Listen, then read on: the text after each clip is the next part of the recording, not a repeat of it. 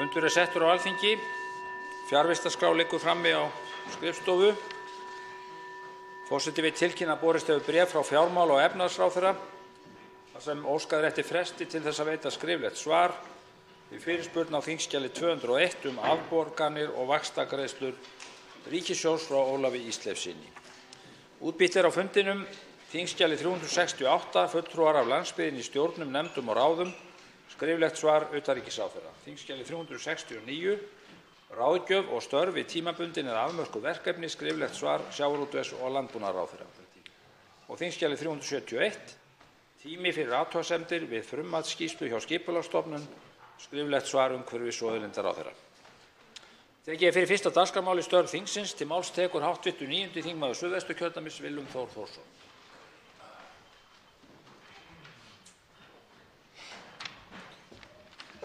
Hæstv. forseti, ég ætla að ræða klasa og nauðsyn þess að móta opinbera klasastefnu. Ég vil byrja á því að þakka forstöðumanni Nýsköpunarmiðstöðvar Karli Friðrikssyni fyrir frumkvæðið að því að gefa okkur þingmönnum tækifæri til að hitta einn af fremstu sérfræðingum í heiminum á sviði klasa. Ifor Williams heitir hann og er staddur hér á landi á vegum Nýsköpunarmiðstöðvar með vinnustofu fyrir klasastjóra. Hann gaf sér tíma fyrir okkur þingmenn til að upplýsa okkur frekar klasasamstarf og mótun klasastefnu. Ég var ánægður að sjá þann áhuga sem að þingmenn sýndu þessum fundi og sérstaklega formaður og nefndarmenn hv.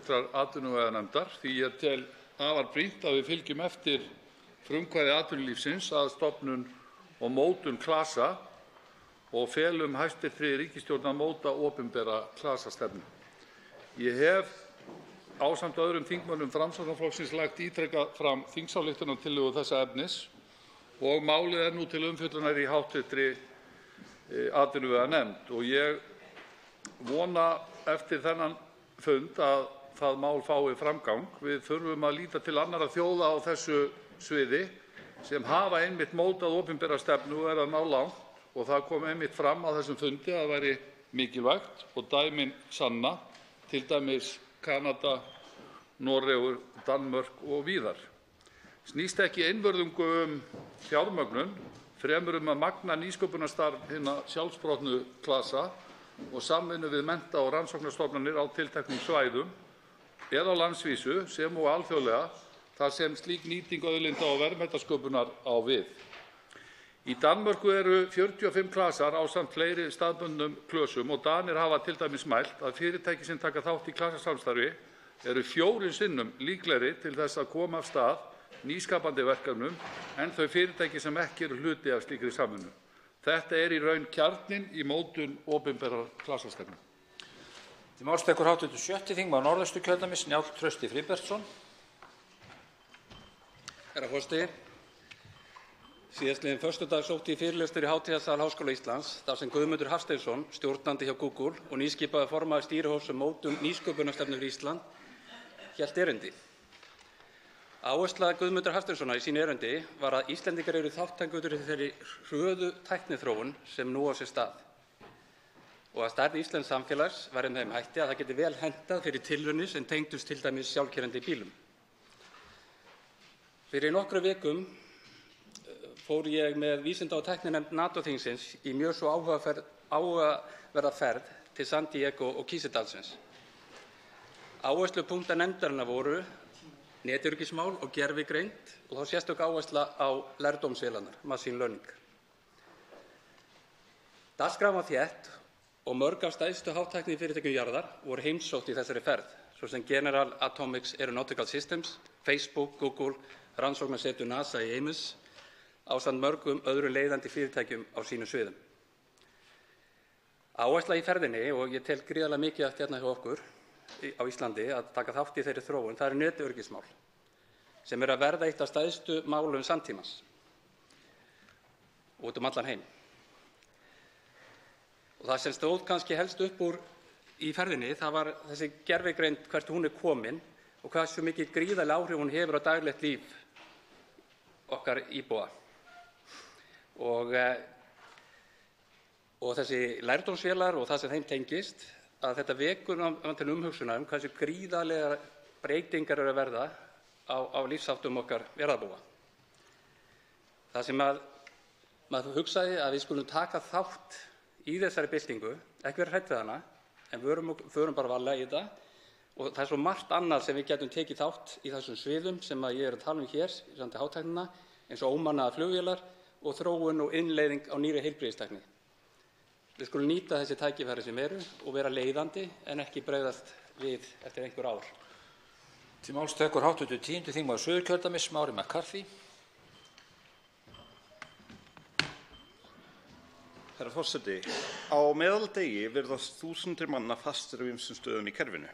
Kerfið stelur tíma af fólki, bæði í nútíð og framtíð, og djúpt í iðrum kerfisins er að finna byggingar, faratæki, áætlanir og drauma sem öll setja pikk föst.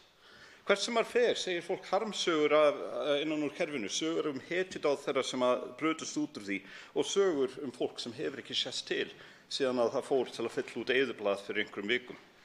Stundum heyrist hvíslað á kaffistofum landsins að einhver hafi fundið leið út úr kerfinu eða kringum það, en slíkt má ekki segja upphátt, kerfið gæti heyrt til.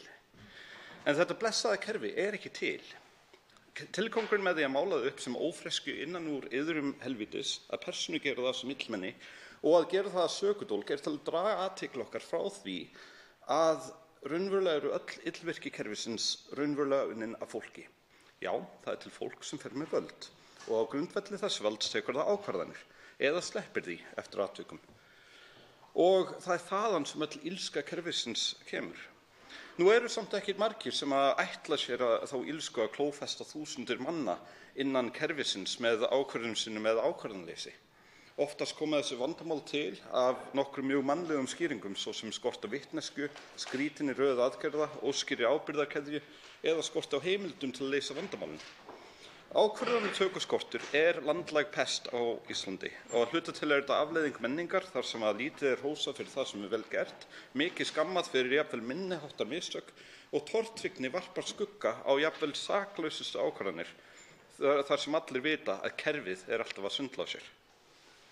Reynum að vera góð við hvert annað og finna lausnir, jafnvel ef að það rúmast ekki innan kerfisins. Til máls tekur hv. 7. þingmaður Norðvesturkjördæmis, Guðjón S. Brjánsson.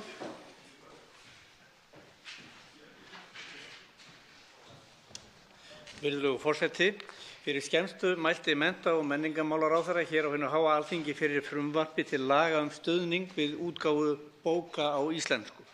Vilji ráðherra og okkar allra stendur til að efla lestur, læsi og skilning, ekki síst með barna og ungmenna. Einmitt af þessu tilefni leyfi ég mér að vekja athygli á sem fulltrúi í Vestnorræna ráðinu að sama leyti voru Vestnorrænu barna- og unglingabókmenntaverðlaunin veitt í 9. sinn á barnabókmenntahátíð hér í Norræna húsinu í Reykjavík. Þau komu að þessu sinni í hlut færeyska rithöfundarins Bárðar Óskarssonar fyrir bókina Tréð. Hann bætti svo betur og krækti sömuleiðis í bókmenntaverðlaun Norðurlandaráðs í sama flokki á verðlaunahátíð sem haldin var í Osló fyrir réttri viku, þar sem vestnorrænu þjóðirnar komu, sáu og sigruðu. Það sem mér finnst alveg sérstakt umhugsunarefni í þessu sambandi er að það virðist algjörlega undir hælinn lagt hvort verðlaunabækurnar eru síðan þýddar á vestnorræn tungumál, sem ætti að vera keppikefli. Það er mikilvægt að öll börn hafi aðgang að góðum bókum til aflestrar á þessum örfmáu málsvæðum sem ekki síður en við eiga á brattan að sækja gagnvart tungumálarisum og þrýstingurinn vex í hinum stafræna heimi. Frá 2006 hafa fáar verðlaunabókanna verið þýddar á öll tungumálin, nánast ekkert á færeysku, engin á grænlensku eða samísku. Þetta er mjög miður. Herra forseti, svipað var upp á teningnum með bókmenntaverðlaun Norðurlandaráðs til skamms tíma. Þetta hefur nú verið fært til betri vegar og nú mun ríflega 3 milljónum danskra króna varið til þýðinga á verðlaunabókum Norðurlandaráðs sem lýsir þar með vilja Norðurlandaráðs að fleiri bækur skuli vera aðgengilegar á öllum norrænum tungumálum.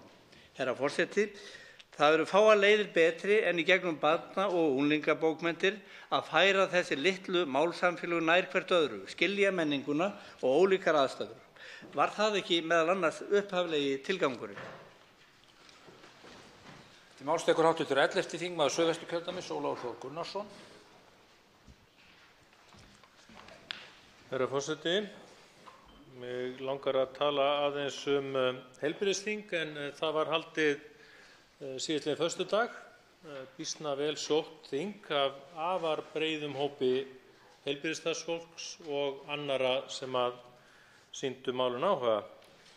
Þarna fóru fram afar góðar og skemmtilegar umræður og fyrirkomulag þingsins var þannig að manni sýndist að fundarmönnum gæfist kostur á að koma sínum sjónarmiðum á framfæri sem var vel. Það var líka gleðilegt að það voru þarna allmargir þingmenn, meðal annars úr velferðarnefnd og vonandi mun ómur inn af þinginu að einhverju leyti berast hingað inn. Þetta heilbrigðisþing væntanlega góður upptaktur fyrir þá framhaldsvinnu sem á eftir að verða í sambandi við mótun heilbrigðisstefnu til ársins 2030. Því eins og ég hef áður komið inn á í þingræðum að þá býsna mikilvægt að vita hvert við erum að fara og hvað við ætlum okkur með heilbrigðiskerfið okkar. Það komu fram nokkrar afar mikilvægar athugasemdir á þinginu, meðal annars endurhæfingarmál, öldrunarþjónustu, skipulag sérfræðilækninga og aðra þætti einkarekstrar í heilbrigðiskerfinu sem ég treysti að bæði ráðuneyti heilbrigðismála og svo náttúrulega aðrir sem þetta véla muni koma í framkvæmd. Allt þetta mjög mikilvægt vegna þess að íslenska heilbrigðiskerfið það hefur alla burði til að vera í fremstu röð með þeirri þekkingu sem þar til staðar og þeirri uppbyggingu sem nú í gangi. Við sem hér erum getum með stuðningi við sterkari heilbrigðiskerfi, með stuðningi við sterkari innviði og með stuðningi við þá staðreynd eða við þá mikilvægu staðreynd skulum við segja að heilbrigðisþjónusta sé sjálfsögð mannréttindi tryggt að við verðum áfram í fremstu röð. Til máls tekur hv. 5. þingmaður Suðurkjördæmis, Ari Trausti Guðmundsson.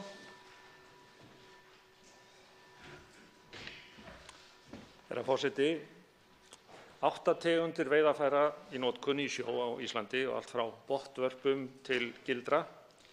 Samkvæmt svörum við fyrirspurn minni til hæstv. Sjávarútvegsráðherra, sem aftur leitaði til Hafrannsóknastofnunar, þrennt lagt til grundvallar við mat á umhverfisáhrifum. Það orkunotkun, það svokölluð kjörhæfni, það að segja hvaða afla menn ná í og stærð fiska og annað slíkt, og síðan áhrif á vistkerfi eða lífverur sem veiðarfæri snerta og deyða og það heitir óskráður fiskveiðidauði. Og ég hvet alla hv. þingmenn til þess að kynna sér svörin sem eru þakkarverð og eru á 5 síðum. Botnvarpan það veiðarfæri sem einna umdeildast, eins og menn vita. Þar orkunotkun há, kjörhæfni reyndar góð, en umtalsverð áhrif á vistkerfi og reyndar framfarir, menn eru að nota táknlera sem snerta lítið botn og annað slíkt, en enga síður, það veiðarfæri sem mest umdeilt. Önnur veiðarfæri hafa aðalega áhrif eftir botngerð. Að svörunum að dæma töluvert verk að vinna, einkum í brýnum rannsóknum á Íslandi sem hafa í raun og veru ekki farið fram. Ég ætla að fá að lesa úr svörunum með leyfi virðulegs forseta. Ekki hafa verið gerðar margar rannsóknir og beinum áhrifum notkunar mismunandi veiðarfæra á mismunandi botngerðir hér við land, enda vantar meiri og betri kortlagningu botngerða og vistkerfa umhverfis landið. Í öðru lagi, skilgreina þarf mismunandi búsvæði bæði út frá umhverfisaðstæðum og þeim lífverum sem þar dveljast eða nýta sér þau. Áhrif mismunandi veiðarfæra þá hægt að meta fyrir hvert búsvæði fyrir sig. Gæta skal að viðkvæmum búsvæðum og að ekki sé gengið á nærri einstökum búsvæðum sem myndu minnka fjölbreytileika þeirra hér við land. Það sem sagt verk að vinna og það til umhugsunar hvort ekki þurfi að styrkja þann þátt í starfsemi Hafrannsóknastofnunar sem lýtur á slíkar aðgerðum. Til máls tekur hv. 7. þingmaður Reykjavíkurkjördæmis suður, Kolbeinn Óttarsson Proppé.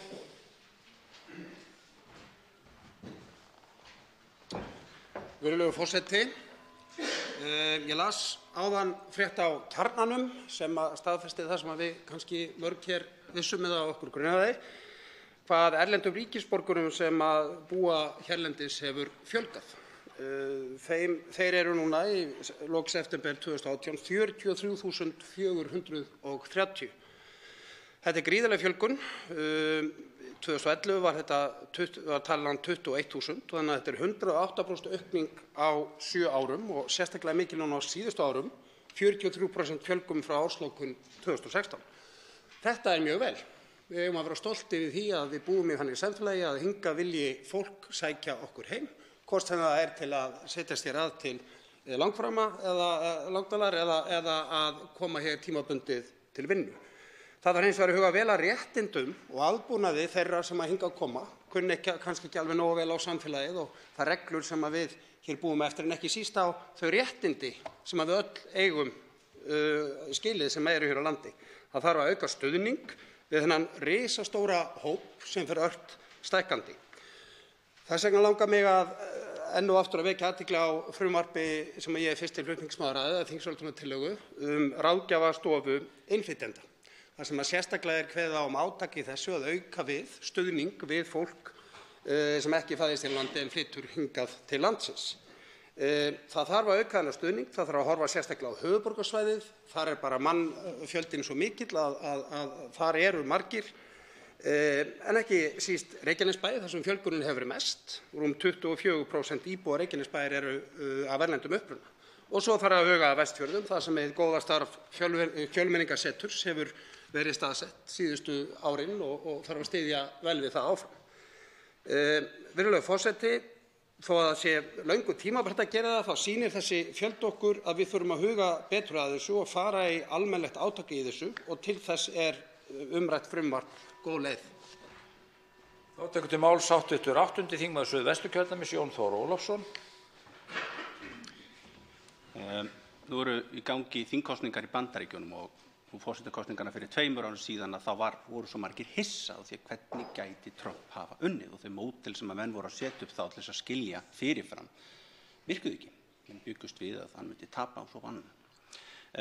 Eitt af því sem að maður hefur verið þá að skoða í kjölfarið er það að það eru mismunandi módel sem eru sett upp. Nú þegar ég var í viðskiptafræðinu á sínu tíma í mannauðsstjórnun og það var eitt módel sem er kallað Myers-Briggs Type Indicator eða svona persónutypu prógram sem að Myers og Briggs mæðgur tóku saman og hefur reynst mér óbáslega vel í því að greina það samstarfsfólk sem ég með, hvað er forsendur það, hvað er gildið það notar og svo framvegis. Og svo er þetta módel Ocean eins og það er kallað, sem er skammstöfun yfir 5 persónu eigindi og það er módelið sem meðal annars Cambridge Analytica notaði til þess að kasta yfir kjósendur, reyna að greina þá og geta persónugreint skilaboð, miðað skilaboð inn á einstaklinga út frá þessum þáttum. Eitt nýtt módel sem ég var að rekast á, ég vil benda öllum á að skoða, að það skýrir kannski og getur opnað samtal á milli þess sem að í Bandaríkjunum eru meira liberal og myndu kjósa demokrata og þeirra sem eru meira conservatives eða íhalds og kjósa frekar republikana. Og það er módel sem er kallað Moral Foundations Theory, með leyfi forseta, eða grundvöllur siðferðiskenning. Jonathan Haidt setur hana fram og hafa búið að gera þessar tilraunir og kasta þessu yfir mörg samfélög. Og eitt af þessi kemur fram þar er það sem er ofarlega, og þetta er hvernig forgangsraðar þessum gildum, að þeir sem eru liberal eða meiri frjálslyndir forgangsraða care og fairness eða svona umhyggju og fairness ofar heldur en hinum gildunum, en gleyma sér þeim gildum sem að íhaldsmenn, þar að segja það er tiltölulega neðar, heldur það sem íhaldsmenn setja, sem er hollusta við sinn svona innhóp, hollusta við yfirvald og beygja sig undir yfirvald og hafa hierarkíu eða meiri lagskiptingu á valdi og svo einhvers konar sanctity eða purity eða einhvern heilagleika eða einhvers konar hreinlæti sem ákveð og þetta sjáum við í öllum samfélögum og við förum hvort það er hindúismi eða hvað. Vendi fólk á þetta módel til að skoða út af því að það útskýrir mikið til hvers vegna við sem eru frjálslynd sjáum kannski ekki að það sé aðrir hlutir í forgangi hjá þeir sem eru íhaldsmenn og þetta getur opnað samtal og skilning. Til máls tekur hv. 5. þingmaður Reykjavíkurkjördæmis norður Áslaug Arna Sigurbjörnsdóttir.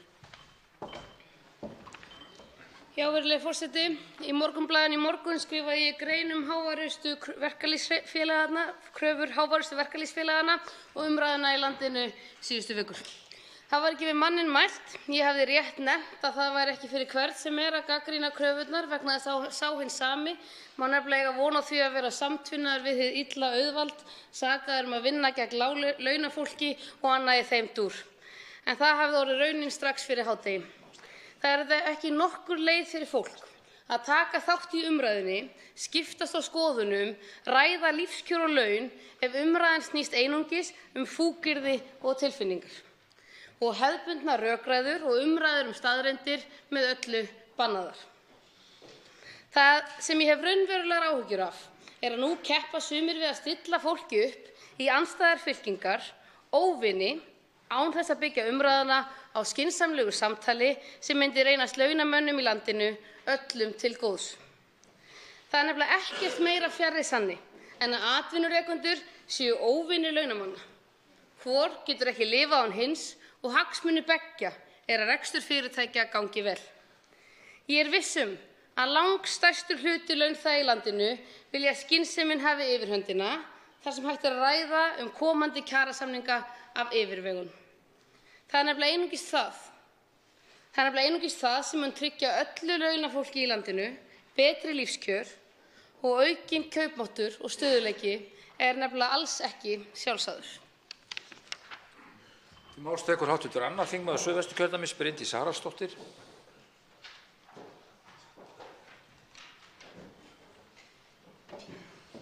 Virðulegur forseti, ég ætla að fá að nota tækifærið og ræða hér nýsköpun og mikilvægi nýsköpunar fyrir íslenskt atvinnulíf og íslenskt samfélag.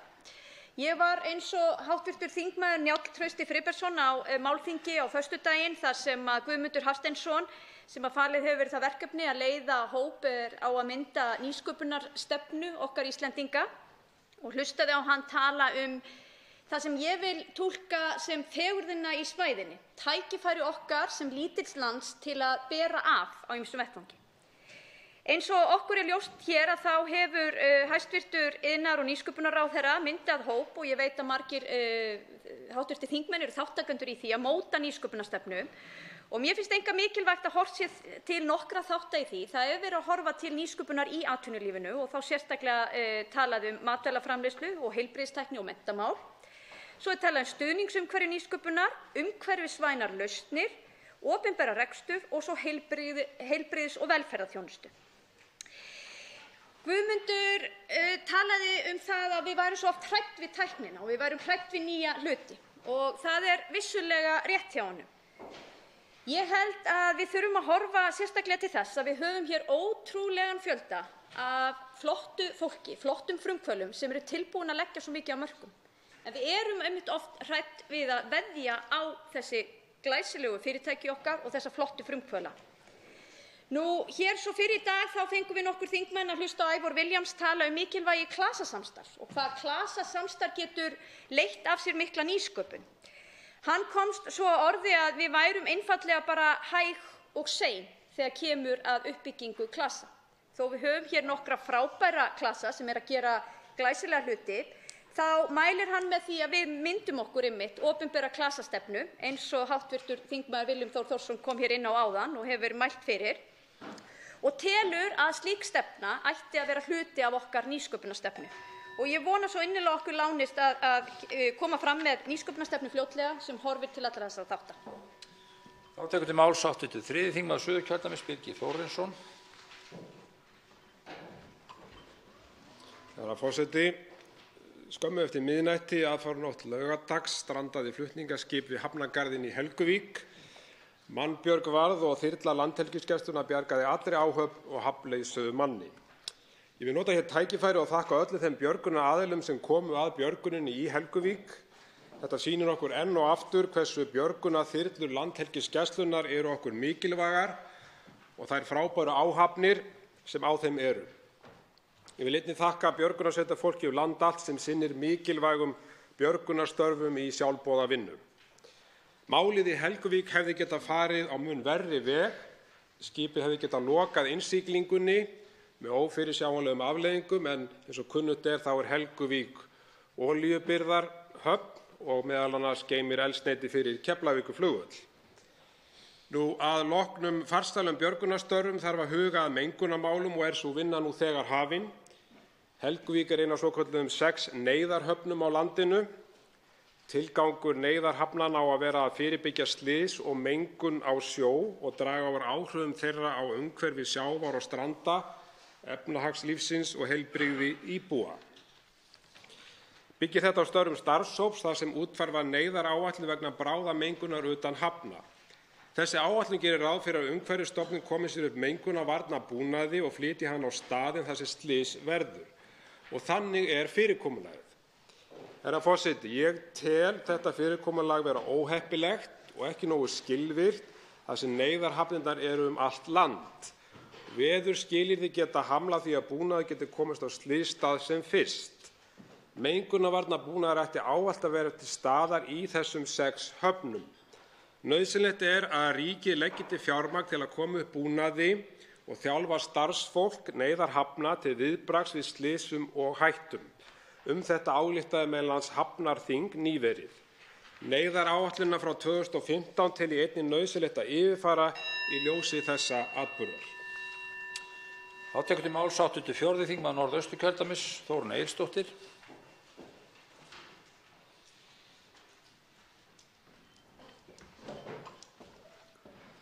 Hæstv. forseti. Nýjar fréttir berast frá ESB sem vill nú draga úr eftirlit á kjúklingakjöti en víðast í Evrópu er tíðni kamfólíubakteríu í kjúklingi 100% og nú helsta orsök matareitrunar í Evrópu. Við Íslendingar viljum forðast steinsmuguna og verja heilsu landsmanna. Við hleypum ekki salmonellukjúklingi á markað, honum er hent. Við gerum miklar kröfur til matvælaframleiðslu og erum í eftirsóttri stöðu hvað varðar öryggi matvæla. Við höfum alla möguleika og burði til að standa öðrum þjóðum framar hvað varðar framleiðslu á heilnæmum matvælum, bæði sjávar- og landbúnaðarafurðum. Það er ekki sjálfgefið að matvæli eigi að flæða frjálst á milli landa eins og hverjar aðrar vörur. Ekki í þeim tilfellum þegar verja þarf lýðheilsu gegn matvælum sem geta haft skaðleg áhrif á heilsu manna. Ísland býr við þá sérstöðu umfram önnur lönd að auðveldara er að verjast sjúkdómum, forðast sýklalyfjaónæmi og draga úr útbreiðslu slíkra baktería vegna þess að við erum eyja með hreina búfjárstofna. Íslenskir bændur hafa staðið vaktina, ræktað landið og framleitt gæðafæðu sem sannarlega nýtur nokkurrar sérstöðu þar sem til dæmis má nefna að hér er lyfjanotkun hvað lægst í heiminum og bann við notkun á erfðabreyttu fóðri. Markmið landbúnaðarkerfisins falla öll í þá átt að tryggja landsmönnum heilnæm matvæli í hæsta gæðaflokki sem fylla ýtrustu skilyrði aðbúnað dýra. Hæstv. forseti. En legg ég til að við hlustum á okkar reyndustu vísindamenn sem vara okkur við innflutningi á fersku kjöti. Dæmi. Karl G. Kristinsson, yfirlæknir á sýkla- og veirufræðideild Landspítalans segir áhrif af innflutningi á fersku kjöti muni verða þau til dæmis að kamfólíubakteríusýkingum muni fjölga og bendir á að ómetanlegt sé að á Íslandi er minnst sýklalyfjaofnæmi af löndum Evrópu, en það er ein helsta lýðheilsuógn heimsins í dag. Við stöndum vel og ég held að orð dr. Margrétar Guðnadóttur heitinnar eigi vel við. Það er ræfildómur að halda ekki landinu hreinu. Þá tekur til máls 84. þingmaður Suðvesturkjördæmis, Margrét Tryggvadóttir. Forseti, nú er ég að stíga í þennan ræðustól í fyrsta sinn í ríflega 5 ár. Það er heiður og hann er ekki sjálfgefinn. Mér þykir nefnilega undirvænt Alþingi og vil virðingu þess sem mesta. Mér finnst margir ekki átta sig á eðli þjóðþinga. Af hverju getur fólk ekki bara unnið saman er spurt. Málefnaleg átök eru eðlileg í stjórnmálum. Þingmenn eiga að takast á með orðum og rökum. Og ég reynir stundum að útskýra þetta í einhverju smá meðvirkni. En svo kemur að spillingunni og þá er mér fyrirmunað að verja Alþingi sem er mér þó svo kært. Ég veit af því ég þekki marga hér að flestir þingmenn eru ljómandi gott fólk. Ég er ekki endilega sammála þeim alla hluti, en ég veit að flestir hér vinna af heilindum fyrir þjóðina. Það dugar ekki til þess að hífa virðingu Alþingis upp. Fólk er upplýst, það hlustar á fréttir, les blöð og netmiðla. Það veit af í besta falli vafasömum viðskiptagjörningum fjármálaráðherra árin og ekki síst dagana fyrir hrun. Það veit af geðþóttaákvörðunum dómsmálaráðherra við skipun dómara í Landsrétt og þeim dómum sem hafa fallið vegna hennar starfa. Þetta eru 2 ráðherrar og þingmenn, kannski í lagi með flesta aðra, sennilega ekki, vegna þess að þessir 2 þingmenn eða ráðherrar sitja í skjóli meirihluta þings. 33 þingmenn studdu þessa ríkisstjórn senast þegar var talið og þar með þessa 2 ráðherra sem ég fullyrði að væri ekki í þessum stöðum í þeim ríkjum sem við viljum bera okkur saman við. Meirihluti þings heimilar þetta og tilbúinn að loka augunum fyrir spillingunni vegna góðra mála sem þeir halda og trúa að séu þjóðinni fyrir bestu. Tilgangurinn helgar ekki meðalið og ég veit að flestir hér inni eru betri en þetta. Máls tekur hv. 10. þingmaður Reykjavíkurkjördæmis norður, Ólafur Ísleifsson. Herra forseti. Framundan eru kjarasamningar þar sem hart kann að verða tekist á. Mikilvægt að niðurstaða þeirra verði farsæl og leggi grunn að áframhaldandi efnahagslegum uppgangi í landinu. Kjarasamningarnir veita dýrmætt tækifæri til að gera átak til að rétta hlut þeirra sem lægst hafa launin. Þeir hafa mátt taka á sig aukna skattbyrði umfram aðra eins og rakið í skýrslu Alþýðusambands Íslands skattbyrði tekna 1998 til 2016. Þingmenn Flokks fólksins hafa með stuðningi 2 háttvirtra þingmanna úr Miðflokknum lagt fram tillögu til þingsályktunar skattleysi tekna undir 300.000 krónum með það fyrir augum að tekjur sem ekki duga til framfærslu séu ekki skattlagðar. Tillagan hefur auk þess að markmiði að auka jöfnuð í skattkerfinu og færa skatthlutföll tekjuhópa nær því sem gerist og gengur á Norðurlöndum. Kostnaður við tillöguna ámóta en að sönnu nokkru meiri en kostnaður við tillögu flokks fjármálaráðherra fyrir kosningarnar í fyrra lækkun neðra þreps tekjuskatts tæp 2%. Tillögurnar eru að öðru leyti gjörólíkar markmið en sú síðarnefnda miðar ekki sérstaklega að því að bæta hag lágtekjufólks, heldur virðist hún best gagnast hinum tekjuhærri. Hér liggur á borðinu, herra forseti, raunhæf tillaga skattleysi tekna undir 3.000 krónum sem sýnist mæta kröfum kjarabætur handa hinum lægst launuðu. Ásamt markverðu átaki í húsnæðismálum væru komnir þýðingarmiklir þættir í uppskrift að þeirri farsælu lausn sem ég gat í upphafi máls míns og kalla verður þjóðarnauðsyn. Að síðustu tekur til máls og ræðisstörf þingsins hv. 7. þingmaður Reykjavíkurkjördæmis norður, Þorsteinn Víglundsson.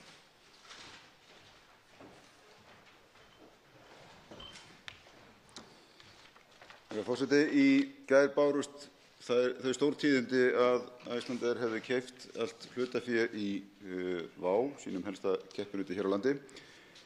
Það er auðvitað fagnaðarefni að vonandi með þessum aðgerðum hafi tekist að koma rekstri WOW í örugga höfn. Það hefur ekkert verið launungamál hér í umræðunni að þar hefur gengið á ýmsu og staðið tæpt á köflum og ekki skal dregið hér úr efnahagslegu mikilvægi flugfélagsins eða hvað áhrif það hefði haft á ferðaþjónustu hér á landi ef að flugfélag af þessari stærðargráðu hefði fallið. Það breytir þó því ekki að auðvitað hefur þetta veruleg og mögulega neikvæð áhrif á samkeppnismarkaði. Og það verður auðvitað í þessu samhengi að huga mjög vandlega að því og samkeppnisyfirvöldum vissulega ákveðin vanda á höndum hvort horft skuli til þeirrar staðreyndar að sameinað flugfélag hafi hér tæplega 4% markaðshlutdeild á flugleiðinni yfir Atlantshafið eða hvort horft skuli til þess að sameinað flugfélag hafi tæplega 80% markaðshlutdeild til og frá landinu. Og það munar talsvert miklu fyrir okkur sem neytendur í þessu landi hvort hér verði virk samkeppni á flugmarkaði áfram eða ekki.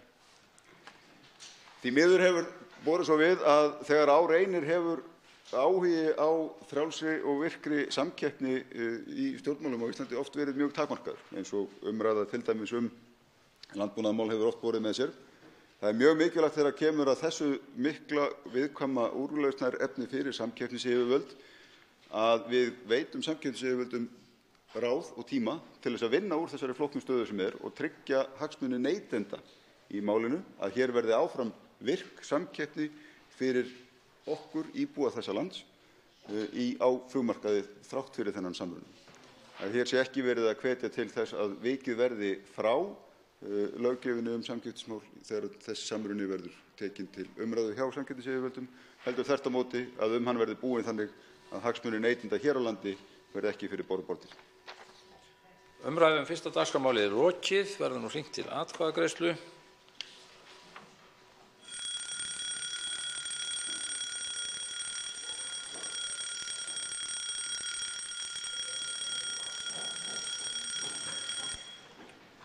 Tekið er fyrir annað dagskrármálið, staða þjóðkirkjunnar og tengsl hennar við ríkisvaldið, umfram önnur trú- og lífsskoðunarfélög, beiðni skýrslu, 280. mál á þingskjali 311.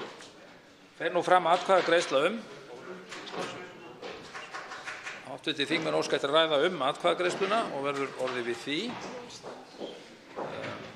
Hver er fyrstur? Til máls tekur hv. þingmaður Jón Steindór Valdimarsson og ræðir atkvæðagreiðsluna.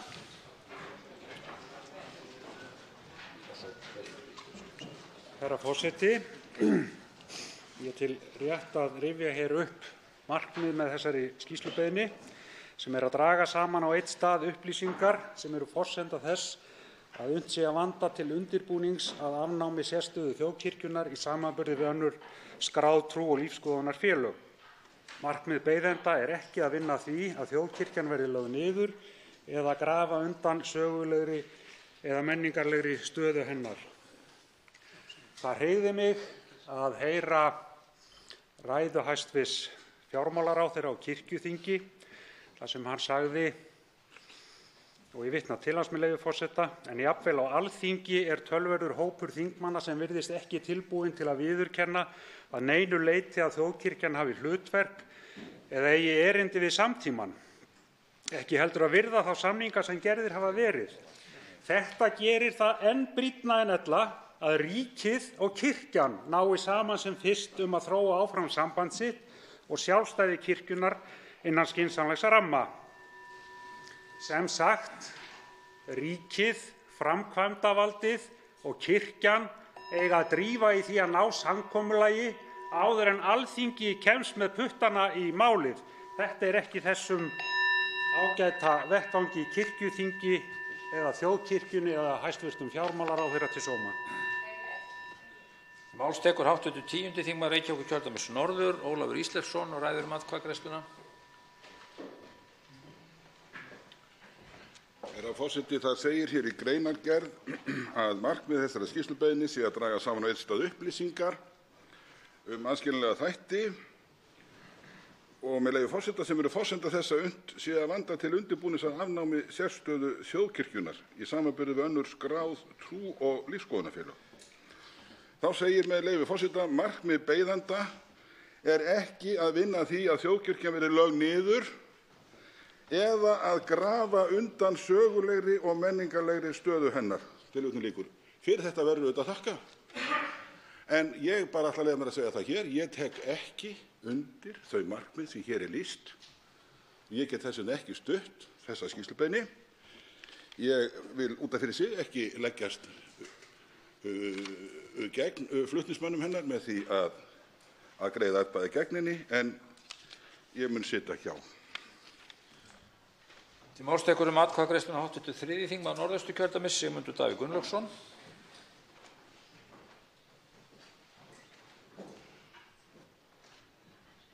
Virðulegur forseti, þessi póstmódernista tillaga er á margan hátt undarleg og virðist fela í sér ákveðna fordóma eða minnstakosti þekkingarleysi á stöðu kirkjunnar og sambandi kirkjunnar og ríkisins og sögu sem nær meira en 1000 ár aftur í tímann. Það væri eðlilegra að skoða hversu mikið kirkjan hefur fallist á að gefa eftir gagnvart ríkinu á undanförnum árum af því sem hún hefur þó átt lögbundinn rétt á rétt samkvæmt samningum, en tók að sér að gefa eftir fleiri milljarða króna sem hafa auðvitað sett svip sinn á starf kirkjunnar og gert þá mikilvægu þjónustu sem hún veitir á margan hátt erfiðari. Ég geti ekki stutt þessa tillögu, en það er hefð fyrir því að menn leggist ekki gegn skýrslubeiðnum, og þar sem ég er ekki póstmódernisti þá ætla ég að halda í þá hefð enn sinn og greiða ekki atkvæði.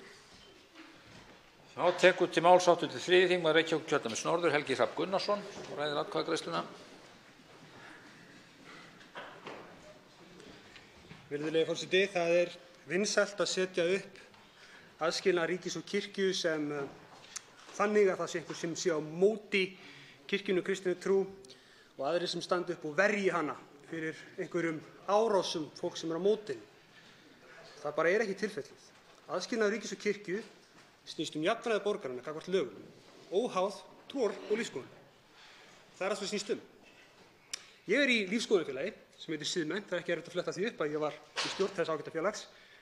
Ég myndi berjast mjög hatrammlega gegn þeirri hugmynd að Siðmennt yrði hér einhvers konar þjóðarlífsskoðun. En þess að ég trúi ekki því að ríki séu trúið. Hverju svo sem ég kann að síðan trúa á andlega sviðinu. Þessi skýrslubeiðni er það sem að nafnið segir, beiðni skýrslu, söfnun upplýsinga. Vissulega að því markmiði að meta þetta verkefni, og verkefnið er ekkert í andstöðu við kristni, ekki einu sinni í andstöðu við þjóðkirkjuna sjálfa sem stofnun eða sem trúfélag. Heldur þetta samband ríkis og kirkju. Það er hlutverk ríkisins sem við höfum hugað hér, ekki trúarsannfæring okkar. Máls tekur hv. 3. þingmaður Suðurkjördæmis, Birgir Þórarinsson.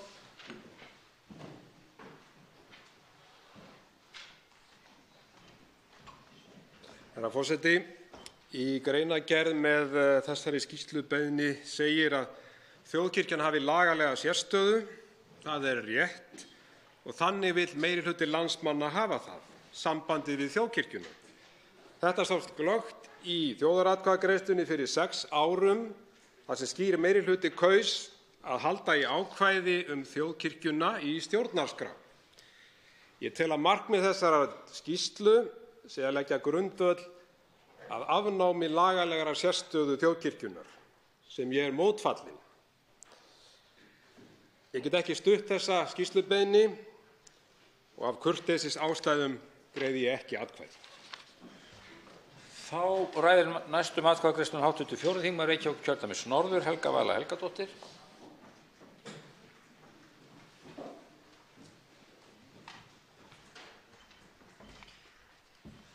Herra forseti, ég fagna þessari skýrslubeiðni, enda er ég svo sem meðflutningsmaður þar, vegna þess að ég held að upplýsingagjöf til þingsins sé af hinu góða.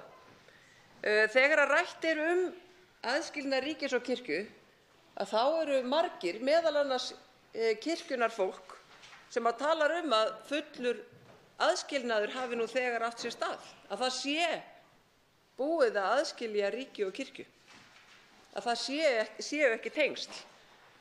Og bara þetta svar kirkjunarfólks segir mér að við verðum að skoða hver eru þessi tengsl. Er búið að aðskilja? Hverjar hafa greiðslurnar verið? Hver eru hin lögbundnu hlutverk? Hvernig er staðan í dag eftir allan þennan tíma? Þær spurningar sem eru á þessari skýrslubeiðni eru þess vegna mjög réttmætar. Það er verið að spyrja út í þá samninga sem nú eru í gildi og hvaða greiðslur hafa átt sér stað. Það er ekki verið að leggja það til að aðskilja ríki og kirkju. Það er verið að biðja upplýsingar hver staðan er og ég held að við hljótum öll að vilja fá þær upplýsingar upp á borðið. Máls tekur hv. 7. þingmaður Reykjavíkurkjördæmis norður, Steinunn Þóra Árnadóttir.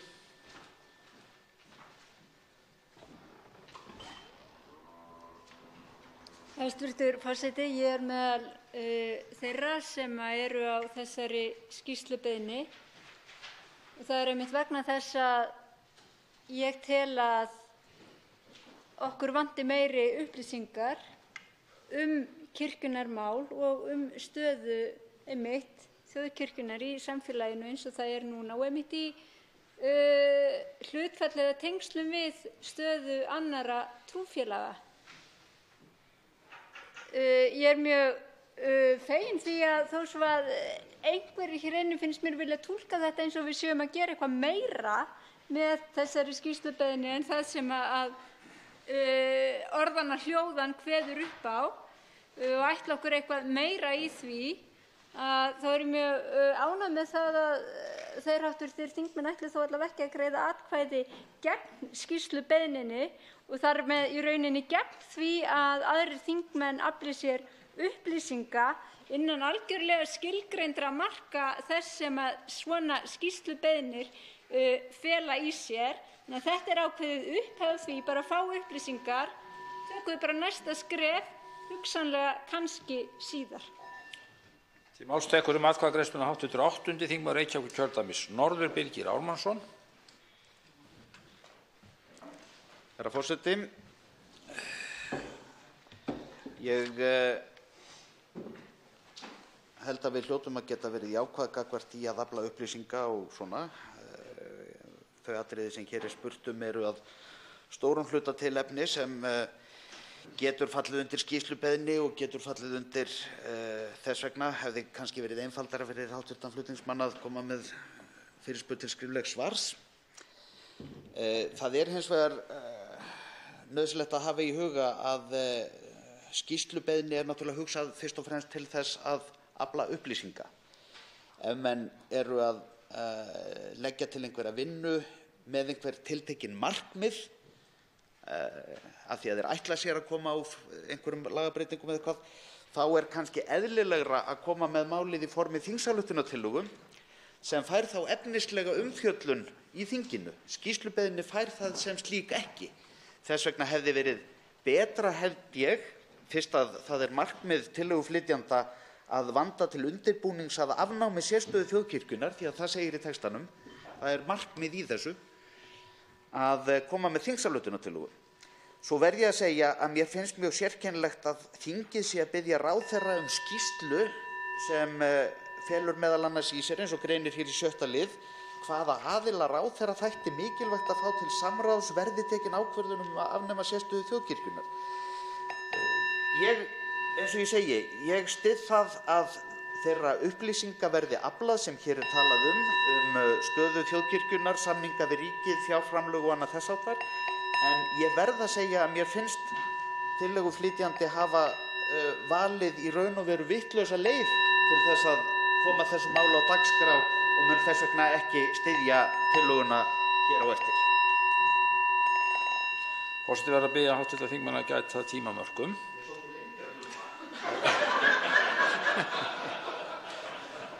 Forseti var þolinmóður meðal annars af þeim sökum. Til máls tekur hv. 11. þingmaður Reykjavíkurkjördæmis suður Björn Leví Gunnarsson og ræður atkvæðagreiðsluna. Virðulegi forseti, ég meðal flutningsmanna hérna og það er alveg rétt sem að hv. þingmaður Birgir Ármannsson segir. Það er kannski eitthvað formið hérna en það var líka pælt í því og meðal annars sem hluti af upplýsingaöflun við þessa skýrslubeiðni var til dæmis fyrirspurn mín kirkjujarðasamkomulagið sem við fengum svar við núna mjög nýlega, þar sem það var sagt að það var ekki einu sinni vitað hvaða jarðir væru þar undir. Merkilegt nokk.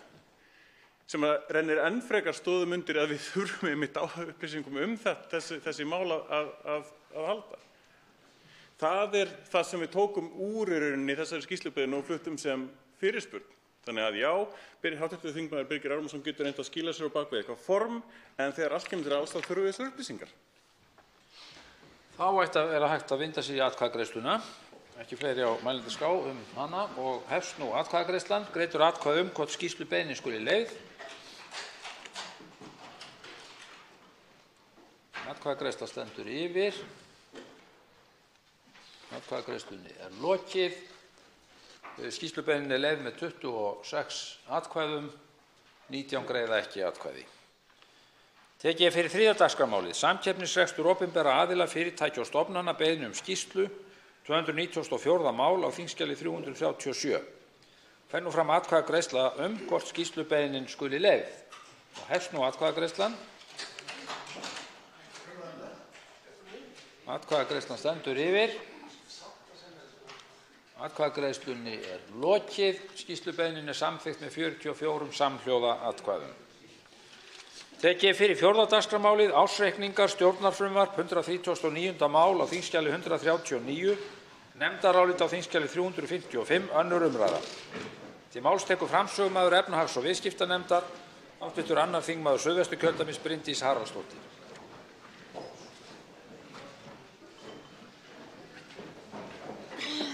Virðulegi forseti. Við fjöllum hér breytingar á lögum ársreikninga, númer 3 frá árinu 2006 og síðari breytingar þar að lútandi. Forsaga málsins sú, virðulegi forseti, að hinn 2. júní 2016 samþykkti Alþingi breytingu á lögum ársreikninga sem meðal annars fól í sér breytingar á 7. grein laganna í þá veru að texti ársreiknings og samstæðureiknings skuli ávallt vera á íslensku en á auki á ensku ef þörf krefur. Orðalagið hefur þótt ekki nægjanlega skýrt og í minnisblaði áhersluatriði í eftirliti ársreikningaskrá vegna reikningsársins 2017 kemur fram að núgildandi lög feli í sér að semja þurfi ársreikninga á íslensku sem lagður fram á aðalfundi. Það eru að sjálfsögðu íþyngjandi ákvæði fyrir félög sem kunna meðal annars að hafa stjórnarmenn sem ekki eru altalandi á íslensku. Í ljósi þess lagði ráðherra hér fram tillögu að breytingu á þessum lögum sem fæli það þá í sér að hægt væri að semja ársreikning, frumrit ársreikning á ensku ef að sérstakar aðstæður væru þar að lútandi, en áhersla var lögð á engu að síður ætti íslensk þýðing ársreikningsins að berast ársreikningaskrá sem ætti að halda utan ársreikninga allra íslenskra félaga og að þeir ársreikningar ættu þá að vera á íslensku. Nefndin hefur fjallað þetta mál og fengið á sinn fund Hörpu Theodórsdóttur frá atvinnuvega- og nýsköpunarráðuneytinu. Nefndin barst líka umsögn málið frá Íslenskri málnefnd auk sameiginlegrar umsagnar frá CCP, Eyri Invest, Icelandair Group, Marel, Menica, Nasdaq á Íslandi, Össuri og Viðskiptaráði Íslands. Virðulegi forseti, og við allflest í nefndinni erum sammála mikilvægi þess að samkeppnishæfni fyrirtækja verði ekki skert með neinum hætti. Og ég held að við gerum okkur flest grein fyrir því að það kann ofta vera mikill akkur fyrir fyrirtæki að geta verið með stjórnarmenn sem eru erlendir og tala ekki íslensku. Samkeppnisaðstæður fyrirtækja geta líka verið með þeim hætti að þau starfa á alþjóðlegum markaði og finnist þar af leiðandi eðlilegt að ársreikningarnir séu lagðir fram á enskri tungu sem almennt talin svona alþjóðlegt viðskiptamál. Í greinargerð með frumvarpinu talað kannski sérstaklega þessi stærri fyrirtæki sem eru að vinna á alþjóðlegum markaði, en í umfjöllun okkar í nefndinni þá horfðum við líka til þess að þetta geta jafnframt verið minni fyrirtæki. Þetta geta verið sprotafyrirtæki í nýsköpun sem hafa kannski mjög mikinn akkur í því að fá sérfræðinga í viðkomandi atvinnugrein eða í viðkomandi þekkingarsviði til að sitja í stjórn. Það að sjálfsögðu ekki hægt að ætlast til þess að stjórnarmeðlimir skrifi undir ársreikning á tungumáli sem þeir ekki skilja. Því teljum við mikilvægt að þessi heimild sé til staðar og nefndin telur að túlka beri ákvæði laganna með þeim hætti að félag með erlenda stjórnarmenn uppfylli skilyrði mikilsverða hagsmuni og sé því heimilt að semja ársreikning á ensku. En það rétt að árétta að frumvarpinu ekki ætlað að hrófla við þeirri meginreglu að ársreikningar skulu skrifaðir á íslensku.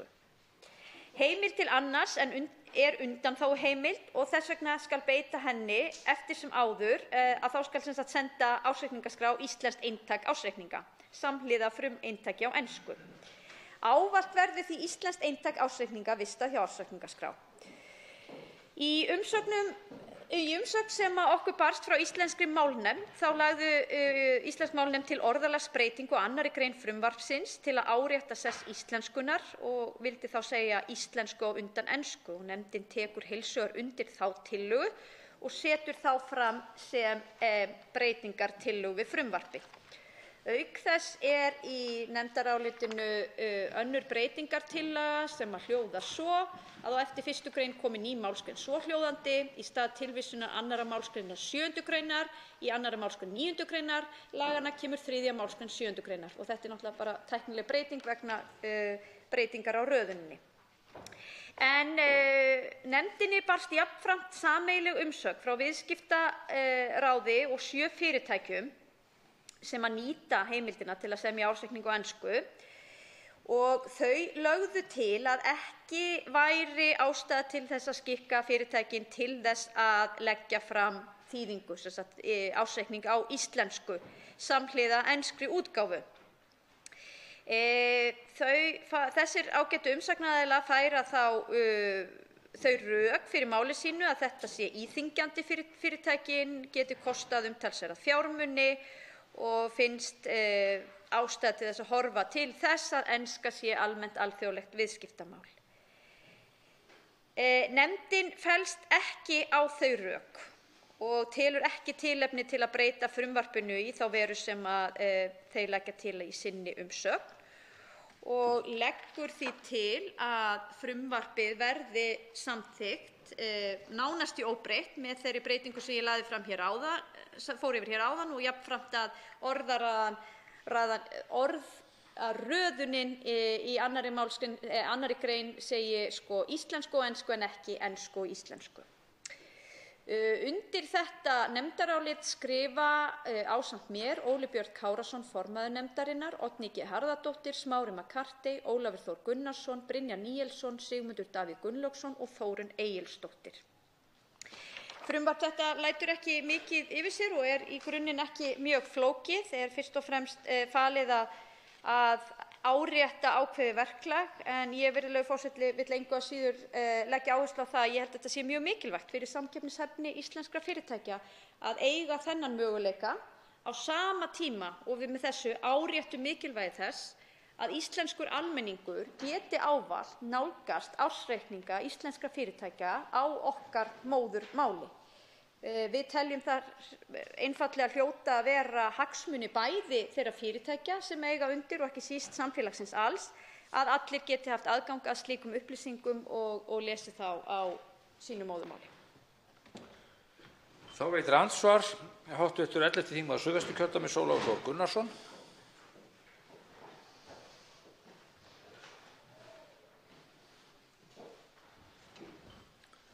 Herra forseti, ég þakka hv. þingmanni Bryndísi Haraldsdóttur fyrir hennar framsögu í málinu. Eins og fram kom í málinu þá skrifa ég undir nefndarálitið og mig langar aðeins kannski að eiga örstutt samtal við þingmanninn þessa þætti sem komu fram í umsögninni með mörgu aðilunum, það er að segja þessum stóru fyrirtækjum á Íslandi auk Viðskiptaráðs, þar sem þau fara yfir það að það sé nú kannski óþarflega íþyngjandi að vera með íslensku, nánast að vera með íslensku í ársreikningum á Íslandi fyrir þau fyrirtæki og það dygði að vera með útdrátt. Ég einhvern veginn þar að ég held að það sé jafn mikilvægt fyrir íslensk fyrirtæki að geta kallað til íslenska stjórnarmenn eða stjórnarmenn sem að kannski hafa alist upp í þessu umhverfi þar sem fyrirtækin starfa í einhverjum tilfellum, eins og það að geta kallað til ytri auga, því ég held að hvort tveggja sé mikilvægt. Og þess vegna vil ég kannski ræða það við þingmanninn hvort að hún sé sammála mér í þessu sjónarmið, að þetta sjónarmið samhliða þeim sem hún nefndi með íslenskan almenning sem að væntanlega á einhverjum tímapunkti fær tækifæri eða fær kannski einhvern tíma tækifæri til þess að eignast hlut í þessum fyrirtækjum eða þá að bara af áhuga að fylgjast með starfsemi þeirra, geti þá á öruggan hátt á máli sem þau skilja kynnt sér starfsemi þessara fyrirtækja. Svarar andsvari hv. 2. þingmaður Suðvesturkjördæmis Bryndís Haraldsdóttir. Já, virðulegur forseti, ég þakka hv. þingmanni fyrir þessa spurningu og jú, ég get verið fyllilega sammála hv. þingmanni mikilvægi þess að fyrst og fremst að þeir aðilar sem sitja í stjórnum fyrirtækja þurfa auðvitað að hafa ársreikning á máli sem að þeir hafa góða þekkingu á.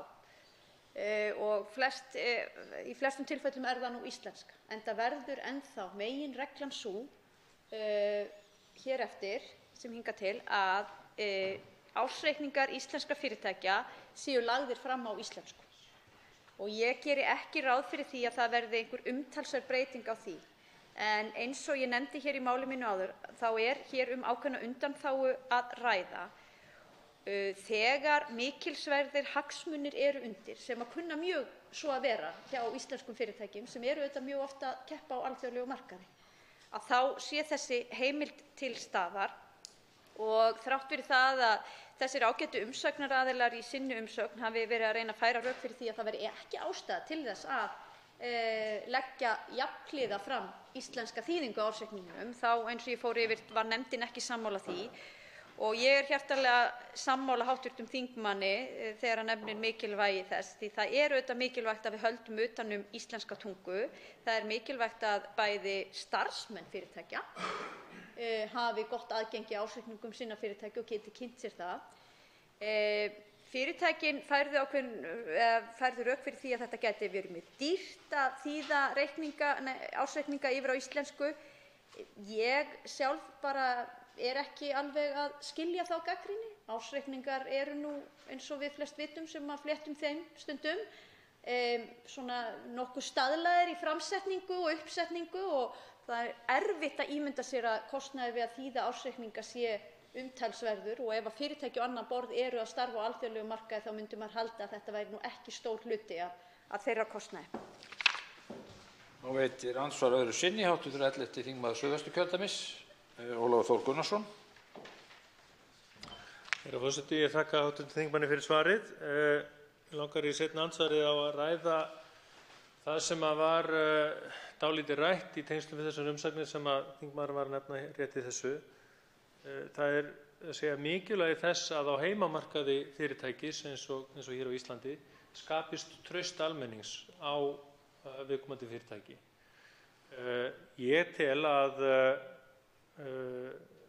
íslensk fyrirtæki sé að þessu leyti ekkert öðruvísi heldur en fyrirtæki í öðrum löndum heimsins, að njótu þau ekki stuðnings og traust þaðan sem þau koma, þá eru þau allavega ekki kannski eins líklega að geta haslað sér völl einhvers staðar annars staðar. Og þess vegna þetta traust almennings á fyrirtækjunum og allar forsendur sem almenningur hefur þá til þess að geta kynnt sér fyrirtækinu verða þá að vera til staðar.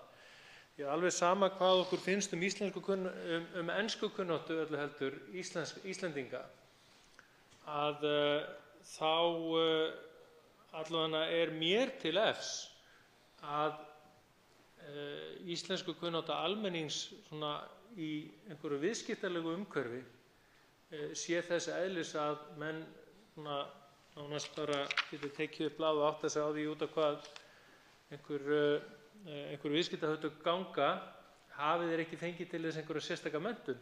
Svo það aftur kannski allt annað mál, hvort að við ættum kannski að snúa okkur að því að efla menntun Íslendinga á alþjóðlegum viðskiptum, en persónulega finnst mér það kannski ekki vera brýnasta verkefni hér, heldur fyrst og fremst þá að reyna að tryggja það að Íslendingar skilji það mál sem er talað í landinu og geti nota það tungumál til þess að kynna sér það sem er að gerast í landinu. Þá svarar andsvari öðru sinni hv. 2. þingmaður Suðvesturkjördæmis, Bryndís Haraldsdóttir. Já, virðulegur forseti, ég hygg að hv. þingmanni hafi aðeins mismælt sig og ætlaði að tala um ensku kunnáttu Íslendinga þegar kemur að því að lesa ársreikninga. Og ég hygg að hann hafi þar rétt fyrir sér að það oft á tíðum kann tungumáli að vera með þeim hætti að það sé ekki fyrir hvern sem er að lesa það, þó viðkomandi kunni að vera ágætlega að sér í ensku tungu. En það kemur nú kannski að hinu, að það nú kannski líka þannig að of stór hluti almennings áttar sig ekki á samt sem áður ársreikningum, jafnvel þó þeir séu á íslensku. Og þá kannski komum við inn á fjármálalæsi og mikilvægi þess að efla það. En ég ætla að taka heils hugar undir með hv. þingmanni mikilvægi þess að fyrirtæki séu trúverðug og hafi traust og trú íslensku þjóðarinnar. Mikilvægi þess að við eflum hér hlutabréfamarkaðinn okkar og að Íslendingar sjái tækifæri í því að fjárfesta í fyrirtækjum. Og ég held að þetta leiði eitt af öðru og þar af leiðandi ítrekum við það einmitt hér í okkar umsögn og ræddum þetta töluvert inn í nefndinni mikilvægi trúverðugleikans í íslensku viðskiptalífi og þetta sé einn þáttur í því að almenningur geti nálgast ársreikninga fyrirtækja á íslensku tungu. Og ég held við séum öll sammála mikilvægi þess og svo verður áfram. Þetta frumvarp þá eingöngu að tryggja þann möguleika sem reyndar var fyrir þessa breytingu árið 2016 að fyrirtæki geti líka sent inn ársreikning eða sem sagt lagt fram frumrit ársreikninga á ensku, en það sem hafði láðst kannski að gera í þessum breytingum 2016 er að það heimilaði þá ekki ensku framlagningunna, en fyrirtækin vísi það að áður hafi þau geta lagt fram ársreikninga bara á ensku. Og það er þá það sem við erum að tryggja hér núna. Við erum að tryggja þannig möguleika að leggja fram ársreikninga á ensku, en við erum líka að tryggja það að það liggi alltaf fyrir eintak á íslensku í íslensku ársreikningaskránni. Þá veitir andsvar hv. 13. þingmaður Suðvesturkjördæmis, Jón Steindór Valdimarsson.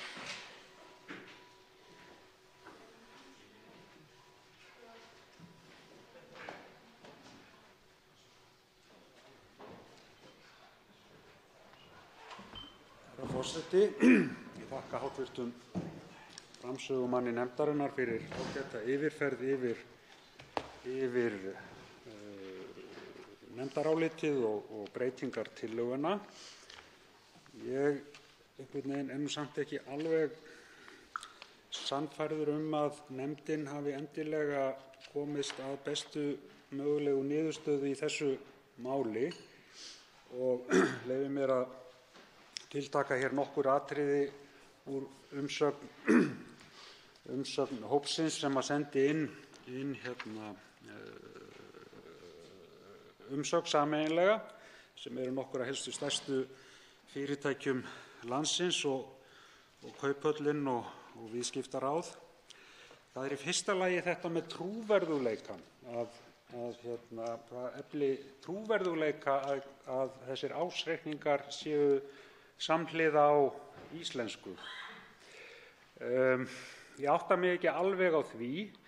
Í umsögninni kemur fram að lönd eins og Noregur og Danmörk og Holland eru lönd þar sem ekki gerðar kröfur að ársreikningar séu birtir á móðurmáli, heldur sé hægt að birta það á ensku eða að minnsta kosti á ensku.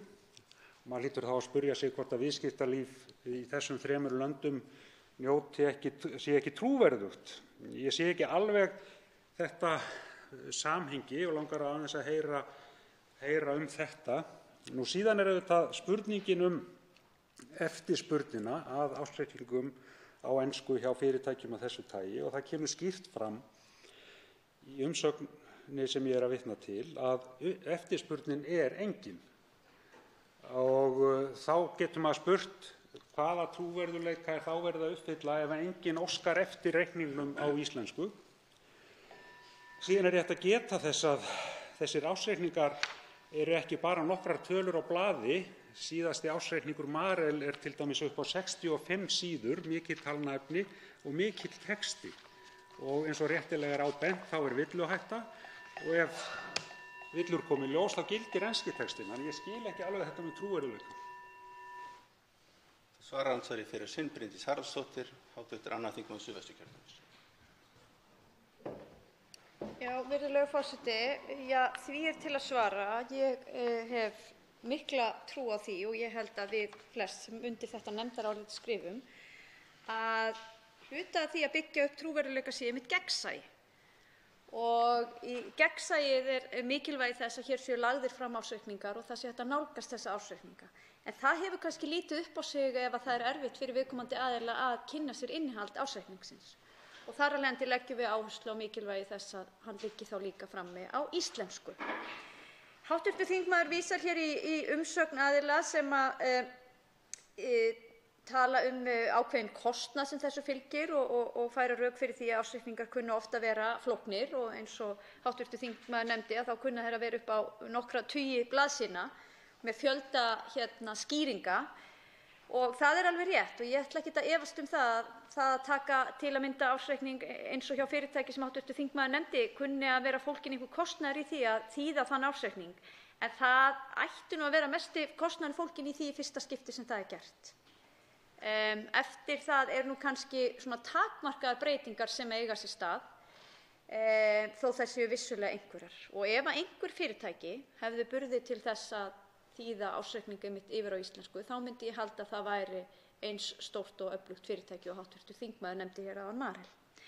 En ég held að sé líka bara mikilvægt að huga að því að þetta frumvarp sem við fjöllum hér er að tryggja þann möguleika að hægt sé að hafa frumrit ársreikning á ensku. Því að eins og lögin standa í dag, þá það ekki alveg ljóst. Þannig að með þessu frumvarpi sem hér lagt fram, þá erum við að tryggja þennan möguleika og þar af leiðandi auðvelda þessum fyrirtækjum sína samkeppnishæfni með því að hafa frumrit ársreikningsins á ensku og bara ítreka það sem til staðar í dag, að íslenskt eintak skal jafnframt berast ársreikningaskrá. Þetta andsvari síðara sinn Jón Steindór Valdimarsson, hv. 13. þingmaður Suðvesturkjördæmis. Herra forseti, ég þakka hv. þingmanni fyrir svörin. Ég ekki endilega viss að það sé nú kjarninn í mínum málflutningi sé kostnaðurinn per se, og ég efast ekkert það að vel stæð fyrirtæki sjá ekki endilega eftir þessum peningum í þetta, en við erum líka með auðvitað smærri fyrirtæki sem þetta gildir hið sama og eins og bent á í umsögninni að þá gerir nú margt smátt eitt stórt og það eru nú ýmsir sem að hafa það á orði að það nú frekar að reyna að draga úr skriffinnsku og kröfum til reksturs til þess að bæta samkeppnishæfnina, og þetta svona eitt af þessum mörgu atriðum sem að þarna koma til skoðunar. En kjarninn í því sem ég að segja að ég átta mig ekki á, það að segja, ég efast ekki að það sé rétt sem segir í umsögninni frá þessum aðilum að eftirspurn eftir textanum á íslensku engin. Og þá spurningin, ef það engin eftirspurn eftir einhverju, af hverju á þá að skylda fólk til þess að uppfylla eða fullnægja eftirspurn sem engin? Það eiginlega kjarninn í því sem ég að segja, að mér sýnist að þetta sé mál sem ekki þarft, það að segja þessi partur af því, hitt auðvitað nauðsynlegt og gott að það sé alveg skýrt að menn geti haft sína reikninga á ensku máli. Þá svarar síðast andsvari Bryndís Haraldsdóttir, hv. 2. þingmaður Suðvesturkjördæmis. Já, virðulegur forseti, það kom fram í máli gestanna sem skritu okkur þessa umsögn að þeir teldu ekki eftirspurn eftir þessum ársreikningum á íslensku, í ljósi þess að á ákveðnum tíma þá hefði þessi fyrirtæki geta skilað inn ársreikningum eingöngu á ensku fyrir breytinguna sem gerð var sem sagt í júní 2016, og það hefði enginn óskað sérstaklega eftir ársreikningum á íslensku. Ég kann svo sem ekkert að skýra það frekar, en vil bara leggja áherslu á það að hér erum við að tala breytingu frá því sem í dag, þar sem þessi fyrirtæki geta ekki haft frumrit ársreiknings á ensku, virðulegur forseti, í dag geta þau ekki skilað og haft frumrit ársreikningsins á ensku, þau verða að hafa það á íslensku samkvæmt túlkun ársreikningaskrá, og við erum að opna þennan möguleika. Það sem að þessir umsagnaraðilar voru þá að segja, við ættum að ganga enn lengra og ekki gera kröfuna íslenskt eintak til ársreikningaskrá. Þetta var töluvert rætt í nefndinni og eins og kom hér fram áðan, þá vorum við vel flest í nefndinni sammála mikilvægi þess að ársreikningur skyldi skilaður inn í ársreikningaskrá á íslensku. Og ég verð bara að segja það hreint út að ég held meira að segja að það sé ekki meirihluti hér á þinginu fyrir breytingu eins og kemur hér fram í þessu frumvarpi, ef ekki gerð krafa þetta íslenska eintak til ársreikningaskrá.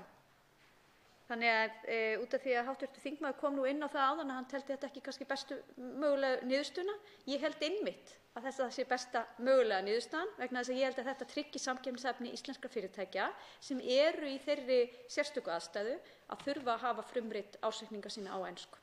En eins og ég segi, við ítrekum jafnframt mikilvægi íslenska eintaksins. Andsvari er lokið. Til máls tekur Smári McCarthy, 10. þingmaður Suðurkjördæmis.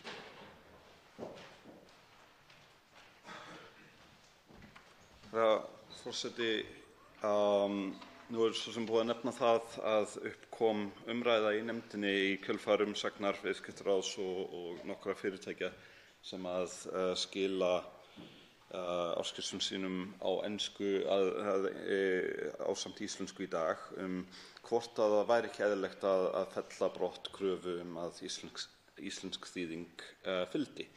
Og nú ég á þessu nefndaráliti án nokkurs fyrirvara vegna þess að ég held að niðurstaða nefndarinnar sé í grundvallaratriðum rétt, en mér finnst engu að síður ástæða til þess að bera þetta upp vegna þess að það alveg til í dæminu að það hefði verið hægt að komast að réttari niðurstöðu. Og það eru auðvitað nokkrir hlutir sem togast ná. Þarna annars vegar að ræða þessar hugmyndir að verja íslenskuna og tryggja hennar sess. Það eru hugmyndir það hvort að fólk sem vill kynna sér þessar ársskýrslur kunni ensku að nægilegu marki til þess að geta skilið þær. Og síðan á hinu hliðinni eru spurningar kostnað og kostnað sem fellur til. En ég verð að segja, ég hef afskaplega takmarkaða samúð með kostnaðarsjónarmiðinu. Þetta eins og kom fram í máli hv. þingmanns Bryndísar Sara Haraldsdóttur, ótöluverður kostnaður fyrir fyrirtæki af þeirri stærðargráðu sem ræðir og fæst fyrst og fremst með skapalónum sem verða til á fyrsta ári, sem vissulega þýðir að fyrsta ári verður þá dýrara. En þegar við erum komin í þessa stærðargráðu þá þetta kannski ekki höfuðatriði. En á móti þá held ég að þetta sé kannski ekki endalega rétti staðurinn til þess að verja íslenskt mál. Það nefnilega þannig að það hafa aldrei fleiri talað íslensku en í dag. Það hafa aldrei verið fleiri sem eru að læra íslensku heldur en í dag. Það hafa aldrei verið til jafnmargar tæknilausnir til þess að styðja við íslensku sem tungumál. Þannig að ég ekki sannfærður að þetta sé rétti staðurinn til þess að verja tungumálið okkar. Og hvað lítur að fólki sem ætlar að kynna sér þessar ársskýrslur, þá grunar mig að allir þeir sem hafa það fjármálalæsi til þess að komast í gegnum þykkar ársskýrslur með einhver skilning hafa jafnframt töluverðan skilning á ensku máli, enda væru þeir varla í alþjóðlegum viðskiptum í nútímanum án þess. Þannig að þarna þykir mér vera ákveðið jafnvægi milli sjónarmiða, en þá kemur kannski það sem mér finnst mikilvægasti punkturinn sem skekkir dæmið svolítið mikið, og það ekki beint kostnaður fyrirtækja, heldur flækjan. Vegna þess að nú það þannig að við höfum séð bara núna á síðustu dögum hversu alvarlegt það að íslenskt hagkerfi fábreytt og takmarkaða stærð og takmarkaða fjölbreytileika. Og það eru ótal dæmi og ég hef talað við fólk hjá erlendum fyrirtækjum sem dæmi sem gætu hugsað sér að flytja starfsstöð til Íslands, að vera með starfsemi hér og með því sama að auka á flórinn okkar, að gera hagkerfi okkar burðugra og þolnara höggum. Og það eru ótal dæmi þetta. Það mikill áhugi á Íslandi af ýmsum ástæðum og stundum það vegna náttúruauðlinda, stundum það vegna tengsl okkar og staðsetningu við bæði Evrópu og Norður-Ameríku. Það eru alls konar ástæður fyrir því. En þegar fyrirtæki að kynna sér möguleikann á því að starfa hérna, þá mætir þeim gríðarleg flækja. Og flækjan skilur sér í miklum kostnaði. Ég hef gagnrýnt sumt af þeim kostnaði hér áður. Að það eru ótal gjöld sem eru íþyngjandi, það eru ótal aðrir hjallar sem þarf að komast yfir, lögfræðilega álagið sem þarf til þess að geta komið að staðrekstri, hvað þá að hafa rekstur í góðum farvegi, alveg töluverður og vil ég meina, án þess í rauninni hafa farið í neina ítarlega rannsókn í þessu, að hann sé töluvert meiri heldur en í öðrum sambærilegum löndum eða öllu heldur löndum sem við viljum bera okkur saman við. Og þá spurningin hvort að við getum ekki nota tækifærin þar sem þau gefst til þess að losa þetta flækjustig. Og kannski það að hætta að gera kröfu íslenska þýðingu á ársreikningum ekki endilega risastórt stökk í þá átt. En það engu að síður eitt af þeim skrefum sem við gætum tekið sem að önnur lönd hafa tekið, eins og Holland, eins og Danmörk, eins og fjöldi allra Evrópulanda hafa tekið til þess að hreinlega gera það meira aðlaðandi að stækka hagkerfið okkar. Og þetta allavega þykir mér vera nægilega stór spurning og nægilega mikilvæg spurning að þó svo að við kannski förum ekki út í það hér og nú í þessu tiltekna frumvarpi, þá ættum við að fara í það sem allra fyrst að greina hverjir hjallarnir eru fyrir fyrirtæki, bæði innlend og erlend, sem vilja hefja rekstur, vilja fara út í það að stækka hagkerfið okkar og gera betri hluti hér, góða hluti. Með það fyrir augum að fjarlægja eins mikið af flækjunni sem óþörf og hægt og ég legg til að þessi spurning þýðingar á ársreikningum verði einn af þeim þáttum, þó svo þetta sé líklega lítilvægur þáttur í stóra samhenginu. Til að koma með tillögu að lausn hér, þá það tilfellið að meirihluti allra ársreikninga eru byggðir á frekar stöðugum formum. Það náttúrulega mismunur milli fyrirtækja, en það vill þannig til að bókhald var þróað fyrir mjög löngum tíma síðan, fleiri hundruðum árum ef ekki þúsundum, og hefur í sjálfu sér lítið breyst. Það að setja tölur ársreikninga fram með skýrum hætti eitthvað sem við getum alveg tæknivætt. Við getum alveg skilgreint tiltekna riti í tilteknu vélamáli sem að tölvur skilja og hafa síðan bara staðlaðar þýðingar á því hvað ákveðin orð þýða. Þetta eitthvað sem við gerum mjög reglulega með tölvur alls staðar í heiminum í dag. Þetta ástæðan fyrir því að hægt að taka símann sinn og vera með hann á ensku eina stundina og á íslensku hálfri sekúndu síðar. Það bara hreinlega hægt að stilla þetta. Ef við getum notað sömu nálgun til þess að uppræta þetta flækjustig gagnvart ársreikningum með sjálfvirkum hætti, þá eiginlega aðalflækjan sem eftir liggur fólki í neðanmálsgreinum og skýringum sem að stundum fylgja. Og þær eru að ég held nægilega flóknar hvort að þær mættu örugglega vera á ensku fyrir þar sem að fólk sem skilur ekki, hefur ekki fjármálalæsi til þess að átta sig á þeim á íslensku mun heldur ekki verið í vandræðum annars staðar. En það ýmislegt jákvætt í farvatninu gagnvart fyrirtækjum á Íslandi. Þetta auðvitað minniháttar atriði gagnvart þeim flestum.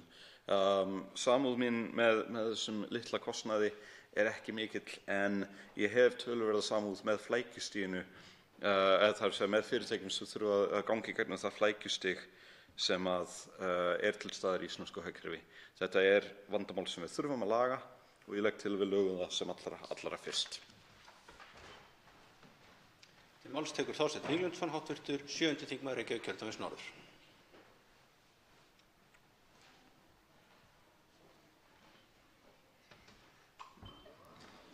Forseti, ég ætla ekki að hafa langt mál þetta, enda kannski ekki neitt risamál að ræða, en það gott við þetta frumvarp að það þá verið að reyna að skerpa á túlkun það þessi skýrara hvenær fyrirtæki megi færa ársreikninga á ensku og hvenær ekki. Það virðist hins vegar að vera þannig eins og við séum ennþá að eltast við kannski of mikla þrengingu sem gerð var með lagabreytingu 2016. Í grunninn sé ég ekki hvaða vandamál hér á ferð. Við erum með þó nokkur alþjóðleg fyrirtæki sem starfa hérna. Við ættum að vilja gera umhverfi þeirra sem hagkvæmast að starfrækja alþjóðlega starfsemi hér á landi og við hljótum að geta treyst fyrirtækjum til þess að meta það á hvaða tungumáli þau reka sína megin starfsemi og þá hvort að þau geri ásetningana sína á ensku eða íslensku. Þetta virtist vera vandkvæða lítið eða laust áður en að þessar heimildir voru þrengdar með lögum 2016. Þess að fyrirtæki gerðu þá eingöngu upp á ensku, skiluðu eingöngu ársreikningi á ensku og virtist ekki mikið yfir því kvartað. Ég sé því ekki sérstaka þörf á því að gera fyrirtækjum þá kvöð að færi þau ársreikning á ensku skulu þau jafnframt þýðan yfir á íslensku. Ég sé ekki að línan vörn okkar áskæra tungumál sé dregin akkúrat þarna við það á hvaða tungumál ársreikningum sé skilað inn til ársreikningaskrár. Fyrst og fremst látum við náttúrulega bara að miða því að starfsumhverfi alþjóðafyrirtækja hér á landi sé ekki flækt að óþörfu. Fleiri hafa ekki hvatt sér hljóð og svo umræðu lokið. Tekið fyrir 5. dagskrármálið. Vörugjald af ökutækjum, eldsneyti og fleira, stjórnarfrumvarp, 162. mál, þingskjal 163. Nefndarálit 359, önnur umræða. Til máls tekur formaður efnahags- og viðskiptanefndar, hv. 10. þingmaður Suðvesturkjördæmis, Óli Björn Kárason.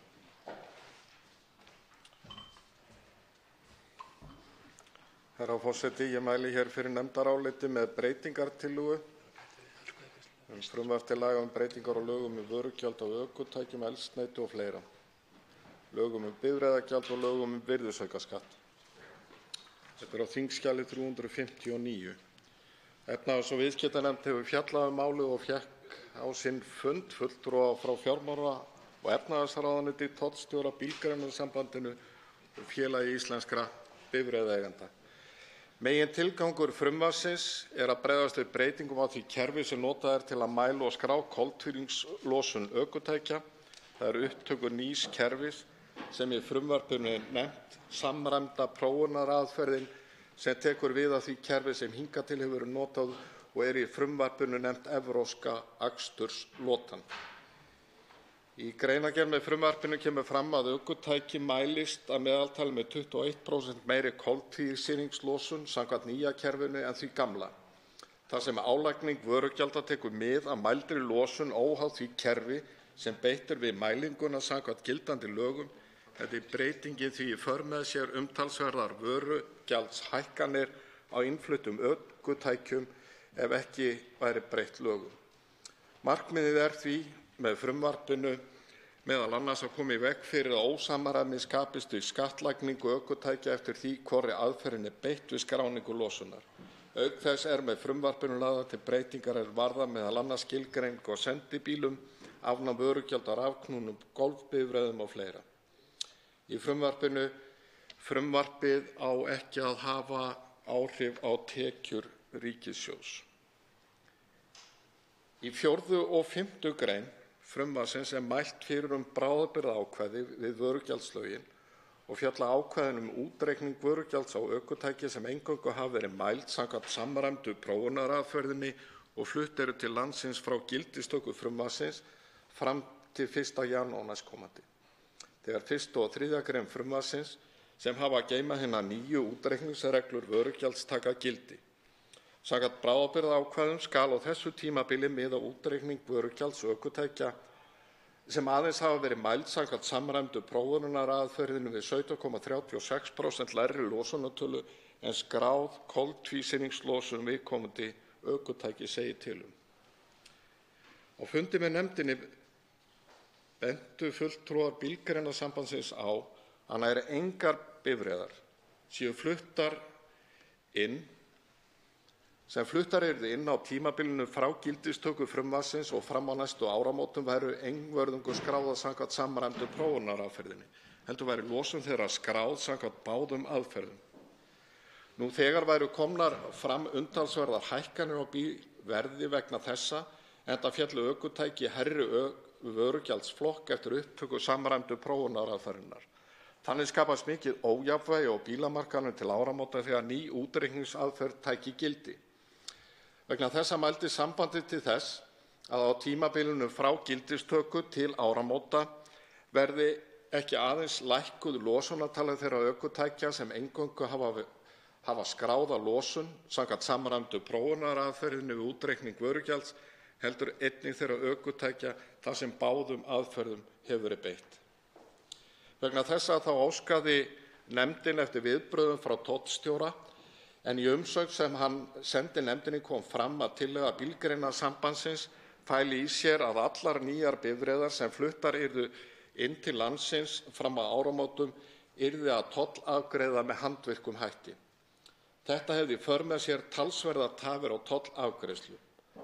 Ekki sé vænlegt að leggjast í forritunarvinnu til að leysa máli vegna þess stutta gildistíma sem tillagan hefði og vegna röskunar á þeirri vinnu sem þegar hafin við að undirbúa aðalefni frumvarpsins í tölvukerfi tollstjóra. Tollstjóri telur að vörugjöld talsverð hluta innfluttra bifreiða fram að áramótum myndu ekki hækka þrátt fyrir að ekkert yrði aðhafst, enda væri með öllu óljóst að hið umreiknaða losunargildi beggja aðferðanna leiddi sjálfkrafa til hækkunar. Jafnframt hefur verið bent á að sami vandi og framan hefur verið lýst eigi við í nágrannaríkjum okkar þar sem ekki hefur sérstaklega verið brugðist við fyrir utan Danmörku, þar sem meðal annars farin sú leið að gefa eigendum ökutækja sem flutt hafa verið inn á tímabilinu eftir gildistöku samræmdu prófunaraðferðarinnar en fyrir töku uppfærðar aðferðar við útreikning vörugjalda kost á sækjum endurgreiðslu á mismunum. Nefndin hefur til skoðunar hvort og með hvaða hætti bregðast beri við þessum sjónarmiðum Bílgreinasambandsins og hyggst eftir atvikum leggja fram tillögu þess efnis eftir aðra umræðu. Í ljósi þessa, hv. forseti, óska ég eftir að frumvarpið gangi aftur til hæstv. Efnahags- og viðskiptanefndar á milli 2. og 3. umræðu svo við getum unnið málið betur. Við umfjöllun málið var athygli nefndarinnar vakin á því að rafknúnir sendibílar sem notaðir væru til vöruflutninga nyti ekki sömu ívilnunar og önnur rafknúin ökutæki á borð við bifhjól og golfbifreiðar yrði frumvarpið óbreytt að lögum.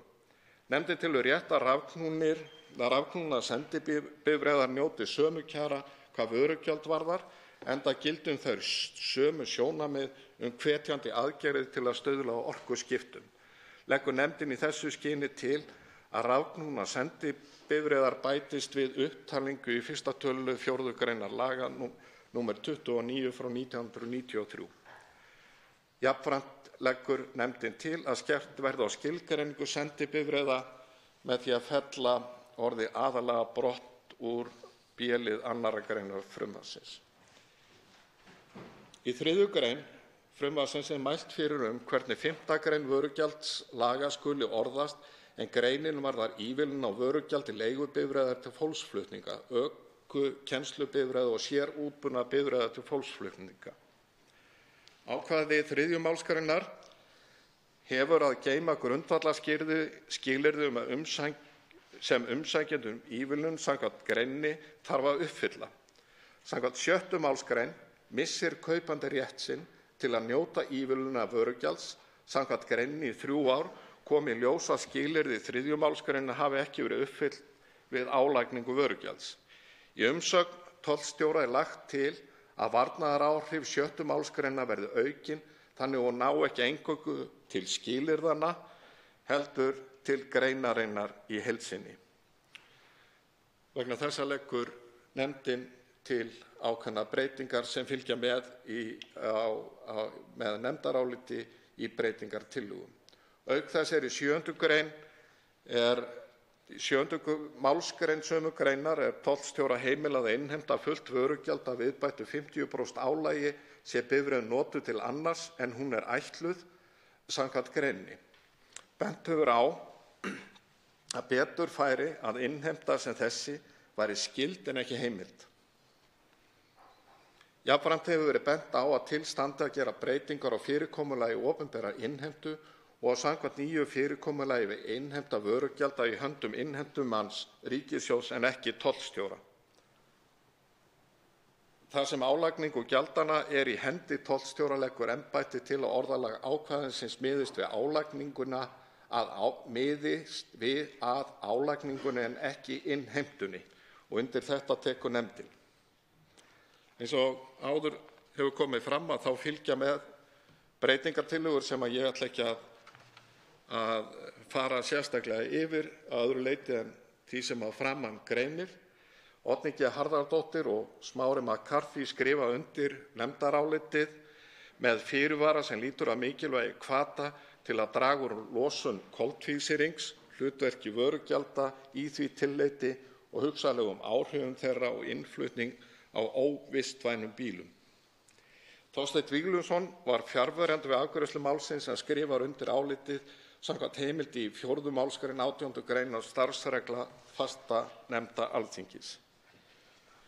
Undir nefndarálitið rita sá hér stendur Óli Björn Kárason og auk þess Bryndís Haraldsdóttir, Brynjar Níelsson, Oddný G. Harðardóttir með fyrirvara, Ólafur Þór Gunnarsson, Sigmundur Davíð Gunnlaugsson, Smári McCarthy með fyrirvara, Þorsteinn Víglundsson og Þórunn Egilsdóttir. Einn hv. þingmaður hefur óskað eftir að veita andsvör. Það Birgir Þórarinsson, hv. 3. þingmaður Suðurkjördæmis.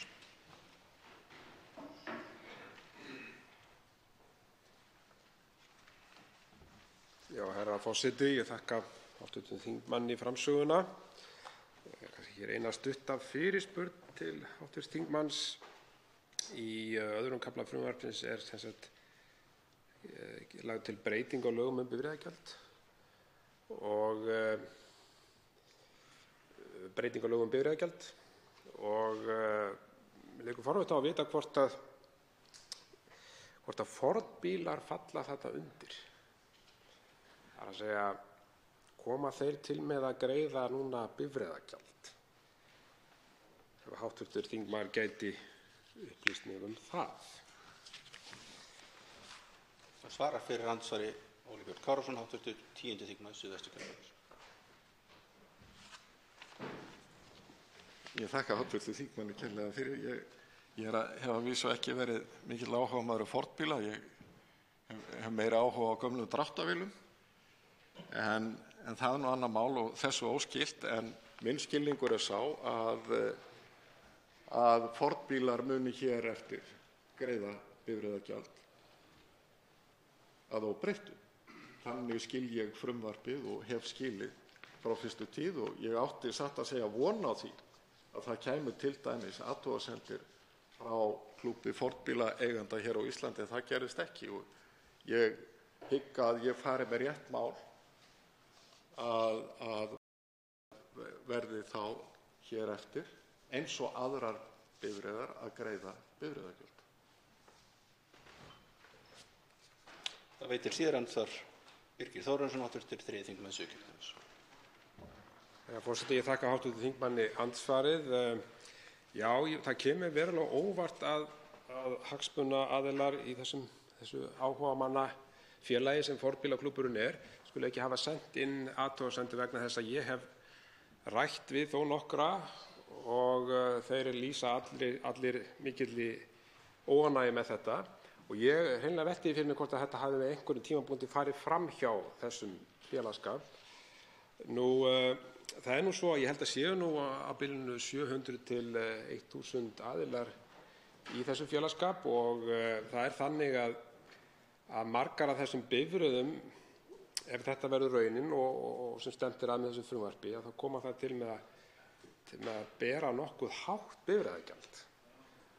Og þá spyr maður sjálfan sig, er rétt að skattleggja áhugamál með þessum hætti vegna þess að margar af þessum bifreiðum, fornbifreiðum, eru notaðar mjög skamman tíma á ári, jafnvel 2-3 mánuði bara yfir sumartímann og að greiða hátt bifreiðagjald sem gæti nemið mjög líklega verið yfir 100.000 krónum á ári. Sá möguleiki fyrir hendi að afskrá bifreiðina þegar að til dæmis að sumartíma loknum og greiða þá ekki gjaldið, en það felur líka í sér óhagræði og bæði fyrir Samgöngustofu og þá sem eiga í hlut. Það kostar auk þess að afskrá bifreið eða leggja númerið inn eins og kallað er og taka þessu út aftur. Þannig að ég vil nú hvetja nefndina til þess að skoða þetta nánar vegna þess að þetta er mál sem þarfnast skoðunar og eins og ég nefndi þá veit ég til þess að það eru margir fornbílaeigendur sem eru ósáttir við þetta og hafðu viljað skila inn athugasemdum en einhverra hluta vegna var það ekki raunin og ég held að það hafi verið fyrir einhvers konar misskilning. Svarar síðar andsvari Óli Björn Kárason, hv. 10. þingmaður Suðvesturkjördæmis. Herra forseti. Ég held að það sé rétt að við þingmenn vekjum oftar athygli almennings og líka félagasamtaka eins og fornbílaklúbbsins á því að það hafa allir rétt til þess að skila inn umsögnum hvaða frumvarp eða þingmál sem til umfjöllunar í nefndum og þannig að það sé getið. Ég hins vegar hlusta athygli á mál hv. þingmanns Birgis Þórarinssonar. Ég óskaði eftir því, herra forseti, að málið gengi aftur til nefndar á milli 2. og 3. umræðu og það er sjálfsagt og eðlilegt að nefndin ræði það hvort að það sé ástæða til að gera einhverjar slíkar breytingar án þess að vera að gefa nein fyrirheit það. Ég svona almennt að vísu hlynntur því að menn varðveiti gamla hluti og gangi þá af virðingu, og mér finnst gaman að ekkert skemmtilegra heldur en að sjá vel við haldinn gamlan bíl, nema þá dráttarvél. En það verður hins vegar líka að vera þannig að það eðlilegt að slíkir bílar með einhverjum hætti taki líka þátt í því að standa undir svona sameiginlegum kostnaði við að reka hið sameiginlega samfélag. Þannig að við skulum ræða þetta af fullri alvöru og hreinskilni í nefndinni og hlustum á þau rök sem hér hafa verið færð fram. Andsvörum lokið. Til máls tekur Smári McCarthy, 10. þingmaður Suðurkjördæmis. Herra forseti, ég ætla bara að hafa þetta stutt. Ég gerði fyrirvara við nefndarálitið á grundvelli umhverfissjónarmiða varðandi þessa spurningu hvort að vörugjöld ættu ekki að vera notuð í ríkara mæli til þess að hvetja til innflutnings á sparneytnari bílum. Ég veit svo sem ekki, og ég hef ekki mjög sterka skoðun eins og á því hvort að vörugjöld per se séu rétti staðurinn til þess að reyna að hvetja til þess að lífa náttúrunni. Og þetta var í rauninni eftiráhugsun hjá mér í nefndarstörfunum að auðvitað ætti maður að reyna að koma þessum umhverfissjónarmiðum sem víðast, og ég í rauninni bara fagna því að þetta mál muni fara aftur til nefndarinnar milli 2. og 3. umræðu, þannig að kannski gefst tækifæri til þess að ræða þetta aðeins frekar. Mig grunar þó allavega að einhvers konar hagræna hvata þarf til þess að hrinda rafbílavæðinguna af stað fyrir fullri alvöru að draga úr hvötunum til þess að flytja inn óvissjónarbíla. Við erum ennþá mjög stungin af því að hafa upplifað hið svokallaða Dieselgate skandal fyrir nokkrum árum, þar sem að framleiðendur bíla voru hreinlega að svindla í mengunarvottorðum sínum. Og þó svo að þetta lúti ekki beinlínis að því, þá það hreinlega tilfellið að rafbílar geta ekki svindlað útblásturs vottun, og það allavega eitt af því sem við getum glaðst yfir ef að rafbílavæðingin fer fullri alvöru af stað.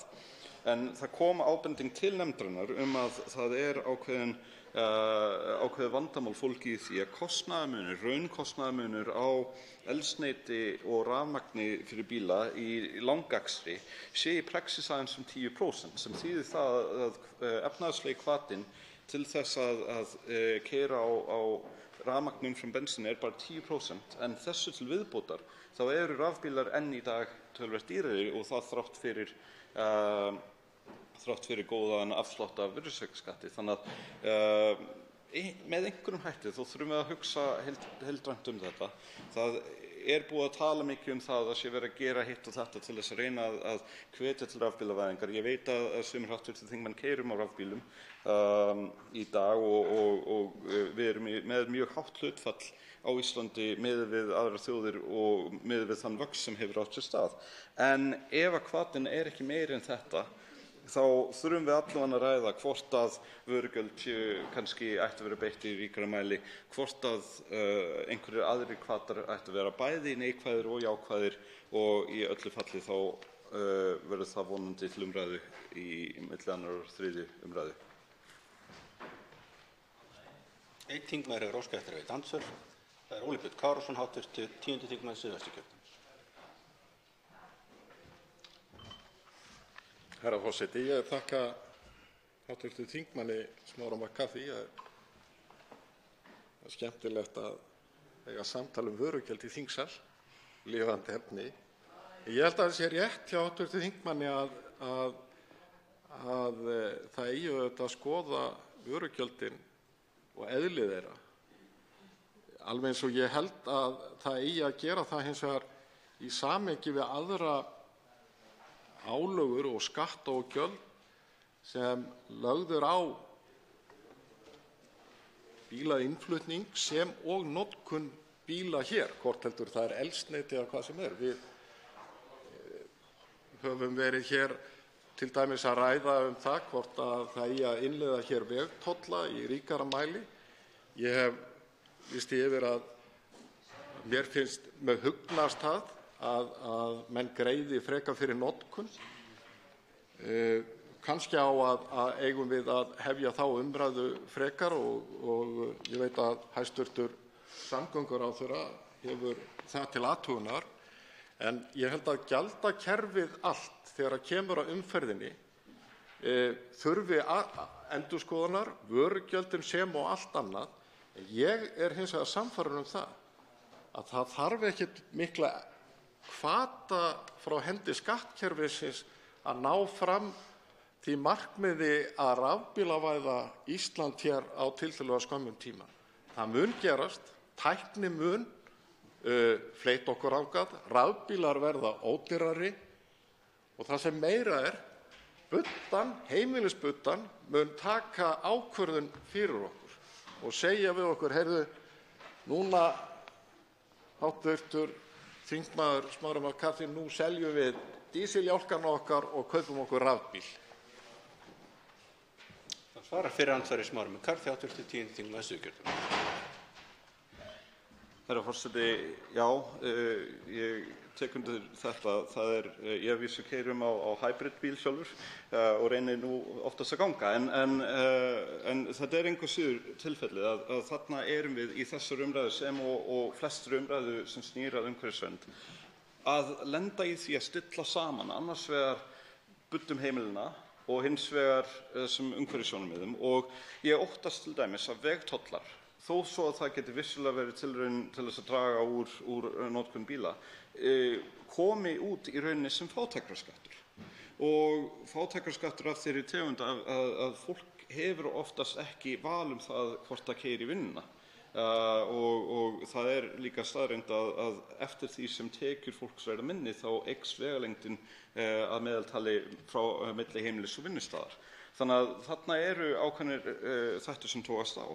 Og ég til dæmis gæti alveg tekið undir vegtolla fyrir þyngri bíla, fyrir vörubifreiðar og álíka, að það væri góð hugmynd bæði út frá umhverfissjónarmiðum og líka út frá bara hreinlega viðhaldskostnaði vegana.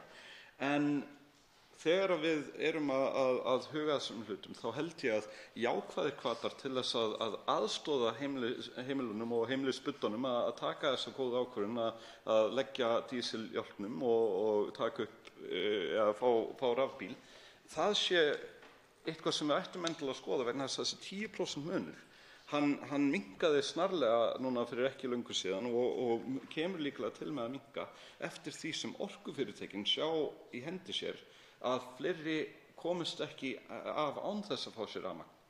Og á einhverjum tímapunkti þá verður til einhver ládeyðupunktur þar sem að þeir sem eru að hugsa að kaupa nýja rafbíla þurfi að hugsa kannski borgar sig að halda bara við dísilbílinni í nokkur ári viðbót. Og það þetta bíl sem ég vil lágmarka. Það veit ég síðar andsvara Óli Björn Kárason, hv. 10. þingmaður Suðvesturkjördæmis. Hæstv. forseti, ég held að það rétt hjá hv. þingmanni að ég held að vörugjöldin og hugmyndafræðin á bak við vörugjöldin sé svona barn síns tíma.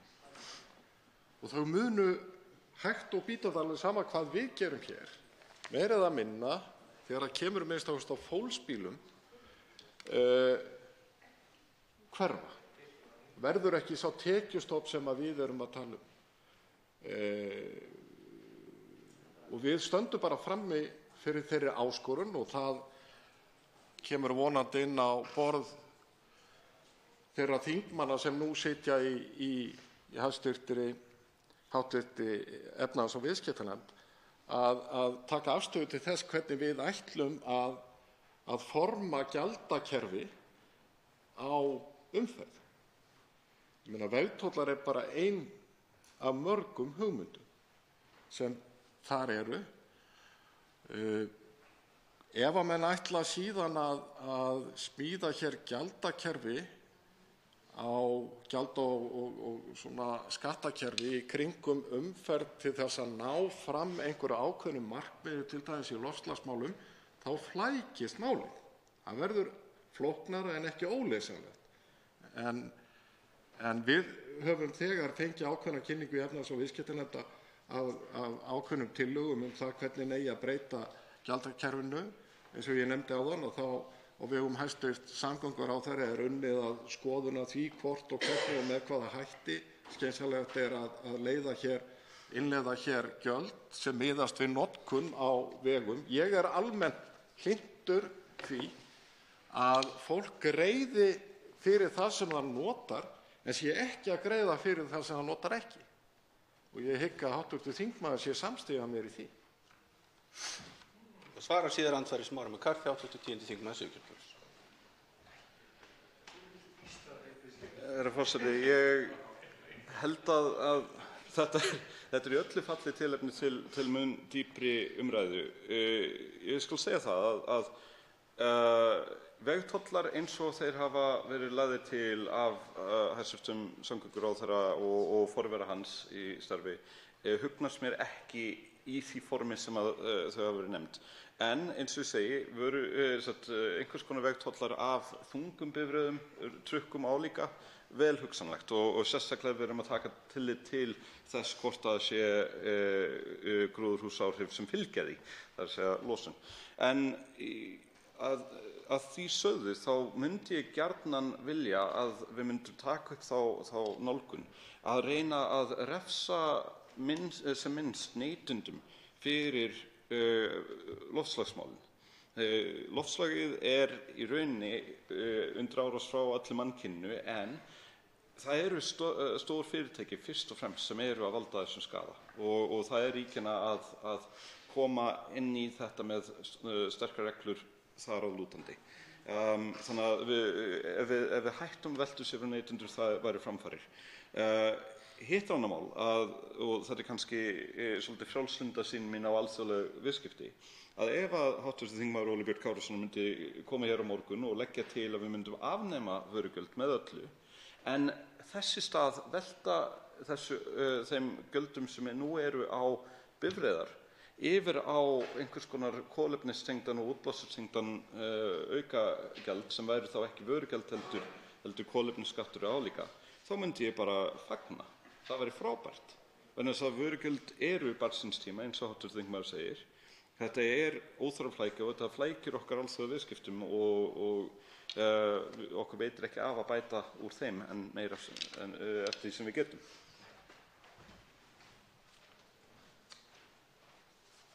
Fleiri hafa ekki hvatt sér hljóðs og umræðu lokið en atkvæðagreiðslu frestað. Tekið fyrir 6. dagskrármálið. Póstþjónusta. Stjórnarfrumvarp 270. mál, þingskjal 293, 1. umræða. Til máls tekur hæstv. Samgöngu- og sveitarstjórnarráðherra Sigurður Ingi Jóhannsson.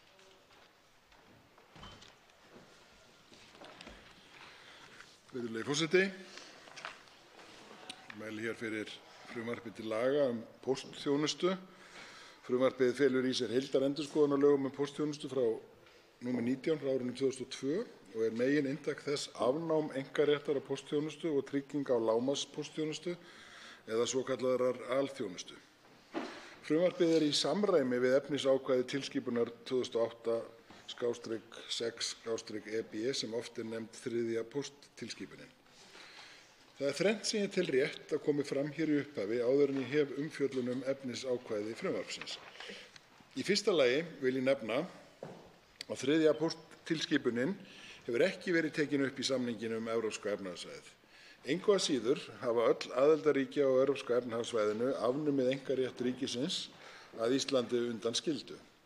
Þannig afnam Noregur einkaréttinn árið 2016 svo dæmi sé tekið. Í öðru lagi tel ég rétt að nefna í ljósi umræðu síðustu missera stöðu Íslandspósts ohf. að frumvarpið fjallar ekki rekstur fyrirtækisins Íslandspósts ohf.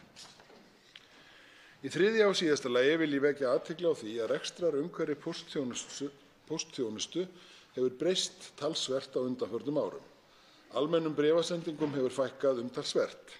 Þannig hafa bréfasendingar innan einkaréttar farið úr tæplega 60 milljónum árið 2008 og niður í rúmlega 20 milljón bréf árið 2017 og fækkar hratt að óbreyttu. Hluti þróunarinnar fram til þessa og líkleg áframhaldandi fækkun bréfa á sér eðlilegar og að flestu leyti jákvæðar orsakir. Þannig hefur breytt samskiptatækni og samskiptamáti fært upplýsingagjöf í auknum mæli af prentmiðlum yfir á stafræna miðla. Á þetta ekki síst við hefðbundin bréf undir 50 grömmum. Tölvupóstur, upplýsingagáttir á netinu, samfélagsmiðlar og fleira hafa fyrir löngu leyst af hólmi hin hefðbundnu prentuðu eða handskrifuðu bréf. Ein af forsendum átaksverkefnisins Ísland ljóstengt, þar sem ríkið styrkir ljósleiðaravæðingu í dreifbýli sveitarfélögum allt land, að bæta fjarskipti einstaklinga og fyrirtækja utan þéttbýlis. Þannig næst að jafna aðgengi landsmanna að upplýsingasamfélaginu og leið að hvers konar stafrænni þjónustu. Á það einnig við aðgengi af stafrænum upplýsingum sem áður voru aðeins aðgengilegar með hefðbundnum pósti. Stefnt að undirritun síðustu samninga við sveitarfélög á grundvelli Ísland ljóstengt í ársbyrjun 2020 og mun ríkið þá hafa skuldbundið allt að 3,1 milljarði króna í verkefnið á móti sambærilegu eða hærra samanlögðu framlagi sveitarfélaga, notenda, fjarskiptafyrirtækja eftir atvikum. Með bættum fjarskiptum og samgöngum hefur á undanförnum árum dregið úr mikilvægu póstþjónustu hér á landi, sér í lagi hvað varðar dreifingu á hefðbundnum bréfum, svo sem útsendingu á reikningum, launaseðlum og öðru slíku. Með tilkomu rafrænna samskiptalausna gegnir póstþjónusta því ekki sama hlutverki og áður. Þó vil ég taka skýrt fram að eigi að síður gegnir póstþjónusta enn mikilvægu hlutverki, ekki síst fyrir atvinnulífið, og hún og verður nauðsynlegur þáttur í verslun á netinu. Virðulegi forseti, ég tel rétt að reifa helstu atriði frumvarpsins. Í fyrsta kafla frumvarpsins gerð grein fyrir markmiðum frumvarpsins, gildissviði og orðskýringum. Lagt til að markmið frumvarpsins sé að stuðla að hagkvæmari, virkri og áreiðanlegri póstþjónustu land allt og til og frá landinu, meðal annars með því að tryggja notendum aðgang að alþjónustu eins og hún skilgreind á hverjum tíma og með því að stuðla að samkeppni á markaði fyrir póstþjónustu. Í öðrum kafla frumvarpsins eru ákvæði lúta að almennri heimild til að veita póstþjónustu. Gert ráð fyrir að rekstur póstþjónustu í atvinnuskyni verði ekki leyfisskyld starfsemi hér á landi svo sem verið hefur, heldur skráningarskyld starfsemi. Þannig munu lögaðilar sem hafa staðfestu innan Evrópska efnahagssvæðisins eða í aðildarríkjum Alþjóðaviðskiptastofnunarinnar hafa almenna heimild til veitingar póstþjónustu hér á landi og til og frá landinu að uppfylltum skilyrðum ákvæða frumvarpsins. Almenn heimild felur í sér réttindi til að starfrækja póstþjónustu samkvæmt ákvæðum frumvarpsins og reglna sem settar eru samkvæmt þeim. Skilyrði almennra heimilda eru þannig úr garði gerð og þau eiga ekki að vera hamlandi eða koma í veg fyrir að aðilar veiti þjónustuna. Í þriðja kafla frumvarpsins gerð grein fyrir alþjónustu. Alþjónusta hefur verið skilgreind sem ákveðin lágmarksþjónusta sem allir notendur póstþjónustu hér á landi eiga rétt á, óháð staðsetningu og á viðráðanlegu verði. Alþjónusta nær bæði til póstsendinga innanlands og til annarra landa. Í frumvarpinu lagt til að samsvarandi þjónusta skuli standa til boða notendum sem búa við sambærilegar aðstæður og alþjónusta skuli á hverjum tíma taka mið af tækni og samfélagsþróun, hagrænum þáttum og þörfum notenda. Í alþjónustu felst aðgangur að afgreiðslustað og póstkossum. Afgreiðslustaður getur til að mynda verið póstbifreið svo dæmi sé tekið. Lagt til að alþjónusta nái til póstþjónustu vegna bréfa allt að 2 kílóum, pakka allt að 10 kílóum innanlands en 20 kílóum milli landa og sendinga fyrir blinda og sjónskerta að 2 kílóum. Ekki gert ráð fyrir breyttu fyrirkomulagi við útburð í fyrstu frá því sem nú og áfram miðað við útburð 2 virka daga í viku. Þá felst í alþjónustu skylda til að tryggja að póstkassar sem falla undir alþjónustu séu tæmdir að minnsta kosti 2 í viku eða losum séu í samræmi við fjölda dreifingadaga á viðkomandi svæði að teknu tilliti til eftirspurnar eftir þjónustunnar. Við val á þjónustuveitanda sem skylt að veita alþjónustu getur ráðherra farið 3 leiðir samkvæmt frumvarpinu. Í fyrsta lagi með samningi við tiltekinn póstrekanda með almenna heimild, í öðru lagi með útnefningu póstrekanda eða í þriðja lagi með útboði. Það liggur fyrir að útboð ekki vænlegt strax verði frumvarpið á lögum og líklegt þykir að samningaleiðin verði reynd áður en gripið verði til útnefningar. Í frumvarpinu byggt á því að ákjósanlegast sé að alþjónusta verði einfaldlega veitt á markaðslegum forsendum. Ef alþjónustuveitandi telur að veiting alþjónustu feli í sér byrði getur hann farið þess á leit að fá tapið bætt úr ríkissjóði. Þetta fjallað ítarlega í frumvarpinu og byggt á samevrópskum reglum við útreikning á því sem kallað alþjónustubyrði. Í köflum 4 og 5 fjallað aðgang að dreifikerfi og nauðsynlegri aðstöðu, frímerki og gjaldmerki, póstnúmeraskrá, viðskiptaskilmála, gjaldskrár og bókhald alþjónustuveitenda. Ég tel ekki þörf á því að fara hér nánar í efni kaflanna hér. Rétt þykir hins vegar, virðulegur forseti, að staldra aðeins við 6. kafla frumvarpsins sem fjallar kröfur þjónustu og gæði. Í kaflanum að finna fjölmörg ákvæði svo sem gæðakröfur, staðla, öryggi póstsendinga, póstleynd og fleira. En þar einnig að finna ákvæði óumbeðnar fjöldasendingar sem nýmæli. Landsmenn sumir hverjir hafa gegnum tíðina merkt bréfakassa eða bréfalúgur sínar með tilkynningu að þeir afþekki fjöldapóst án þess að póstrekendum hafi verið skylt að virða merkingar sem slíkar. Í frumvarpi þessu lagt til að bætt verði úr því. Í frumvarpinu lagt til að póstrekendum verði skylt að virða merkingar notenda sem kveða á að viðkomandi viðtakandi óski ekki eftir óumbeðnum fjöldasendingum, svo sem fjölpósti, fríblöðum eða almennu kynningarefni frá fyrirtækjum. Þetta gildir þó ekki tilkynningar veitufyrirtækja, þar sem verið að tilkynna tímabundið rof og þjónustu vegna framkvæmda og því líkt. Þá gildir þetta ekki kynningarefni vegna kosninga á vegum stjórnvalda, tilkynningar sveitarfélaga til íbúa sinna og tilkynningar stjórnvalda sem varða almannahag og almannaöryggi. Gert ráð fyrir að póstrekendur haldi skrá yfir þá sem vilja ekki fjöldasendingar svo sem verið hefur.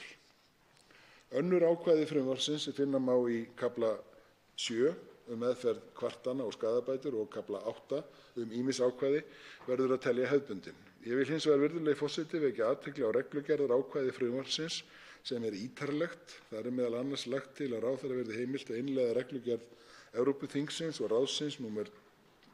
640/2018 pakkasendingar yfir landamæri í íslenska rétt. Lagt til að það verði gert með reglugerð þegar reglugerð Evrópusambandsins hefur verið innleidd inn í samninginn Evrópska efnahagssvæðið. Hliðstæð innleiðingaraðferð var notuð þegar svokallaðar reikireglugerðir Evrópusambandsins voru innleiddar inn í íslenska rétt, samanber 2. málsgrein 35. greinar fjarskiptalaga. Að lokum rétt að vekja athygli á gildistöku ákvæði frumvarpsins, en gert ráð fyrir að frumvarpið taki gildi 1. janúar 2020 verði það að lögum.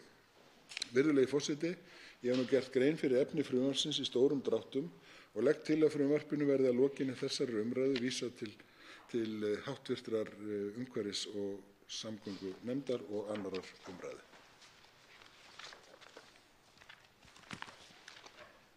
Einn hv. þingmaður hefur óskað eftir við andsvör. Það Þórunn Egilsdóttir, hv. 4. þingmaður Norðausturkjördæmis.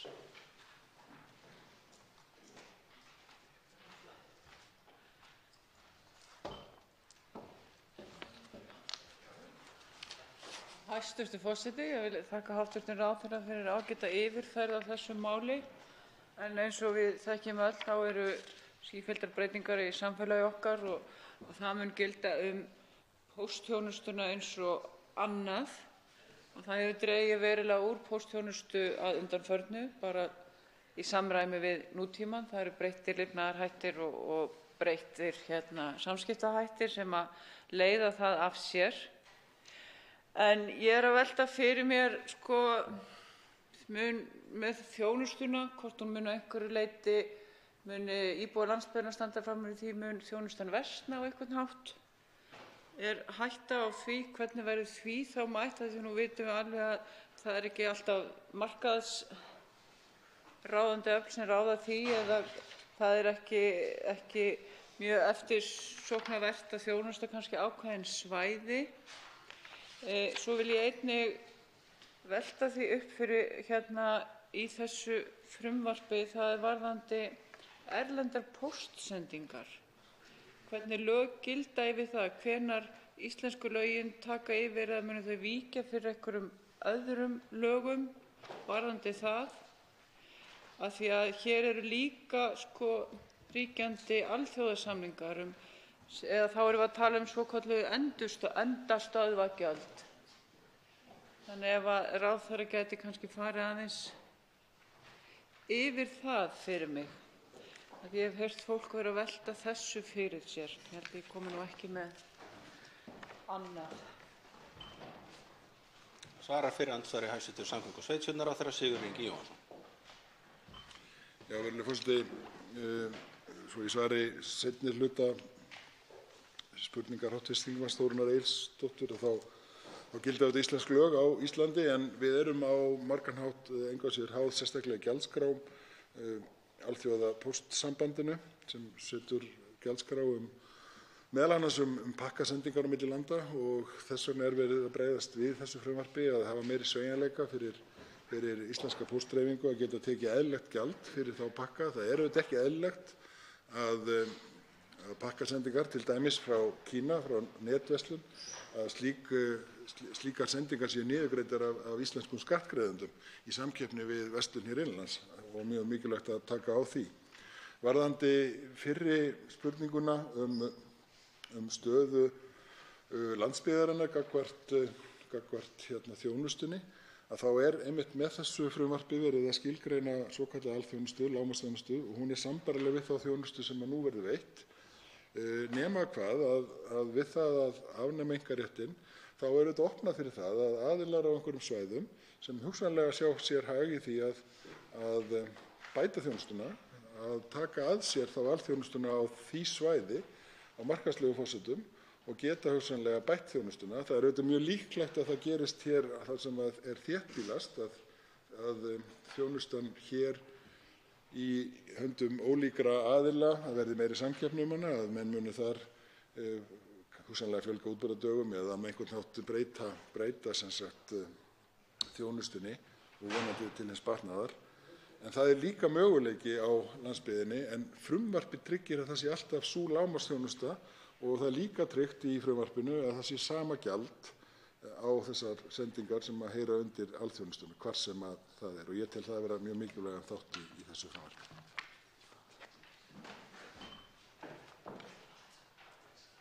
Þá er andsvari síðara sinn Þórunn Egilsdóttir, hv. 4. þingmaður Norðausturkjördæmis. Já, ég vil bara þakka ráðherra fyrir, hæstv. forseti, þakka ráðherra fyrir þessi svör. Það er mjög mikilvægt að fá að heyra þetta. Við erum að tryggja þjónustuna allt land. Þá kannski, og þann raunar kom og svaraði þeirri spurningu sem var næst með varðandi það hvort að póstburðargjald eigi að vera sama allt land, og það er greinilega tryggt og það er gott, og það er þá í samfellu og samræmi við það að við erum að tala jafnrétti til búsetu allt land. Menn hafa verið að tala það að ef upp komi skyndilega sú aðstaða að þú vantar varahluti, það er þurrkur og þú þarft að fá varahluti núna, menn hafa getað hringt og fengið varahlutin sendan. Ég veit að það er ekki, sem betur fer, ekki mjög algengt, en það er aðstæður hafa komið upp. Hvaða er einhver leið til að mæta þessu? Svo er ég að velta fyrir mér öðru, í dreifðum byggðum landsins þá er verið að stundum keyra með einn pakka, einn barn, einn farþega í einhverju öðru, við erum að þjónusta á ýmsa máta. Opnar þetta frumvarp möguleika á því að samþætta aðra þjónustu í sveitarfélögum og dreifðum byggðum, þannig að við séum að nýta betur þá þjónustu sem við erum með í boði, þannig að það sé kannski vænlegra fyrir einhverja að taka að sér þessa þjónustu sem getur kannski samþætt hana og nýtt hana. Ég veit að þetta hefur ekki tilraun, ég held að sé örugglega rétt að bera hjá mér að Borgarfirði eystra, þá hafa menn geta samþætt og samnýtt eitthvað, og þá finnst mér mjög jákvætt að það sé hægt að aðlaga þessa ákveðnu hverju samfélagi, því að þarfirnar eru vissulega mismunandi, hvað hentar á hverjum stað. En ég vona að það gangi bara vel að fara yfir þetta frumvarp í nefndinni og óska nefndinni bara velfarnaðar í því, og við horfum bara á heildina í vinnslu þessa frumvarps og vonum það nýtist okkur öllum sem best. Svara síðar andsvari hæstv. Samgöngu- og sveitarstjórnarráðherra Sigurður Ingi Jóhannsson.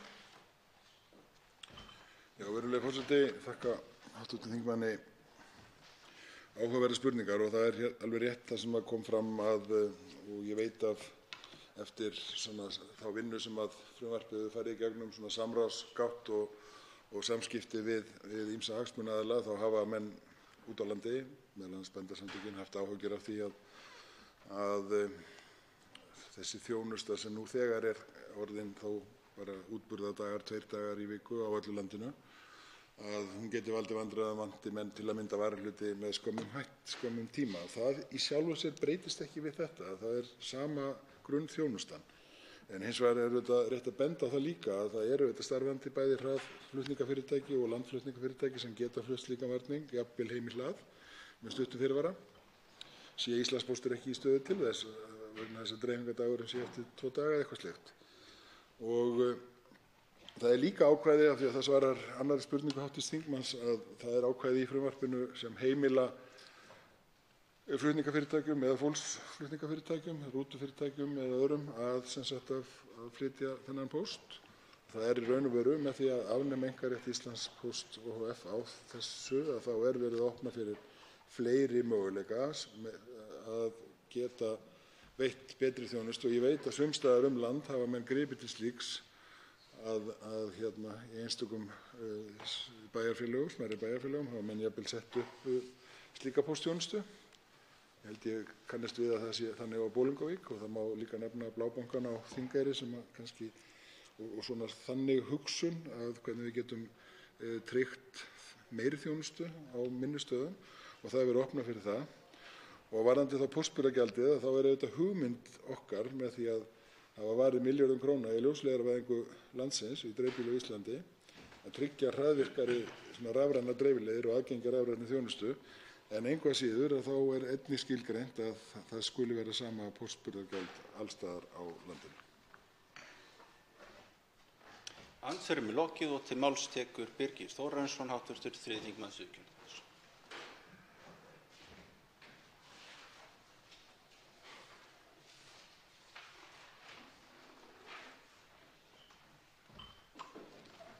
Herra forseti, ég þakka hæstv. Ráðherra hans framsögu. Í greinargerð með frumvarpinu segir að frumvarpið eigi sér langan aðdraganda en tildrög þess megi rekja til breytinga á reglum Evrópusambandsins á sviði póstþjónustu sem meðal annars lúta að því að opna póstmarkaðinn fyrir samkeppni með því að afnema einkarétt ríkja á sviði póstþjónustu. Þar segir einnig að eitt meginmarkmið póstlöggjafar Evrópusambandsins sé að skilgreina jafnan aðgang notenda að svonefndri alþjónustu, þar að segja grunnþjónustu á sviði póstþjónustu. Ég veit nú ekki betur en að aðgangur notenda að grunnþjónustu póstsins hafi verið ágætur þegar reksturinn var í höndum ríkisins og betri heldur en hann er í dag. Við þurfum því enn og aftur að láta Evrópusambandið segja okkur fyrir verkum í máli sem skiptir okkur öll töluverðu máli og þá sérstaklega landsbyggðina.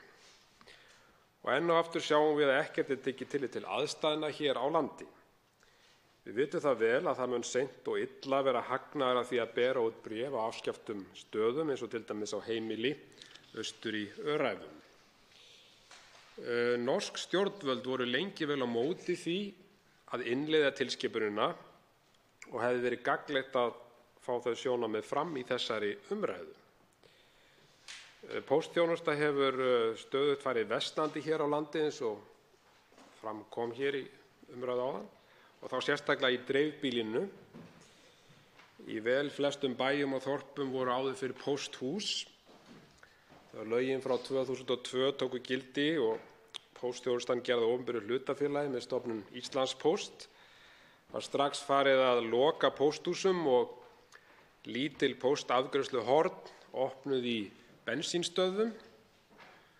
Nú hefur þessum bensínstöðvar póstafgreiðslustöðum vel flestum verið lokað og eitt pósthús þjónustar nú nokkur bæjarfélög. Það er því alveg ljóst að meginmarkmið póstlöggjafar Evrópusambandsins jafnan aðgang notenda að grunnþjónustu hefur haft þveröfug áhrif hér á landi. Rétt eins og orkupakkar Evrópusambandsins sem ríkisstjórnin er nú svo hrifin af. Eina sem þessir orkupakkar hafa skilað okkur Íslendingum er hærra raforkuverð til neytenda og þá sérstaklega til íbúa á landsbyggðinni sem kynda hús sín með rafmagni. En það er nú annað og stærra mál sem ég mun koma inn á þegar ríkisstjórnin fer að mæla fyrir innleiðingu 3. orkupakka Evrópusambandsins hér á Alþingi. Sveitarfélögin hafa ályktað stöðugt versnandi póstþjónustu Starfsfólki í póstþjónustu víða á landsbyggðinni hefur á undanförnum árum verið sagt upp störfum. Í litlum bæjarfélögum eins og til dæmis á Kópaskeri og Raufarhöfn, svo dæmi sé tekið, hefur þetta haft mikil áhrif. Fólk þarf jafnvel að flytja burt til þess að leita sér að atvinnu sem hefur starfað í póstþjónustunni. Þetta hefur síðan keðjuverkandi áhrif eins og til dæmis á skólahald og fleira. Breytingar á akstri með póst á landsbyggðinni hafa verið gerðar og eru til hins verra. Áður fyrr var til dæmis tekið á móti póstsendingum í sömu ferð. Dagblöð berast nú seinna en áður og fleira mætti nefna. Það hefði nú verið kjörið tækifæri bara að bjóða fulltrúum Evrópusambandsins í vettvangsferð til Íslands og út á land til að fylgjast með póstþjónustunni eins og hún er í dag. Þá geta þeir fengið að sjá það svart á hvítu hvernig þjónustan er, hvaða áhrif þessi tilskipun þeirra hefur haft hér á landi. Það væri gaman að vita hvort þeir myndu sætta sig við þessa þjónustu í heimalandinu, fá póstinn jafnvel einu sinni í viku, fá gömul dagblöð í póstkassann og svo framvegis. Herra forseti, í greinargerðinni segir að Ísland sé eina ríkið á Evrópska efnahagssvæðinu sem ekki hafi afnumið einkaréttinn af póstþjónustu og innleitt þar með 3. pósttilskipunina. Með frumvarpinu er lagt til að það verði gert. Það segir jafnframt að gert sé ráð fyrir því að alþjónusta verði eftir sem áður tryggð borgurunum og leitast við að gera þá sem hagkvæmasta máta fyrir íslenska ríkið í takt við þarfir samfélagsins. Það verði gert á þann veg að einn eða fleiri póstrekendur verði valdir samkvæmt reglum sem frumvarpið kveður á til að sinna alþjónustu skyldum. Og nú spyr ég, er ekki viðbúið með þessu nýja fyrirkomulagi sem hér er lýst og boðað, haldi þjónustan bara áfram að versna? Það eru fordæmi fyrir því að Íslandspóstur hafi samið við rekstraraðila sem stóðu sig engan veginn. Fræg er nú til dæmis póstþjónustan sem var í Varmahlíð og á Hofsósi á sínum tíma.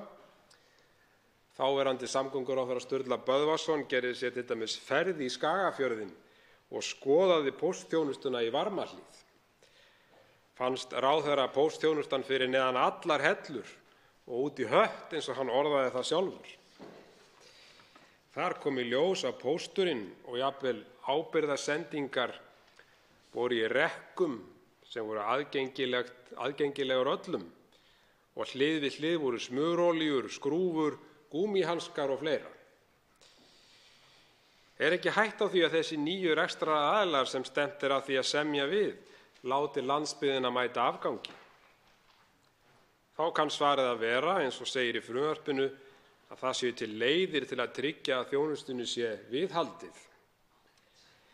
Sú staða getur alltaf komið upp og mun örugglega koma upp að þjónustan verði óviðunandi á ákveðnum svæðum. Ljóst er að fara verður samningsleiðina við þjónustuveitendur þegar ákveðin landsvæði eiga í hlut. Brýnt er að vanda sig til verka í þeim efnum og hagsmunir neytenda hafðir þar af leiðarljósi. Að skipta rekstraraðila sem ekki hefur staðið sig er einnig óhagræði fyrir neytendur. Herra forseti, ég óttast því miður þetta frumvarp sem felur það í sér að afnema einkarétt á póstþjónustu muni leiða til þess að póstþjónusta á landsbyggðinni muni versna enn meir. Það hefur alltaf legið fyrir að hluti þessara þjónustu stendur ekki undir sér, en þetta er lögbundin þjónusta sem á að veita og þar á landsbyggðin ekki að mæta afgangi. Að lokum, herra forseti, við viljum halda landinu í byggð og skilvirk póstþjónusta er mikilvægur hluti þess. Einn hv. þingmaður óskar eftir eitt andsvör, það er Helga Vala Helgadóttir, hv. 4. þingmaður Reykjavíkurkjördæmis norður.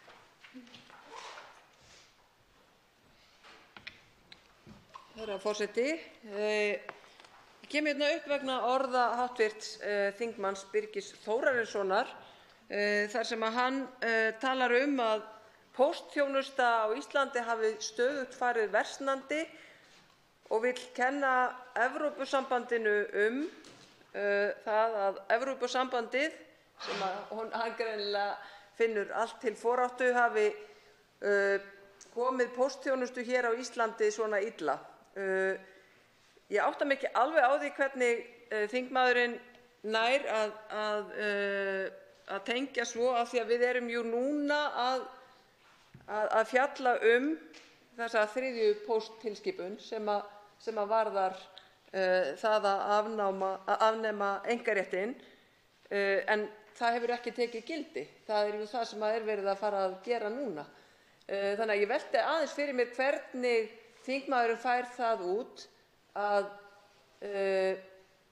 það að þjónustan hafi farið svona versnandi undanfarin ár, það að staða Íslandspósts jafn slæm og raun ber vitni, og það að Íslandspóstur kenni að mörgu leyti samningu við Alþjóðapóstsambandið bága stöðu sína, hvernig það einhvern veginn getur allt í einu orðið Evrópusambandinu að kenna, þó að ég átti mig á því að þingmaðurinn háttvirtur og hans þingflokkur kenni nú því ágæta sambandi ýmislegt sem aflaga fer. Svarar fyrir andsvari Birgir Þórarinsson, hv. 3. þingmaður Suðurkjördæmis. Herra forseti, ég þakka hv. þingmanni fyrir andsvarið og ég held að við getum öll verið sammála það að póstþjónustan hefur farið versnandi og það slæmt mál og við þurfum að bæta það eins og kostur er. Ég nefndi það hér minni ræðu að það væri mjög gagnlegt í þessari umræðu að fá skoðanir Norðmanna á þessari tilskipun. Og nú það svo að Norðmenn neituðu lengi vel að innleiða þessa tilskipun vegna þess meðal annars að þeir töldu að aðstæður í Noregi væru með þeim hætti að hún ætti ekki við. Síðan urðu ríkisstjórnarskipti í Noregi og málið var kosningamál eins og við þekkjum og niðurstaðan var síðan sú að tilskipunin var samþykkt. En kjarni málsins þessi að þetta er tilskipun sem við þurfum að innleiða í gegnum Evrópska efnahagssvæðið eins og við þekkjum og hugmyndin kemur frá Evrópusambandinu. Það alveg ljóst. Að afnema það að ríkið reki póstþjónustu kemur frá Evrópusambandinu og þá auðveldlega hægt að álykta sem svo og við sjáum það að póstþjónusta var betri þegar hún var á höndum ríkisins. Það bara staðreynd. Það var bara staðreynd. Og póstþjónusta var þá í bæjarfélögum, þar voru pósthús, hafi stöðugt dregið úr þessari þjónustu og eins og ég nefndi hér áðan, nú er eitt pósthús farið að þjóna nokkrum bæjarfélögum. Þannig að þetta liggur alveg ljóst fyrir og tilskipunin kemur frá Evrópusambandinu og þá hlýtur það að gefa augaleið að þetta hefur orðið til þess sem við sjáum að þjónustan hefur versnað. Síðar andsvar Helga Vala Helgadóttir, hv. 4. þingmaður Reykjavíkurkjördæmis norður. Já, herra forseti, ég þakka hv. þingmanni fyrir svarið sem að þó ekki alveg skiljanlegt af því að póstþjónustan í dag, Íslandspóstur jú opinbert hlutafélag í eigu ríkisins, þannig að póstþjónustan í dag eins slöpp eins og hún er á höndum ríkisins og henni hefur farið mjög aftur undanfarinn áratug af hálfu ríkisins. Það jú við sem að berum ábyrgð á Íslandspósti, hvort sem okkur líkar betur eða verr.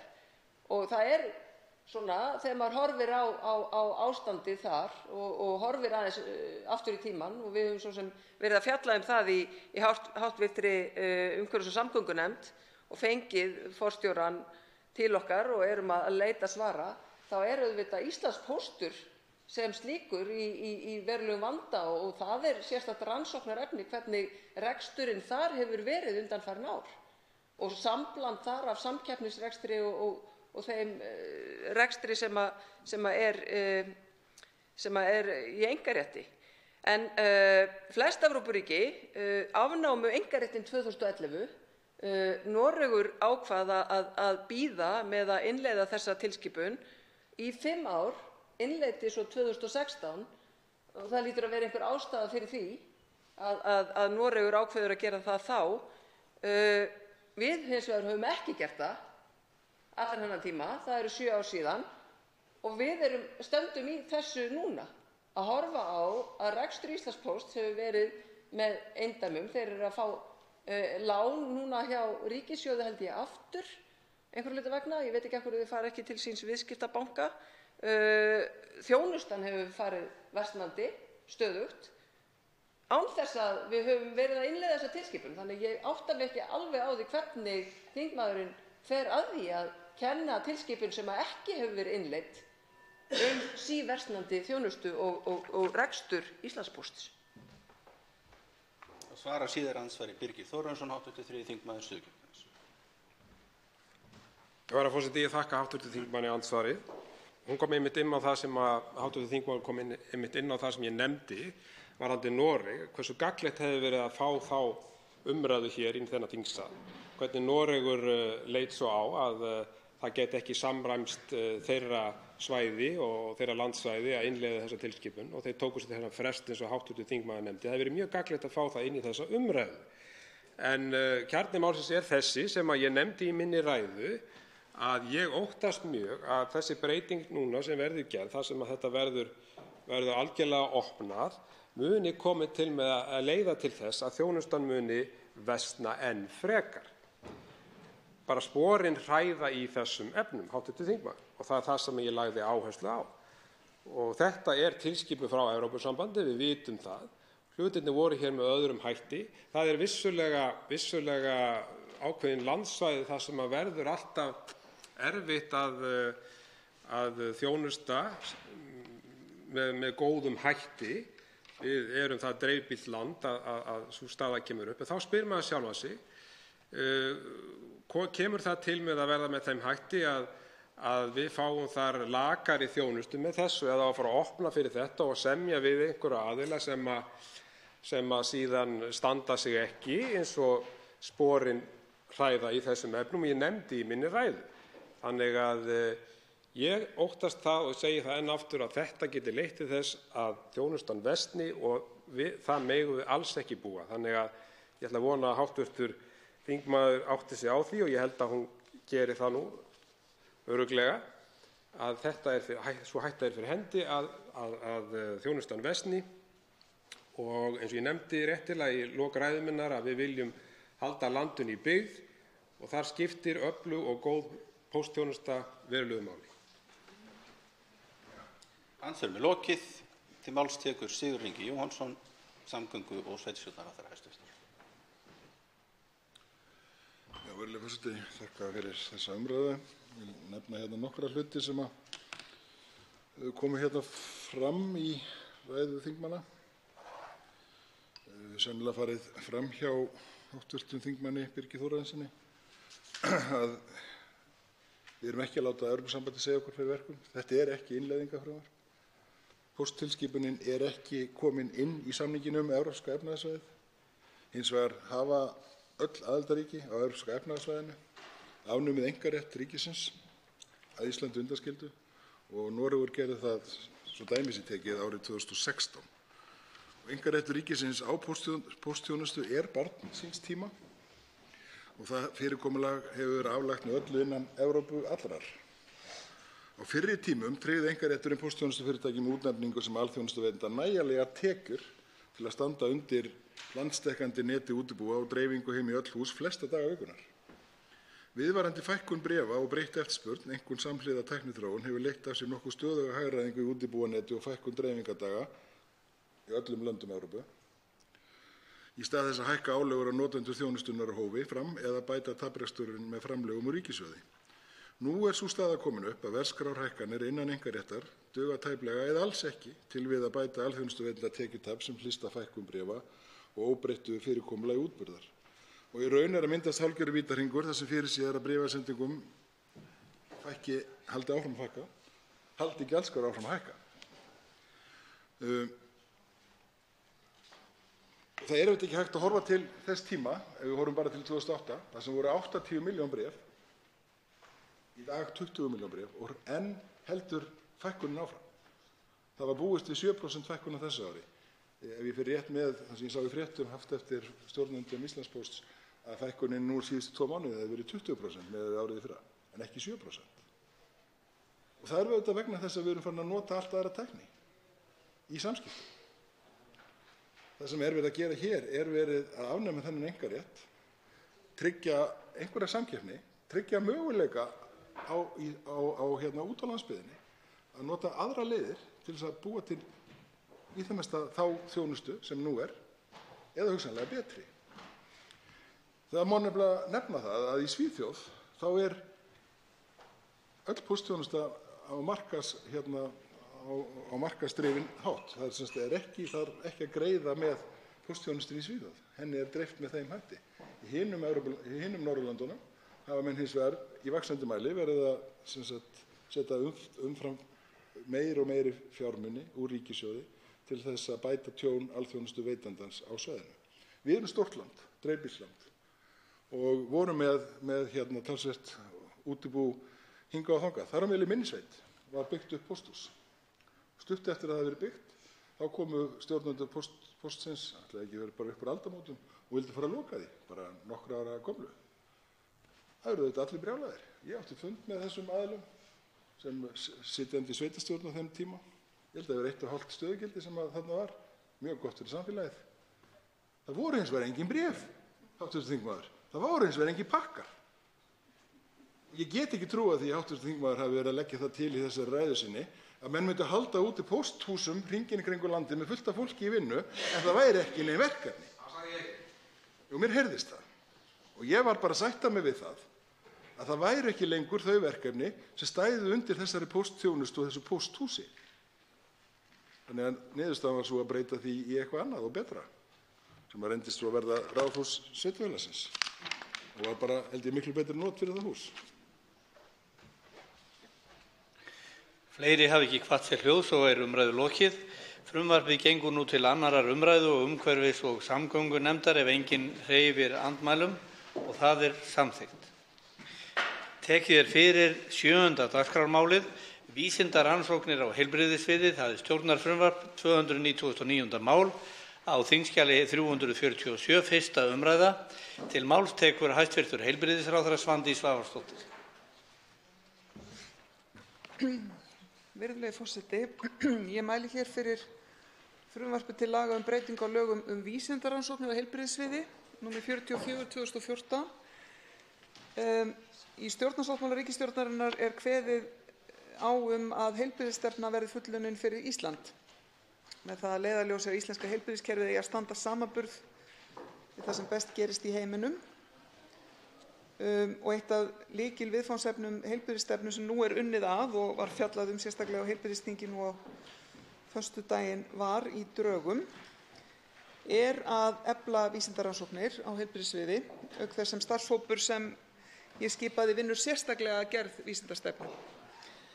Í þessu frumvarpi sem hér er til umræðu er lagt til að ráðherra verði heimilt að setja reglugerð gjaldtöku vísindasiðanefndar vegna umsókna leyfi til að hefja eða breyta vísindarannsóknum á heilbrigðissviði samkvæmt 1. og 2. málsgrein 12. greinar laganna.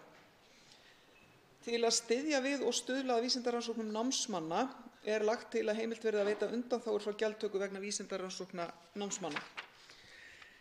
Þessari gjaldtöku er ætlað að standa undir kostnaði við mat á umsóknum leyfi til að hefja eða breyta vísindarannsóknum á heilbrigðissviði og skal gjaldið ekki vera hærra en sem nemur raunkostnaði vegna þjónustunnar en gjaldinu er ætlað að standa straum af þóknun nefndarmanna sem sinna þjónustunni. Að baki þessari gjaldtöku liggja fyrst og fremst eftirfarandi sjónarmið. Annars vegar snýst þetta það að styrkja rekstur vísindasiðanefndar og innheimta hóflegt gjald fyrir afgreiðslu umsókna sem í samræmi við framkvæmdina í nágrannalöndunum. Hins vegar miðar gjaldtakan að því að bæta vinnubrögð rannsakenda og umsækjenda þannig að í upphafi liggi fyrir vönduð rannsóknaráætlun en umfang umsókna viðbætur og breytingar á rannsóknaráætlunum hefur færst í aukana. Málafjöldi hjá Vísindasiðanefnd hefur aukist jafnt og þétt síðustu ár en fjárveitingar til nefndarinnar hafa ekki farið vaxandi í takt við aukið umfang. Fjárhagsstaða Vísindasiðanefndar hefur því verið erfið og ljóst að bregðast verður við því með einhverju móti til að tryggja að nefndin geti uppfyllt þær skyldur sem henni eru faldar í lögum vísindarannsóknir á heilbrigðissviði, nr. 44/2014. Vísindasiðanefnd hefur einkum það hlutverk að fjalla og veita leyfi fyrir vísindarannsóknum á heilbrigðissviði í þeim tilgangi að tryggja að þær samrýmist vísindalegum og siðfræðilegum sjónarmiðum og getur hún bundið leyfi fyrir rannsókn ákveðnum skilyrðum. Nefndinni eru samkvæmt lögum einnig falin verkefni á borð við að taka þátt í almennri og fræðilegri umræðu á vettvangi lífsiðfræði, veita ráðgjöf og birta leiðbeinandi álit viðfangsefni á verksviði nefndarinnar og hafa eftirlit með vísindarannsóknum á heilbrigðissviði. Fylgjast með framkvæmd rannsóknar sem hún hefur samþykkt og beina tilmælum til ábyrgðarmanns rannsóknar ef hún telur vísindarannsókn á heilbrigðissviði ekki uppfylla ákvæði laga og reglugerða. Virðulegur forseti, mikilvægir almannahagsmunir krefjast þess að til staðar sé öflug vísindasiðanefnd sem fjallar og metur grundvöll vísindarannsókna á heilbrigðissviði. Þannig helst öflug vísindasiðanefnd í hendur við hagsmuni þátttakenda í vísindarannsóknum. Það er sömuleiðis mikilvægt fyrir rannsakendur á heilbrigðissviði að vísindasiðanefnd sé skilvirk. Öflug og traust vísindasiðanefnd er mikilvæg fyrir vísindasamfélagið allt og eykur traust á vísindastarfi á Íslandi. Ávinningur af samþykkt frumvarpsins er þannig talinn meiri en hugsanleg neikvæð áhrif gjaldtöku á rannsakendur. Gjaldtökuheimild á borð við þá sem hér er lögð til með frumvarpinu er þekkt í nágrannalöndum okkar en sambærileg gjaldtaka er fyrir hendi á hinum Norðurlöndunum að Noregi undanskildum og það er rétt að halda því til haga hér við umræðuna. Ég vil geta þess hér við framsögu málsins að frumvarpið var sett í samráðsgáttina og þangað barst einungis ein umsögn og hún var frá Heilbrigðisvísindasviði Háskóla Íslands.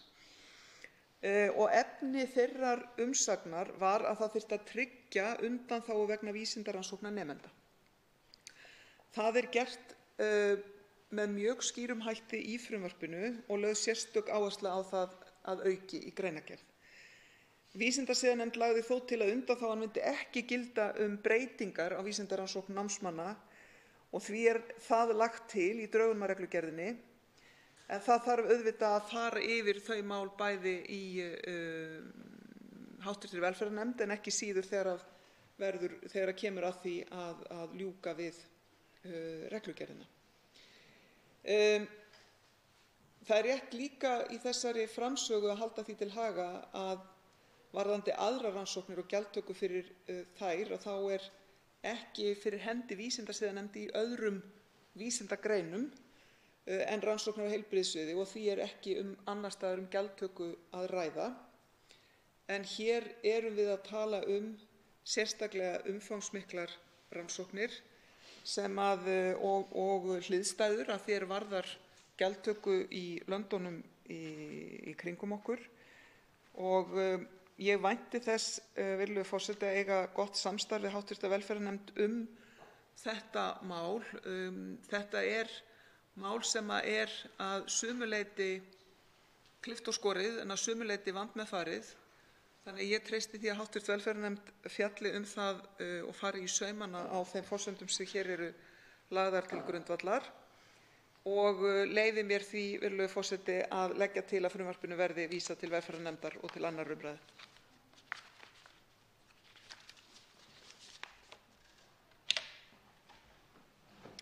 Tveir hv. þingmenn hafa óskað eftir að veita andsvar. Fyrst til að veita andsvar er hv. 7. þingmaður Suðurkjördæmis, Oddný G. Harðardóttir. Herra forseti, ég vil þakka hæstv. ráðherra fyrir ræðuna og útskýringar á þessu frumvarpi. Ég vil taka undir með hæstv. ráðherra að öflug vísindasiðanefnd er afskaplega mikilvæg en fjölbreyttar og vandaðar og góðar vísindarannsóknir einnig. Það stendur í frumvarpinu eða í greinargerð með frumvarpinu mat á áhrifum, með leyfi forseta, sé horft til fjölda rannsókna fjölda umsókna til vísindasiðanefndar árið 2017 er gera ráð fyrir því að á fyrsta ári gjaldtöku verði tekjur á bilinu 9 til 11 milljónir króna. Áætlað er að tekjur verði hærri í upphafi en lækki þegar frá líður þegar gjaldtakan hefur fest sig í sessi og verði á bilinu 3 til 6 milljónir. Ég er bara að spyrja hæstv. Ráðherra út í þessar tölur, hvers vegna stendur á því að gert er ráð fyrir að þetta lækki svona skart? Er það vegna áhrifa gjaldtökunnar á hvata til að rannsaka eða hvað? Ég bið hæstv. Ráðherra að fara yfir það og í leiðinni vil ég spyrja hvort að metin hafi verið áhrif á háskólana sérstaklega og aðrar rannsakendur, því að auðvitað leið og við viljum öfluga vísindasiðanefnd þá viljum við ekki að gjaldtakan sé þannig að það hafi fælandi áhrif og verði til þess að vísindarannsóknirnar verði fátæklegri. Þá svarar andsvari hæstv. Heilbrigðisráðherra Svandís Svavarsdóttir. Virðulegi forseti, ég þakka hv. þingmanni spurninguna.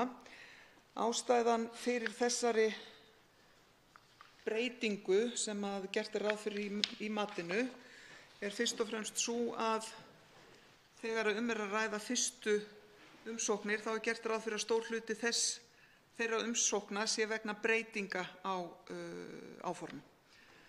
Síðan væntanlega mun þessi löggjöf hafa þau áhrif í grunninn að vegna þess að það er sérstakt gjald fyrir breytingu á vísindarannsókn að upphaflega umsóknin og rannsóknaráformin séu skýrari heldur en ella er og þannig að það er gert ráð fyrir að það sé fyrst og fremst ástæðan að þessi kúfur í raun og veru klárist þarna til að byrja með eða gangi verulega á hann.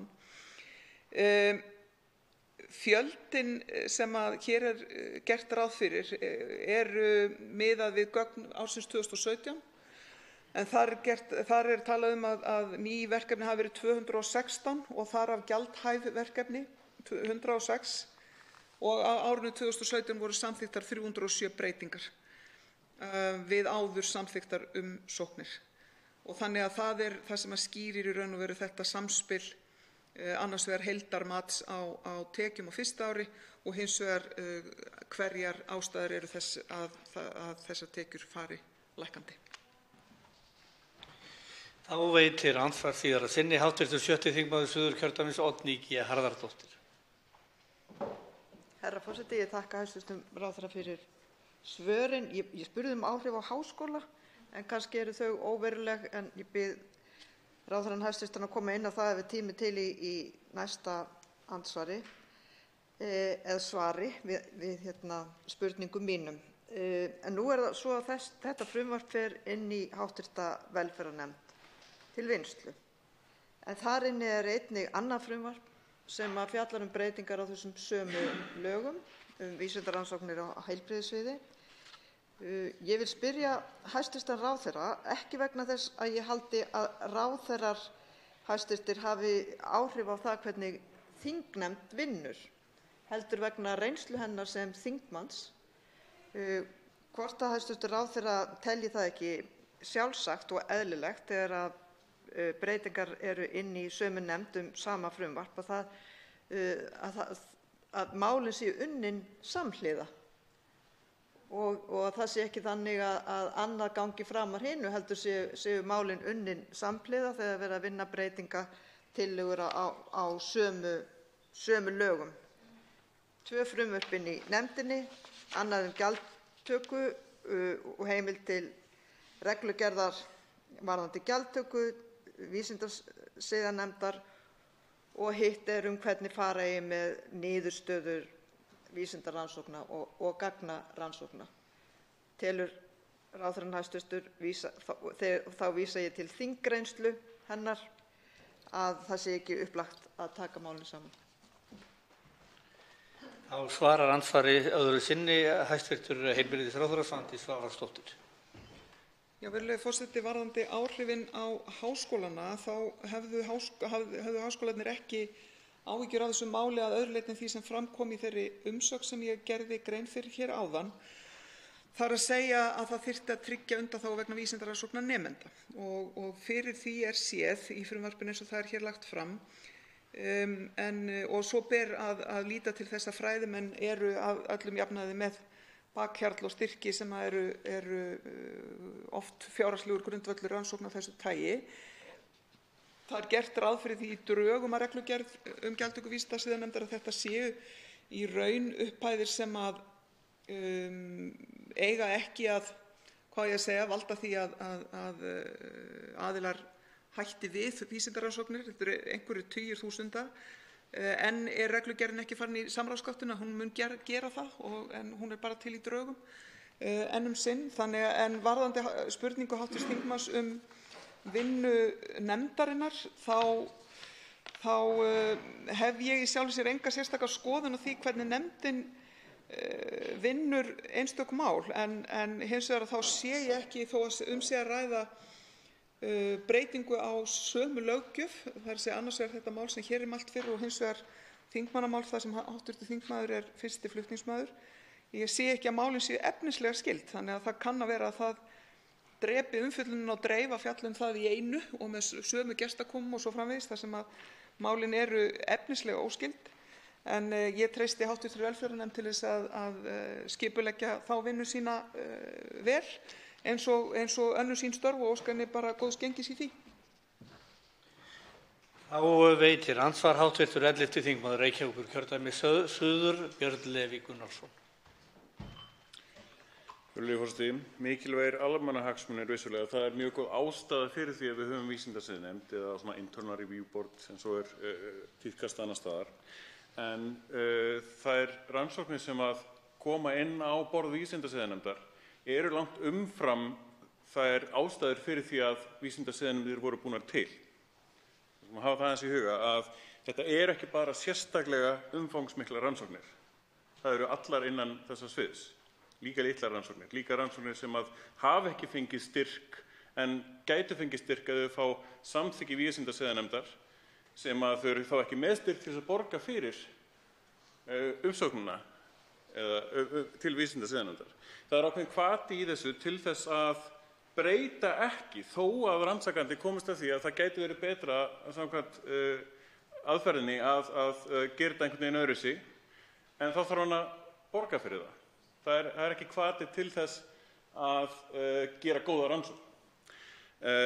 Það er áhugavert að sjá að í frumvarpinu er gert ráð fyrir því að gjaldið eigi að standa undir raunkostnaðarinni þjónustunnar, en á sama tíma er gert ráð fyrir 9 til 11 milljóna króna gjaldtöku af þessu sem detti síðan niður í 3 til 6. Hvort þarf til að standa undir raunkostnaði þjónustunnar? Ég veit ekki hvort. Fullt af öðru, en ég ætla að ná á allavega einu viðbót. Hvað eru nemendarannsóknir? Það er svona skilgreining hérna sem vantar, því að í velflestum rannsóknum sem eru stundaðar innan háskólans, þar koma nemendur mjög mikið að vinnunni. Þannig að það væri mjög áhugavert að heyra hvaðan og hvernig nákvæmlega nemendarannsóknir öðruvísi heldur en nokkur önnur rannsóknir sem eru unnin innan háskólans. Þá svarar andsvari hæstv. Heilbrigðisráðherra Svandís Svavarsdóttir. Já, virðulegi forseti. Fyrst varðandi, ef ég byrja á öfugum enda ef svo má orðið komast, hv. þingmaður lýsir áhyggjum yfir því að nemendarannsóknir sé ekki nægilega vel skilgreint.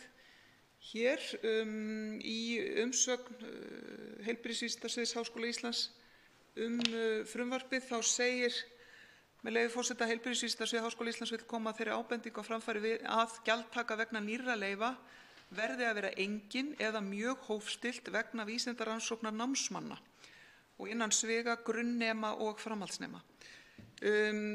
Ég tel að ef þessi skilgreining dugar Háskóla Íslands og Heilbrigðisvísindasviði þá ætti það að duga Alþingi, en ef að hv. velferðarnefnd telur að þurfa að gera betur í þeirri skilgreiningu þá treysti ég henni til þess. Hv. þingmaður spyr það hvað þurfi, hvor talan er það sem þarf til þess að standa straum af rekstri nefndarinnar, og því er til að svara að þetta er auðvitað viðmiðunarfjárhæðir, en grundvöllurinn er sá að það er verið að miða þarna við tímagjald, það er að segja þá raunverulegu vinnu sem að nefndin þarf að inna hendi, og ef hún þarf að inna af hendi mikla vinnu sem tengist breytingum á rannsóknum þá kostar það og það er innheimt í gjaldinu. Hv. þingmaður hefur áhyggjur af því að það falli þarna einhverjar rannsóknir milli skips og bryggju en í drögum að reglugerð sem að hér er og mun verða í samráðsgáttinni í kjölfarið á þessu máli, ljúki Alþingi málinu, að þá gerum við ráð fyrir 3 flokkum og sá flokkur sem að verður þá ódýrastur er sá þar sem að er að ræða þá stöðu að ekki sé bakhjarl að ræða en samkvæmt umsögn vísindasiðanefndar sjálfrar að þá eru þetta örfáar rannsóknir mögulega bara 1 á ári. Þá veitir andsvar síðar að sinni hv. 11. þingmaður Reykjavíkurkjördæmis suður, Björn Leví Gunnarsson. Virðulegi forseti, ástæðan fyrir spyr gjaldið er að í greinargerðinni þá er sagt að markmið með gjaldtökunni sé tvíþætt, annars vegar að styrkja rekstur nefndarinnar, það er ekki að standa undir grunnkostnaði sem ég skil, og innheimta hóflegt gjald fyrir afgreiðslu umsókna. Annars vegar með gjaldtakana því að bæta vinnubrögð rannsakenda og umsækjenda þannig að upphafi liggi fyrir vönduð rannsóknaráætlun. Þetta er svona kannski, ég skilja ákveðin hvatan í þessu, en ég sé þetta ekki ríma við það að þetta standi undir raunkostnaði vegna þjónustunnar. Ef markmiðið er að styrkja reksturinn eða á einhvern annan hátt, því að það er kvartað einmitt undan því að eftir að lögin voru sett að þá hefur fjármagn ekkert fylgt eftir þó að verkefni hafi aukist. Og ég tel eitt af því að vera afleiðing þess sem ég benti hérna á áðan er að mjög mikið af þessum verkefnum í rauninni ekki undir því komið þeim ástæðum fyrir því að vísindasiðanefnd varð til á annað borð. Og í þeim tilvikum þá finnst mér að það ætti að vera bara mjög einfalt svona útilokunarform sem segir bara þessi skilyrði sem að gera það að verkum að það er til vísindasiðanefnd eiga ekki við þá rannsókn sem ég er að vinna. Og það eru mjög mörg dæmi eins og að vinna með föngum og svo framvegis sem er dæmi í sögunni sem við höfum og verða sífellt til ný dæmi svo sem maður færir þá undir verkahring vísindasiðanefndar. En á meðan rannsakandi er ekki að sinna sannanlega rannsóknum sem að heyra undir nákvæmlega þær ástæður fyrir því að vísindasiðanefnd er til, að þá ætti bara að vera hægt að segja ég er ekki í svona rannsóknum búið. Það myndi eyða rosalega mikilli vinnu sem að ég tel að sé farið í að óþörfu. Þá svarar hæstv. Heilbrigðisráðherra andsvari síðar að sinni. Já, virðulegi forseti, fyrst er það að segja að vísindasiðanefnd sker í raun og veru sjálf úr það hvað telst vera vísindarannsókn á heilbrigðissviði í hvert sinn, þannig að ég held að áhyggjur hv. þingmanns séu ástæðulausar nema ef að minn skilningur er ekki réttur á hans orðum og hann gerir ráð fyrir að það sé einhvers konar tékklisti sem að viðkomandi getur fyllt út í áður á fyrri stigum en þarna ég held að hv. velferðarnefnd þurfi að taka á þessum álitamálum eins og öðrum. Ég sé ekki alveg í fljótu bragði að þetta sé eða verði vandamál. Hins vegar þá er það orð hv. þingmanns sem lúta gjaldtökunni og þá liggur nú kannski beinast að spyrja hvort að hv. þingmaður telji að gjaldið eigi að vera hærra vegna þess að það er þannig að það er farið mjög varfærið í þessa gjaldtöku og þó að henni sé ætlað að koma til móts við kostnað og rekstur nefndarinnar þá er það auðvitað svo að ríkissjóður brúar bilið og við teljum ekki að vísindasiðanefnd eigi að safna sérstökum sjóðum heldur eigi nefndin að innheimta hóflegt gjald til þess að standa straum af meginkostnaðinum við rekstur nefndarinnar en það er enn og aftur til umfjöllunar bæði í samráðsgáttinni þegar drög að reglugerð verða birt þar en ekki síður þá í umfjöllun hv. velferðarnefndar þetta frumvarp sem hér er til umræðu. Andsvörum er þá lokið. Til máls tekur hv. 11. þingmaður Reykjavíkurkjördæmis suður, Björn Leví Gunnarsson. Virðulegi forseti, þetta voru áhugaverð svör sem kom hér fram hjá heilbrigðisráðherra áðan og það er áhugavert að heyra einmitt að þessu gjaldi er ætlað að brúa þetta bil sem er á milli þess raunkostnaðar sem stendur undir vísindasiðanefnd. og þess sem að sú nefnd fær á fjárlögum. Með öðrum orðum að þá verið að færa ákveðinn kostnað frá rannsóknarstyrkjum til vísindasiðanefndar.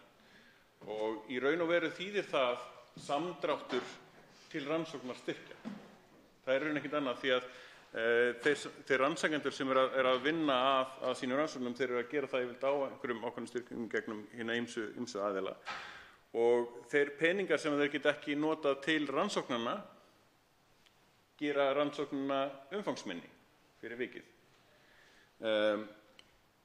Þannig að með því að þurfa að taka hluta af rannsóknarfé sínu til þess að standa að störfum vísindasiðanefndar, að þá minnkar það einfaldlega umfang og mögulega gæði rannsóknanna.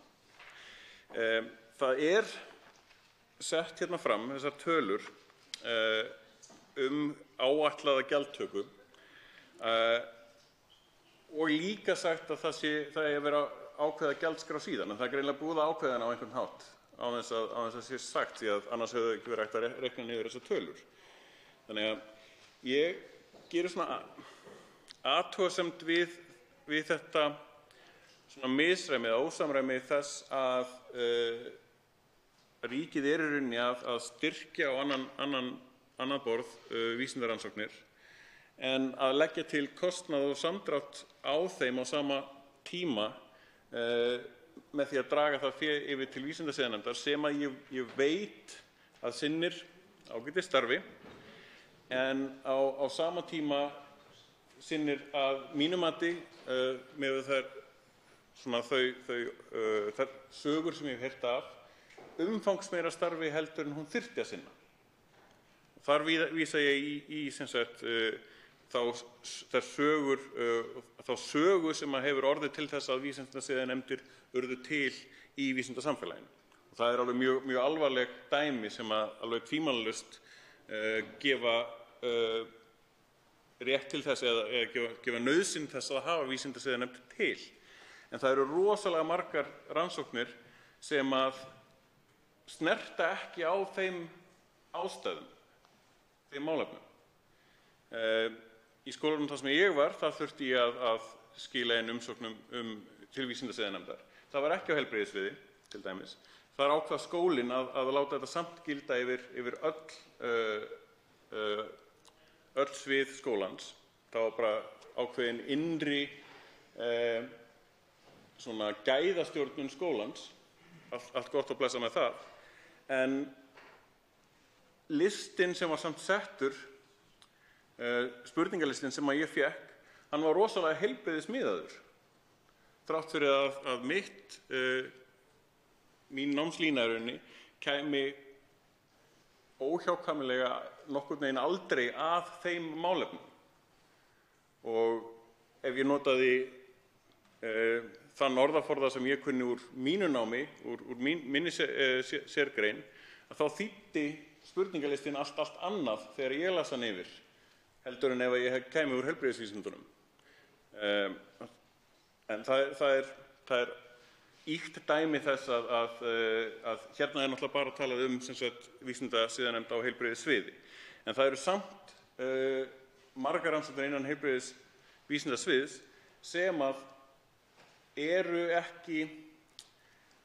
ætti ekki að þurfa að flokka undir verksvið vísindasiðanefndar að athuga.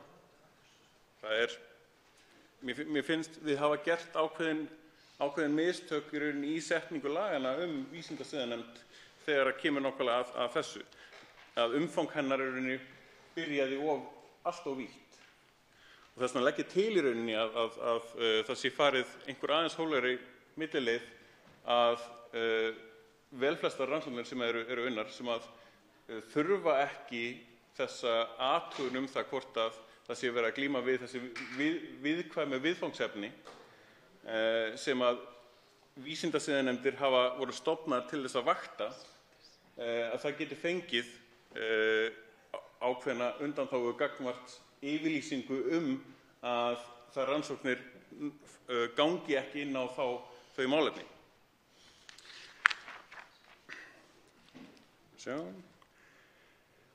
En að öðru leyti held ég að bæði í andsvörum hérna og svörum hafi annars allt komið fram.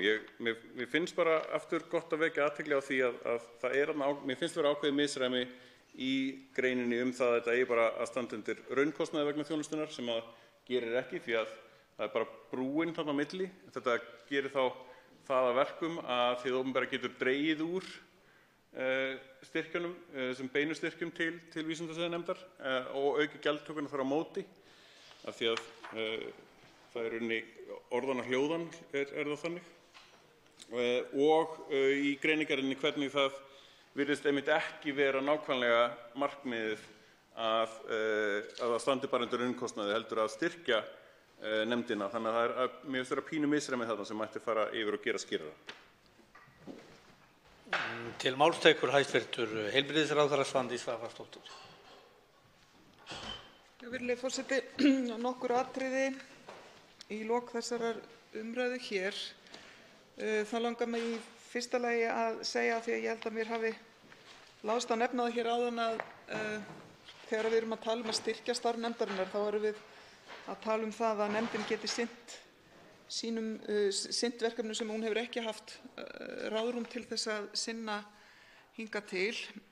Mig langar líka til þess að nefna almennt, af því að við höfum kannski ekki verið mjög upptekin af því hér að í þessari umræðu að ræða almennt mikilvægi vísindarannsókna á heilbrigðissviði, ekki síst í ljósi þess að það eru sífellt, hvað ég að segja, meira krefjandi viðfangsefni sem að heilbrigðisþjónustan þarf að glíma við á öllum stigum og sem betur fer sífellt skýrari kröfur það að það séu gagnreyndar aðferðir sem eru lagðar til grundvallar við meðferð.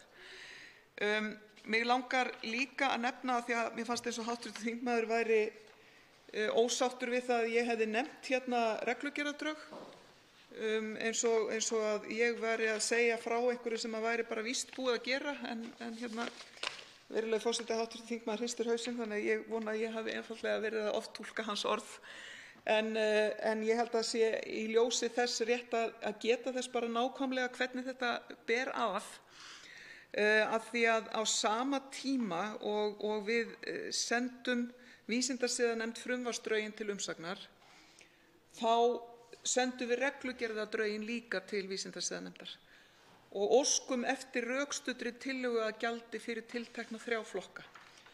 Og vísindasiðanefndin leggur síðan til tilteknar fjárhæðir með vísan til umfangs þeirrar vinnu sem ætla má að fari fram í nefndinni á grundvelli talna frá undanförnum árum. Þannig að það er ástæðan, virðulegi forseti, fyrir því að þetta er orðið allnokkuð mótað en hins vegar verðum við auðvitað í ljósi þess hvernig í hvaða röð á að gera hlutina að bíða með það að setja reglugerðina í samráðsgáttina þangað til að Alþingi hefur afgreitt lögin, afgreitt frumvarpið og gert það að lögum ef að Alþingi kýs að gera svo. Því að það er ekki mikill bragur á því að framkvæmdarvaldið sé komið með reglugerð í samráðsgátt sem hefur ekki lagastoð. Þannig að því ég veit að ég og hv. þingmaður deilum því sérstaklega að hafa áhuga á því að ferlum sé til skila haldið og hlutirnir séu gerðir í réttri röð, þá vænti ég þess að mæta skilningi í þeirri nálgun minni í þeim efnum. Hvað varðar síðan athugasemdir hv. þingmanns sem lúta að tilkomu vísindasiðanefndar til að byrja með og það hversu breið eða þröng hún er til að byrja með og síðan hvaða verkefni hún sé að fjalla varðar að hluta til fyrri tíð og snýst kannski ekki nákvæmlega það þingmál sem hér er til umfjöllunar en er allrar athygli vert og mín afstaða er sú að vísindi á heilbrigðissviði koma til með að taka meira af tíma okkar bæði í rannsóknum og vísindum en ekki síður í stefnumótun í heilbrigðismálum vegna þess að við höfum auðvitað horft til þess og það verður í vaxandi mæli að framfarir í tækni og vísindum verði jafnvel hraðari heldur en siðferðileg umræða hefur náð að halda í við og þess vegna verðum við að freista þess að hafa líka siðferðileg álitamál á dagskrá hér á Alþingi og auðvitað ekki síður í vísindasamfélaginu. Fleiri hafa ekki hvatt sér hljóðs og er umræðu lokið.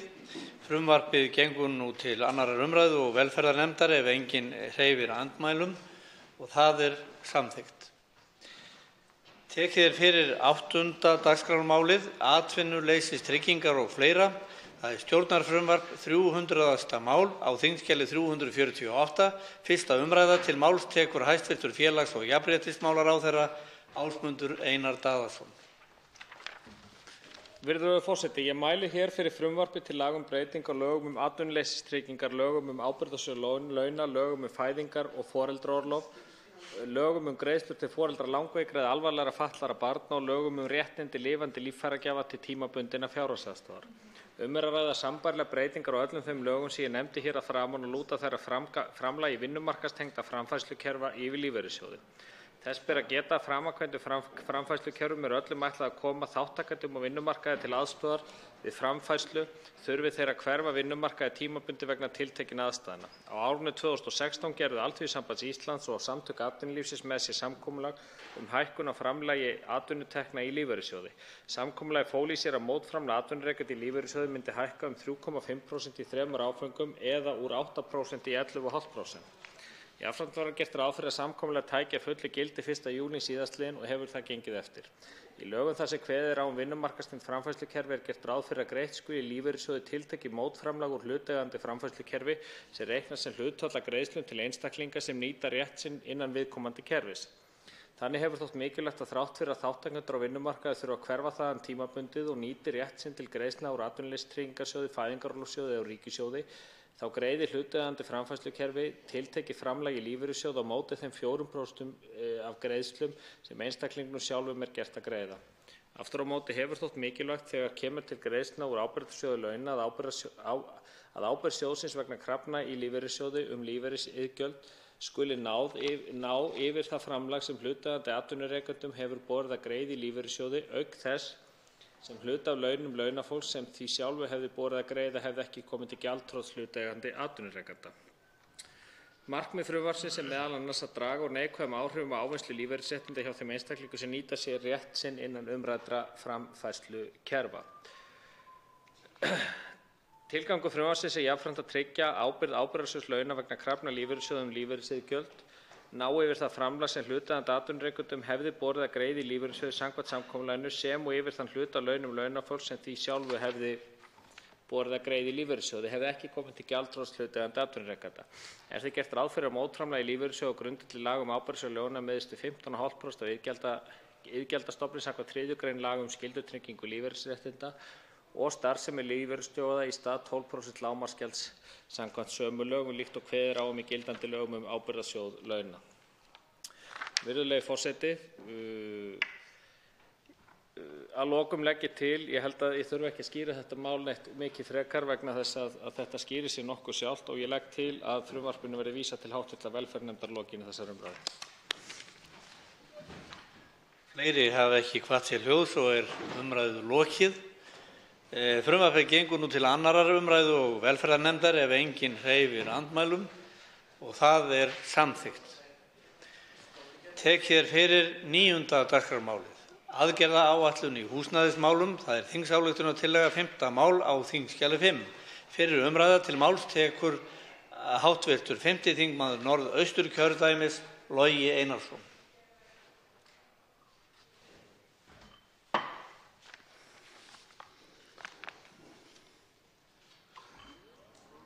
Herra forseti, húsnæði er meira en steypa og bárujárn, meira en skjól frá veðri og vindum.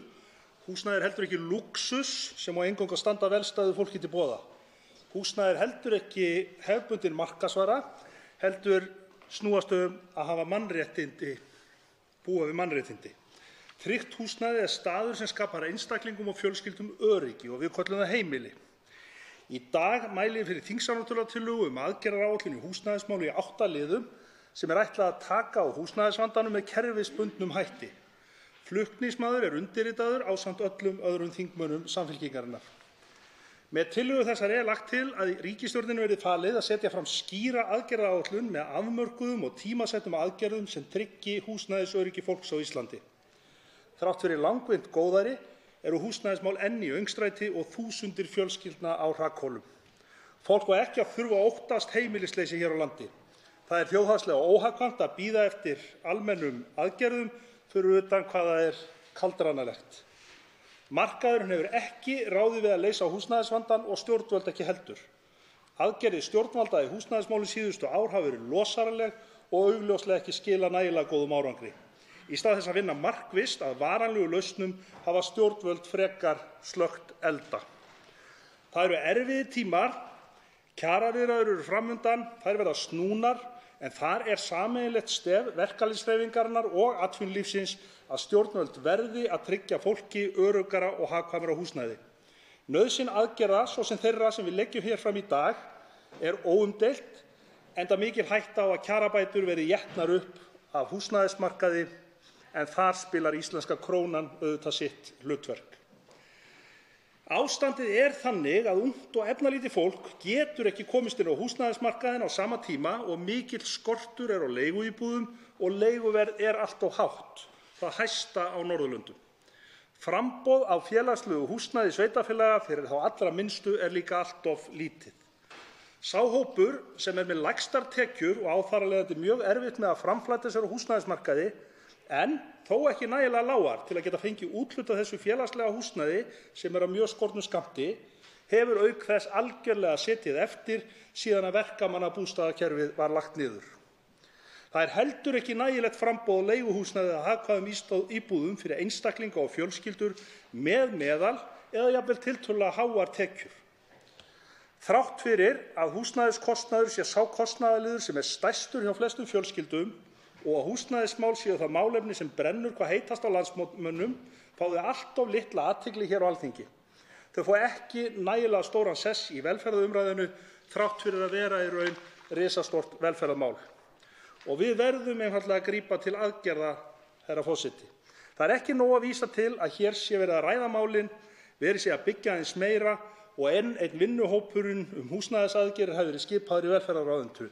Fólk er einfaldlega búið að bíða allt of lengi, herra forseti.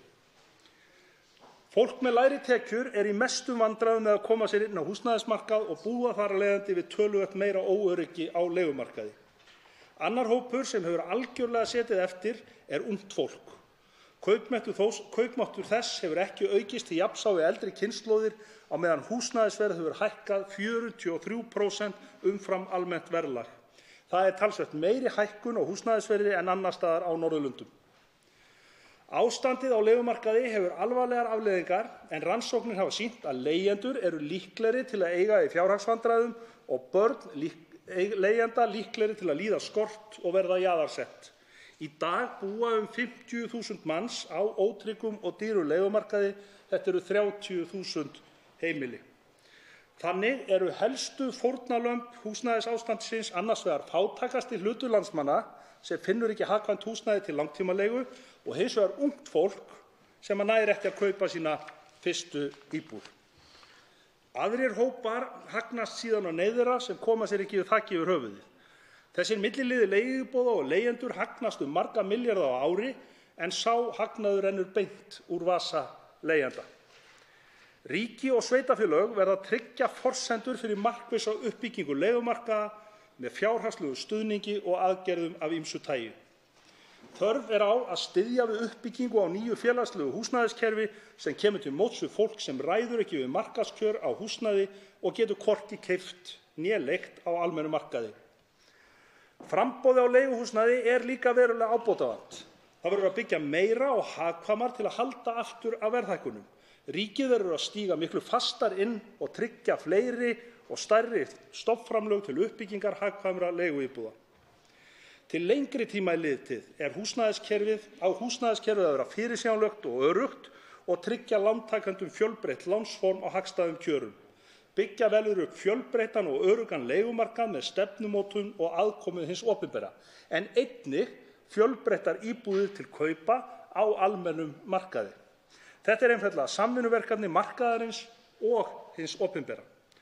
Það er lykilatriði að vinna lausnir í húsnæðismálum í nánu samstarfi við verkalýðshreyfinguna, atvinnulífið og sveitarfélögin í landinu. Samfylkingin leggur því fram umrædda þingsályktunartillögu í 8 liðum sem ætlað að bæta húsnæðisvandann kerfisbundið. Þingmenn Samfylkingarinnar telja tillöguna nauðsynlegt skref í áttina að hagkvæmari húsnæðismarkaði, manneskjulegri leigumarkaði og meiri félagslegum stöðugleika. Að sjálfsögðu gerum við okkur grein fyrir því að þessi tillaga mun ekki leysa allan þann vanda sem við erum í og ekki eins og skot. Þetta eru hins vegar nauðsynleg fyrstu skref til að taka á þessum hlutum af einhverju alvöru með varanlegum hætti. En þó það sé ekki hluti af þessum 8 tillögum hlýtur maður að nefna fílinn í herberginu sem er gjaldmiðill. Að sjálfsögðu er stærsta hindrunin ekki rykt úr vegi, en það eru háir vextir og fjármagnskostnaður sem fylgir íslenskri örmynt. Sú staðreynd að framleiðni á Íslandi er mikið lægri en á Norðurlöndunum á sama tíma og við búum við miklu hærra vaxtastig og meiri fjármagnskostnað er auðvitað ekkert annað en ávísun á enn meiri erfiðleika við uppbyggingu sjálfbærs húsnæðismarkaðar en þyrfti að vera. En herra forseti, fyrsti liður tillögunnar snýr að startlánum að norskri fyrirmynd. Ungt fólk á sífellt erfiðara með að komast inn á húsnæðismarkað en þeir erfiðleikar stafa fyrst og fremst af skorti á eigið fé. Leiguverð er of hátt og húsnæðisverð hækkar stöðugt umfram kaupmátt. Einu raunaðgerðir stjórnvalda síðustu ára sem snúa að aðstoð við kaup á fyrstu fasteign felast í að hægt sé að nýta séreignarsparnað skattfrjálst við íbúðarkaup. En þessar aðgerðir nýtast fyrst og fremst þeim sem hafa hærri tekjur. Startlán koma hins vegar þeim til aðstoðar sem að stíga sín fyrstu skref á fasteignamarkaði og fá ekki lán annars staðar, auk þess að þeim er ætlað að tryggja húsnæðisöryggi fyrir viðkvæma hópa. Þau koma tekjulágum fjölskyldu best sem eru með lágar en öruggar tekjur en geta ekki fengið nægjanleg lán hjá hefðbundnum bönkum. Þar að auki standa þau fjölskyldum til boða sem eiga erfitt með að mæta útgjöldum vegna húsnæðiskostnaðar í formi endurfjármögnunar. Þetta er gert til að hjálpa fjölskyldum að vera áfram með fasta og örugga búsetu. Lánin hafa reynst vel í Noregi þar sem sett voru skilyrði hámarkskaupverð til að sporna við verðhækkunum og passa upp á að húsnæði væri ekki dýrara en svo að lántækendur réðu við afborganir til lengri tíma. Í öðru lagi leggjum við enn og aftur til fjölgun hagkvæmra íbúða í samvinnu við verkalýðs- og sveitarfélögin til að koma stoðum undir manneskjulegum leigumarkað. Tekjulágir einstaklingar hafa verið utangarðs á húsnæðismarkaði frá því að verkamannabústaðakerfið var lagt niður. Það er hafið yfir vafa ef að verkamannabústaðakerfið hefði fengið að þróast áfram í stað þess að leggja það niður, væru nú 20.000 fleiri íbúðir í kerfinu í dag. Þessi hópur sem á að mæta ræður ekki við markaðinn en telst of tekjuhár fyrir félagslegt húsnæði sveitarfélaga. Nú hefur loksins fjármagn verið tryggt í stofnframlög til uppbyggingar 2300 íbúða eftir margra ára baráttu. En það er bara ekki nóg, herra forseti. Þessi uppbygging þarf að vera miklu meiri og hraðari. Hér verður að byggja upp öruggari leigumarkað í félögum án hagnaðarsjónarmiða. Slík félög eiga hins vegar erfitt með að ná fótfestu vegna fjármögnunarvanda og eru samt sem áður mjög mikilvægur hluti af húsnæðiskerfi nágrannaþjóðanna og við þurfum að stefna þangað. Ljóst er að það þarf að vinna á uppsöfnuðum skort á íbúðum og það er langtímaverkefni en ekki átaksverkefni. Ríkisstjórnin verður í samstarfi við sveitarfélög, aðila vinnumarkaðarins og lífeyrissjóði að bregðast við skorti á leiguíbúðum og tryggja nægt framboð. Þá er lykilatriði að huga því hvers konar íbúðir vantar á markaðinn, ekki síður en hversu margar. Því nú er fyrst og fremst þörf á minni og hagkvæmari íbúðum næstu árin, meðal annars vegna breytinga á fjölskyldumynstri. Aðkoma ríkisins er einfaldlega nauðsynleg til að leggja grunninn að traustum leigumarkaði og tryggja að mikil fjölgun íbúða á næstu árum verði hagkvæm fyrir samfélagið og nýtist í baráttunni gegn fátækt og ójöfnuði. Þess vegna er lagt til að á næstu árum verði ráðist í byggingu að minnsta kosti 5.000 leiguíbúða í samstarfi við aðila sem eru ekki í hagnaðarrekstri. Átak í þessu veru kann að þurfa að vera tímabundið á einstökum svæðum en varanlegt á öðrum og getur lotið ólíkum lögmálum frá einu svæði til annars. Í þriðja lagi verður að jafna ábyrgð sveitarfélaga hér á landi þegar kemur að framboði á félagslegu húsnæði. Byrðum vegna félagslegs húsnæði er mjög misskipt milli sveitarfélaga á höfuðborgarsvæðinu. Reykjavík á hlutfallslega langmest af slíkum eignum eða allt að 8 sinnum meira en sveitarfélögin í kring. Sömu sögu er að segja Akureyri, en bærinn stendur sig mun betur heldur en önnur sveitarfélög á landsbyggðinni.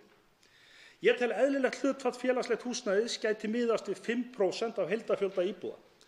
Ljóst er að mörg sveitarfélög uppfylli ekki það hlutfall og því þurfa efnaminnar fjölskyldur oft að leita annað eftir úrlausn sinna mála. Það þurfa viðtöku sveitarfélög að borga brúsann.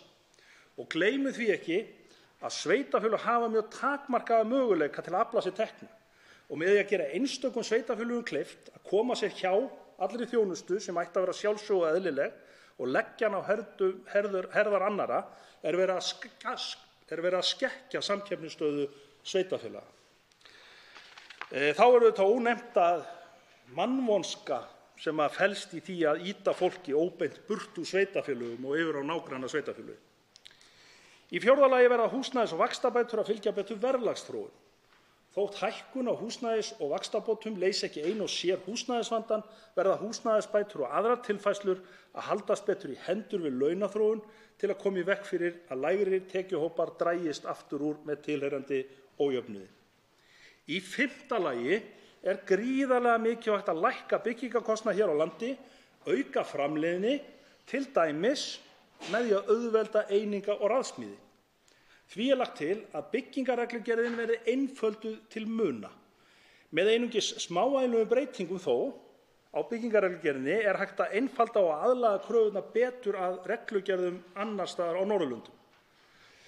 Þekktar erlendar aðferðir stoppa vegna regluverkisins hér þrátt fyrir vilja yfirvalda. Af hverju erum við alltaf að finna upp hjólið þegar hægt er að notast við staðlaðar lausnir? Og aðrar þjóðir hafa sýnt það að hagræði af nútímalegum byggingaraðferðum í langan tíma að það er vel hægt að viðhafa þær án þess að slaka nokkuð á gæðum í byggingum.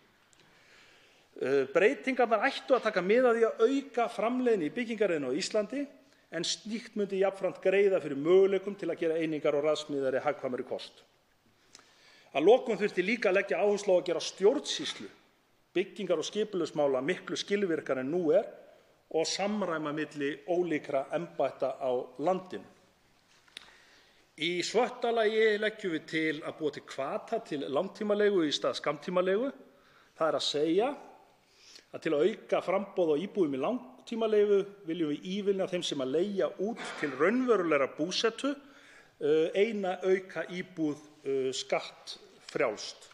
Og það er svo háð ákveðnum skilyrðum sem að talað í þingsályktunartillögunni. Í áttunda lagi þá leggjum við til að breyta lögum húsnæðisbætur með það að markmiði að ungt fólk og öryrkjar sem að deila húsnæði geti öðlast rétt á húsnæðisbótum.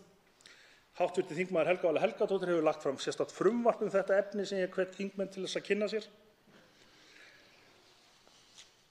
En með þessum nauðsynlegu úrbótum sem ég hef nefnt hér tökum við markvisst skref í áttina að heilbrigðum húsnæðis- og leigumarkaði til framtíðar.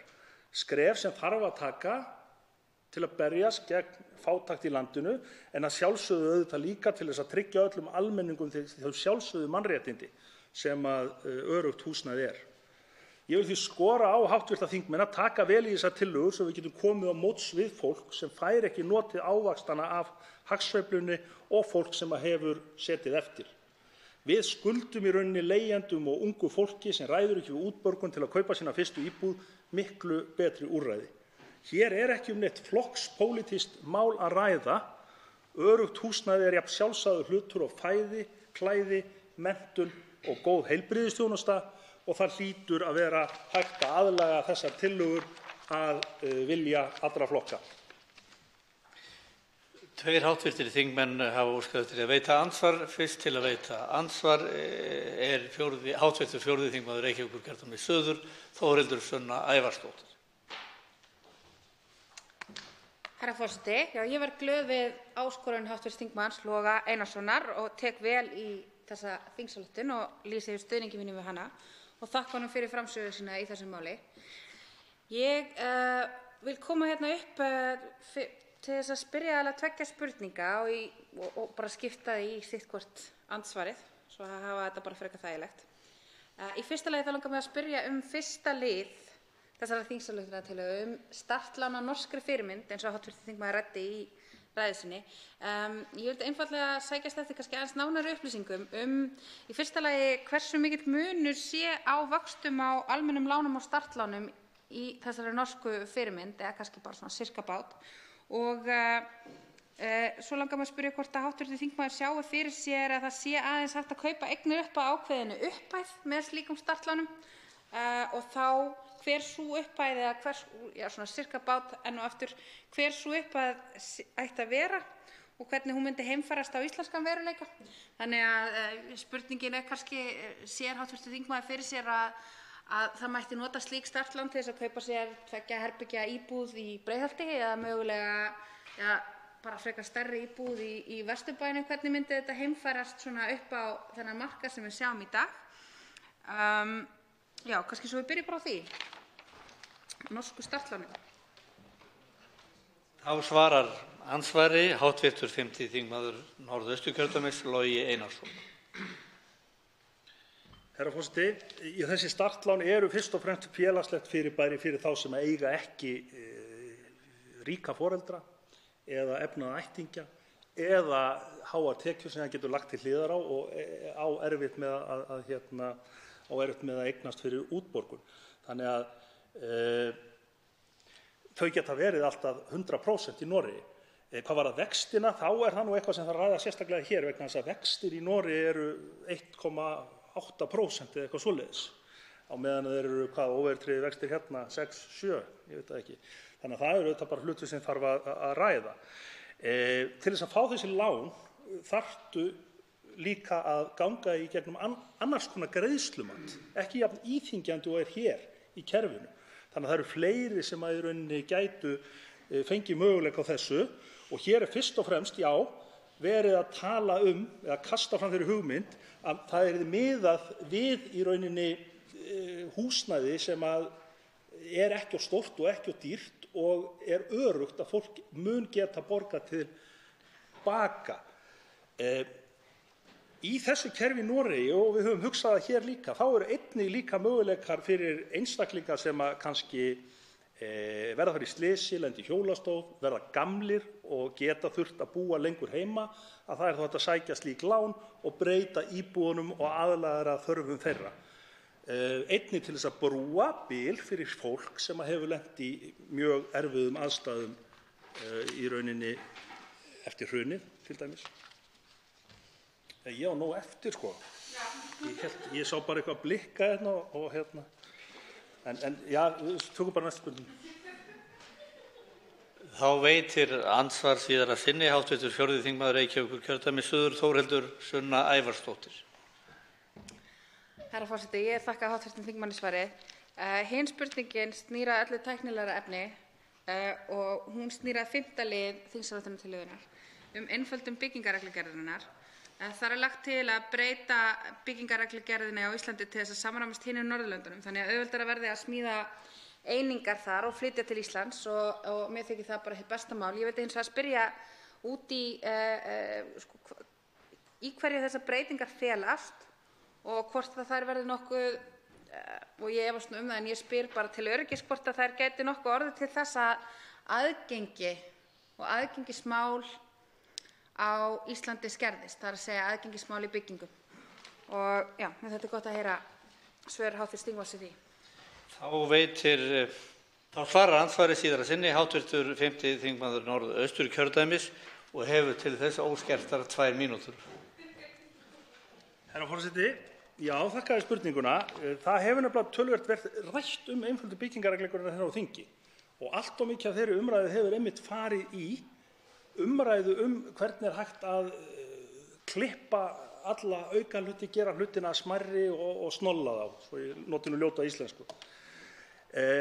Og það vissulega alveg í góðu lagi að gera mönnum kleift að byggja litlar íbúðir, en hér ekki verið að tala það að við förum frá þessari algildru hönnu þar sem aðgengi fyrir alla. Það líka þannig á Norðurlöndunum, en jafnvel þar getum við aðlagað okkur að því sem þar. Hér ég að tala þætti sem hafa bara ekki verið ræddir en eru alveg himinhrópandi, eins og til dæmis það að það skuli vera önnur krafa lofthæðir á Íslandi heldur en Svíþjóð. Það gerir það. Það gerir einfaldlega það að ef að einstaklingur ætlar að byggja 30–40 fermetra íbúða fjölbýlishús á Íslandi og ætlar að kaupa sig inn í framleiðslu hjá fyrirtæki sem að framleiða miðað við aðrar aðstæður, þá þarf að fara sér útbúa þessar einingar fyrir Ísland. Það mun alltaf gera þær kannski 15, 20, 30% dýrari. Þannig að þetta bara óhagkvæmt og við styðjumst á svo miklu leyti við Norðurlöndin að við ættum í rauninni að geta búið og treysti að kröfur sem þar eru gerðar séu eitthvað sem við getum sætt okkur við. Þar fyrir utan má gera miklu stærri og róttækari breytingar á byggingarreglugerðinni. Hér á Íslandi hún forskriftarreglugerð. Það til dæmis sagt nákvæmlega fyrir hvernig íbúðir eiga að vera, hversu stórar, litlar, breiðar og allt það, á meðan að norræna reglugerðin markmiðsdrifin. Það talað gæði, það talað lýsingu, það talað fegurð og annað, og síðan það auðvitað bara hönnuðana og verktakana að sannfæra byggingaryfirvöld að það sé verið uppfært á það. Það miklu skynsamlegri nálgun. Þá veitir andsvar hv. 10. þingmaður Suðvesturkjördæmis, Óli Björn Kárason.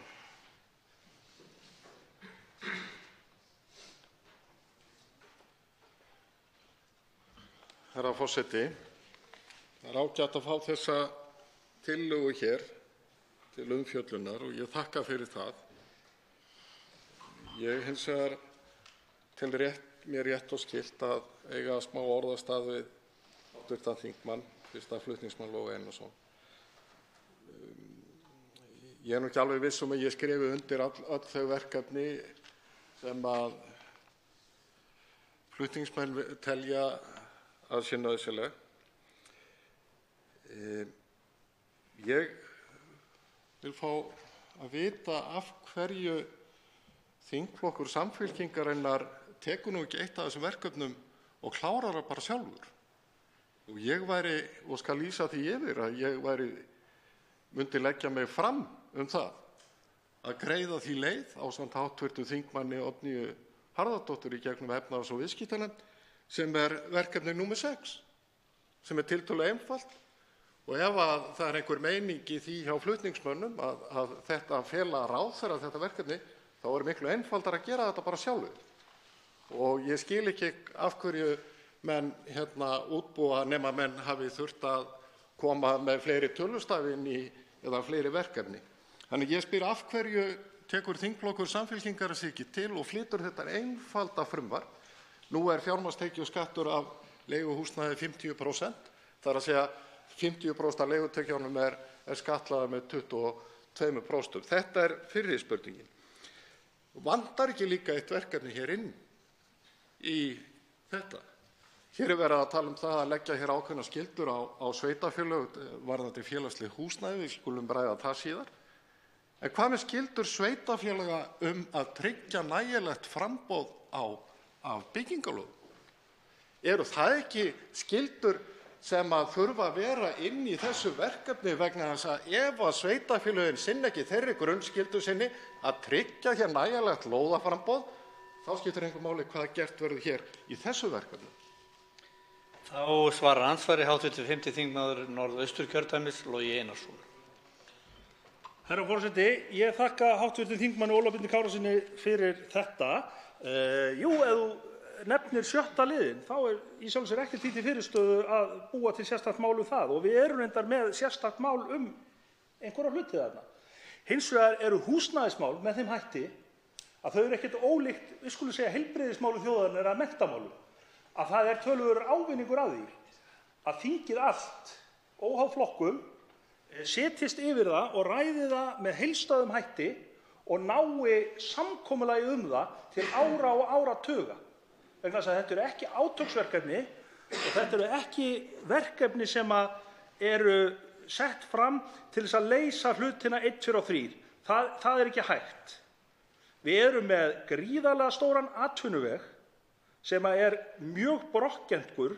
Ég meina, sjálfur starfaði ég í honum í 25 ár og fór í gegnum 4 kreppur í byggingariðnaði, vegna þess að það var ýmist verið að slá úr eða gefa í, og við eigum náttúrulega að geta náð bara mjög breiðri sátt hér í samfélaginu allavega svona meginhugsunina við húsnæðismál og íbúðaruppbyggingu. Hvað varðar skyldur lóðar, þá býst ég við að þetta sé svona einhver leikur til að reyna að koma á höggi á höfuðborgina sem hefur reyndar staðið sig miklu betur í húsnæðismálum heldur en öll sveitarfélögin í kring. Það er ekki til neins heldur að hafa fullt af tómu lónum ef þú gerir aldrei neitt. Og hér er búið að byggja í Reykjavík, þetta er mesta uppbyggingaskeið í sögu borgarinnar ef að jafnvel þó þú reiknir inn í það íbúafjöldan, þetta er stærra uppbyggingaskeið heldur en að menn réðust í uppbyggingu Breiðholts. Þannig að við skulum bara hafa það á hreinu. Þannig að allar tilraunir til þess að reyna að koma Reykjavíkurborg illa í þessu umræðu, þær eru misheppnaðar. Og þá veitir andsvar í síðara sinni hv. 10. þingmaður Suðvesturkjördæmis Óli Björn Kárason.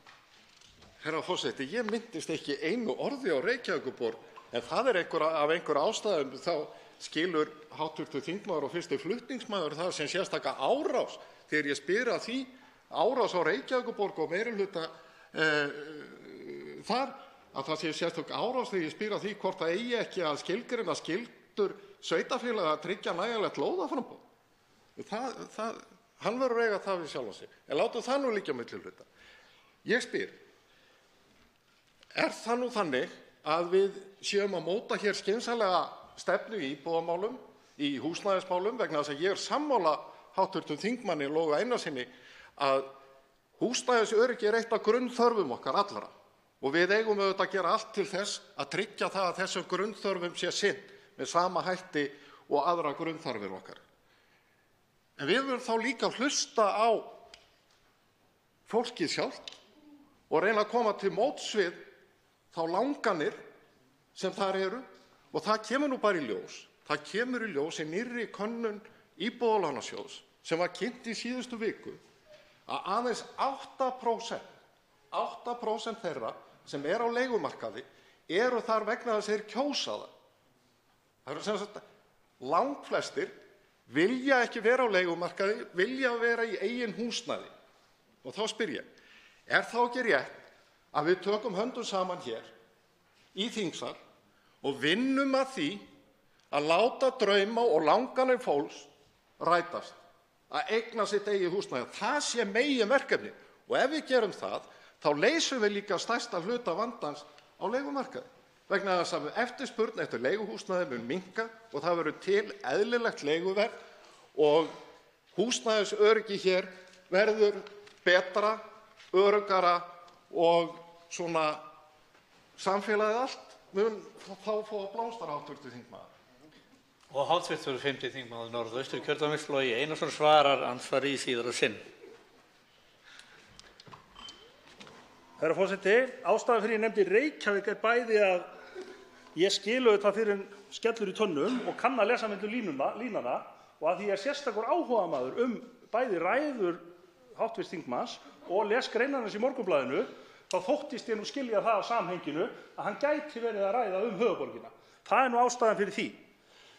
Auðvitað er allt í lagi að hlusta á fólk og ég veit það að ný könnun sem Íbúðalánasjóður gerði sýnir að 92% fólks á leigumarkaði er óánægt með að vera á leigumarkaði. En þú getur líka spurt 10 manna hóp sem gengur á splunku nýjum gúmmístígvélum í blautu veðri og aðra sem eru á götóttum. Svörin verða þannig að þeir sem eru á heilum gúmmístígvélum munu vera ánægðir með þau en hinir munu ekki vera óánægðir með þau. Þegar að menn eru að tefla fram svona könnun þá þarf líka nefnilega að skoða hvernig er viðhorf fólks til leigumarkaða í Þýskalandi, í Svíþjóð, í Danmörku og Noregi og þá kemur í ljós að það er almenn ánægja. Það er kerfið gott og að því að ég gef mér að við séum sammála það að fólk hugsi eins á Raufarhöfn og í Rúanda og þurfi sömu þarfir, þá gerir ég ráð fyrir því að það veri gott, ef það veri góður leigumarkaður hér, þá væri meiri ánægja. Ég talaði einmitt það og hef alltaf talað það að það eigi að vera jafnræði milli þess að geta búið á öruggu leigumarkaði eða geta keypt sér íbúð. Ég talaði líka það að því opinbera hefði skyldum að gegna en einkaframtakið á líka að fá að byggja. Ungt fólk í dag er allt öðruvísi heldur en þegar við tveir vorum ungir og dreymdum að búa í úthverfi í stóru húsi með bílskúr. Ungt fólk hreyfanlegra í dag, það vill ekki festa sig og við skulum bara gera hvoru tveggja og hv. þingmaður Óli Björn, við skulum gera það saman. Andsvörum lokið. Til máls tekur hv. 4. þingmaður Suðvesturkjördæmis, Margrét Tryggvadóttir.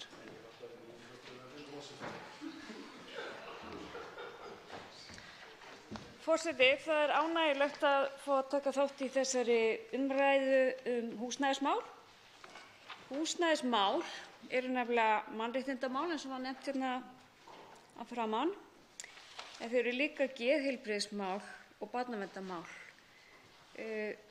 Húsnæðiskerfið á Íslandi er ekki í lagi og fyrir því eru kannski margar og frekar flóknar ástæður, og ég held að þessi þingsályktunartillaga sé ágætt skref í að laga það. Öryggi er annað af grunnþrepunum í þarfa píramída Maslows. Við þurfum öll húsnæði og hið opinbera hefur ákveðnum skyldum að gegna þegar kemur að því. Og sérstaklega, mig langaði sérstaklega að nefna það vegna þess að hér er komið inn á það að skyldu verði settar á sveitarfélög kemur að félagslegu húsnæði með það markmið að jafna byrðar sveitarfélaganna. Þetta er gríðarlega mikilvægt. Ég er hérna með ársgamla tölur. Í Reykjavík voru fyrir ári síðan 2650 félagslegar íbúðir og við vitum öll að þeim fjölgar ört þessa dagana. Þetta eru félagslegar íbúðir, þá eru ótaldar íbúðir eins og búseturéttar íbúðir og aðrar íbúðir sem eru ekki í hagnaðardrifnu kerfi. Í Kópavogi voru þær fyrir ári síðan 436 og ég hef ekki heyrt að það hafi bæst neitt við þar, en þar er sem sagt staðan næstbest. Í Hafnarfirði 245 og svo komum við að ríkustu sveitarfélögunum hér á höfuðborgarsvæðinu. Í Garðabær voru þær 35, í Mosfellsbæ 30, Seltjarnarnesi 16. Þetta er til háborinnar skammar og það verður að gera eitthvað í því til þess að ákveða bara hreinlega að það sé eitthvað ákveðið hlutfall af íbúðum í hverju sveitarfélagi sem eigi að vera rekið á félagslegum forsendum.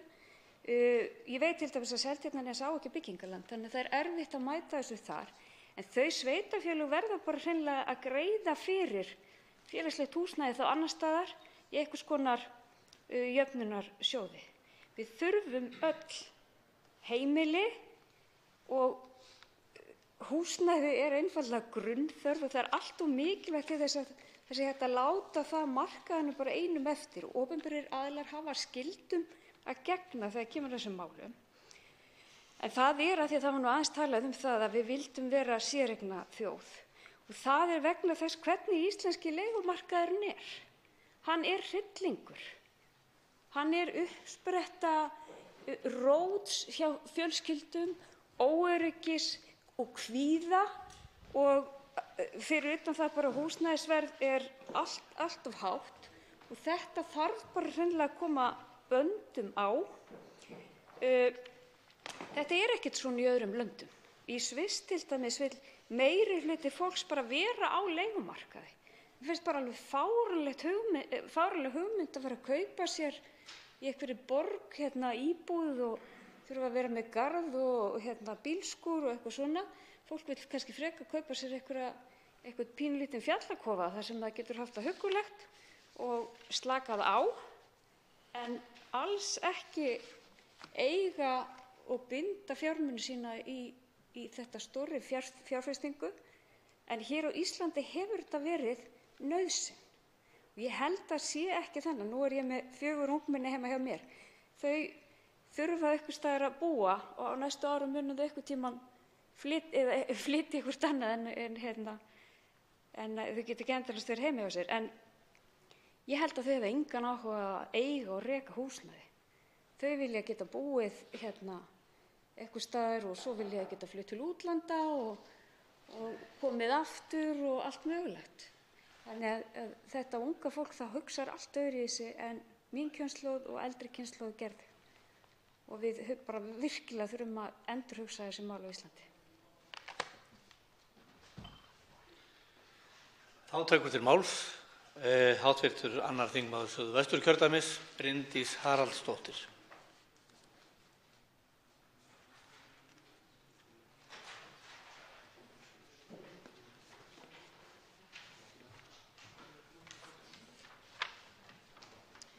Virðulegi forseti. Ég fagna því ávallt þegar við fáum tækifæri til að ræða húsnæðismál hér í þessum sal, því að ég held að það sé mjög mikilvægt að það sé gert.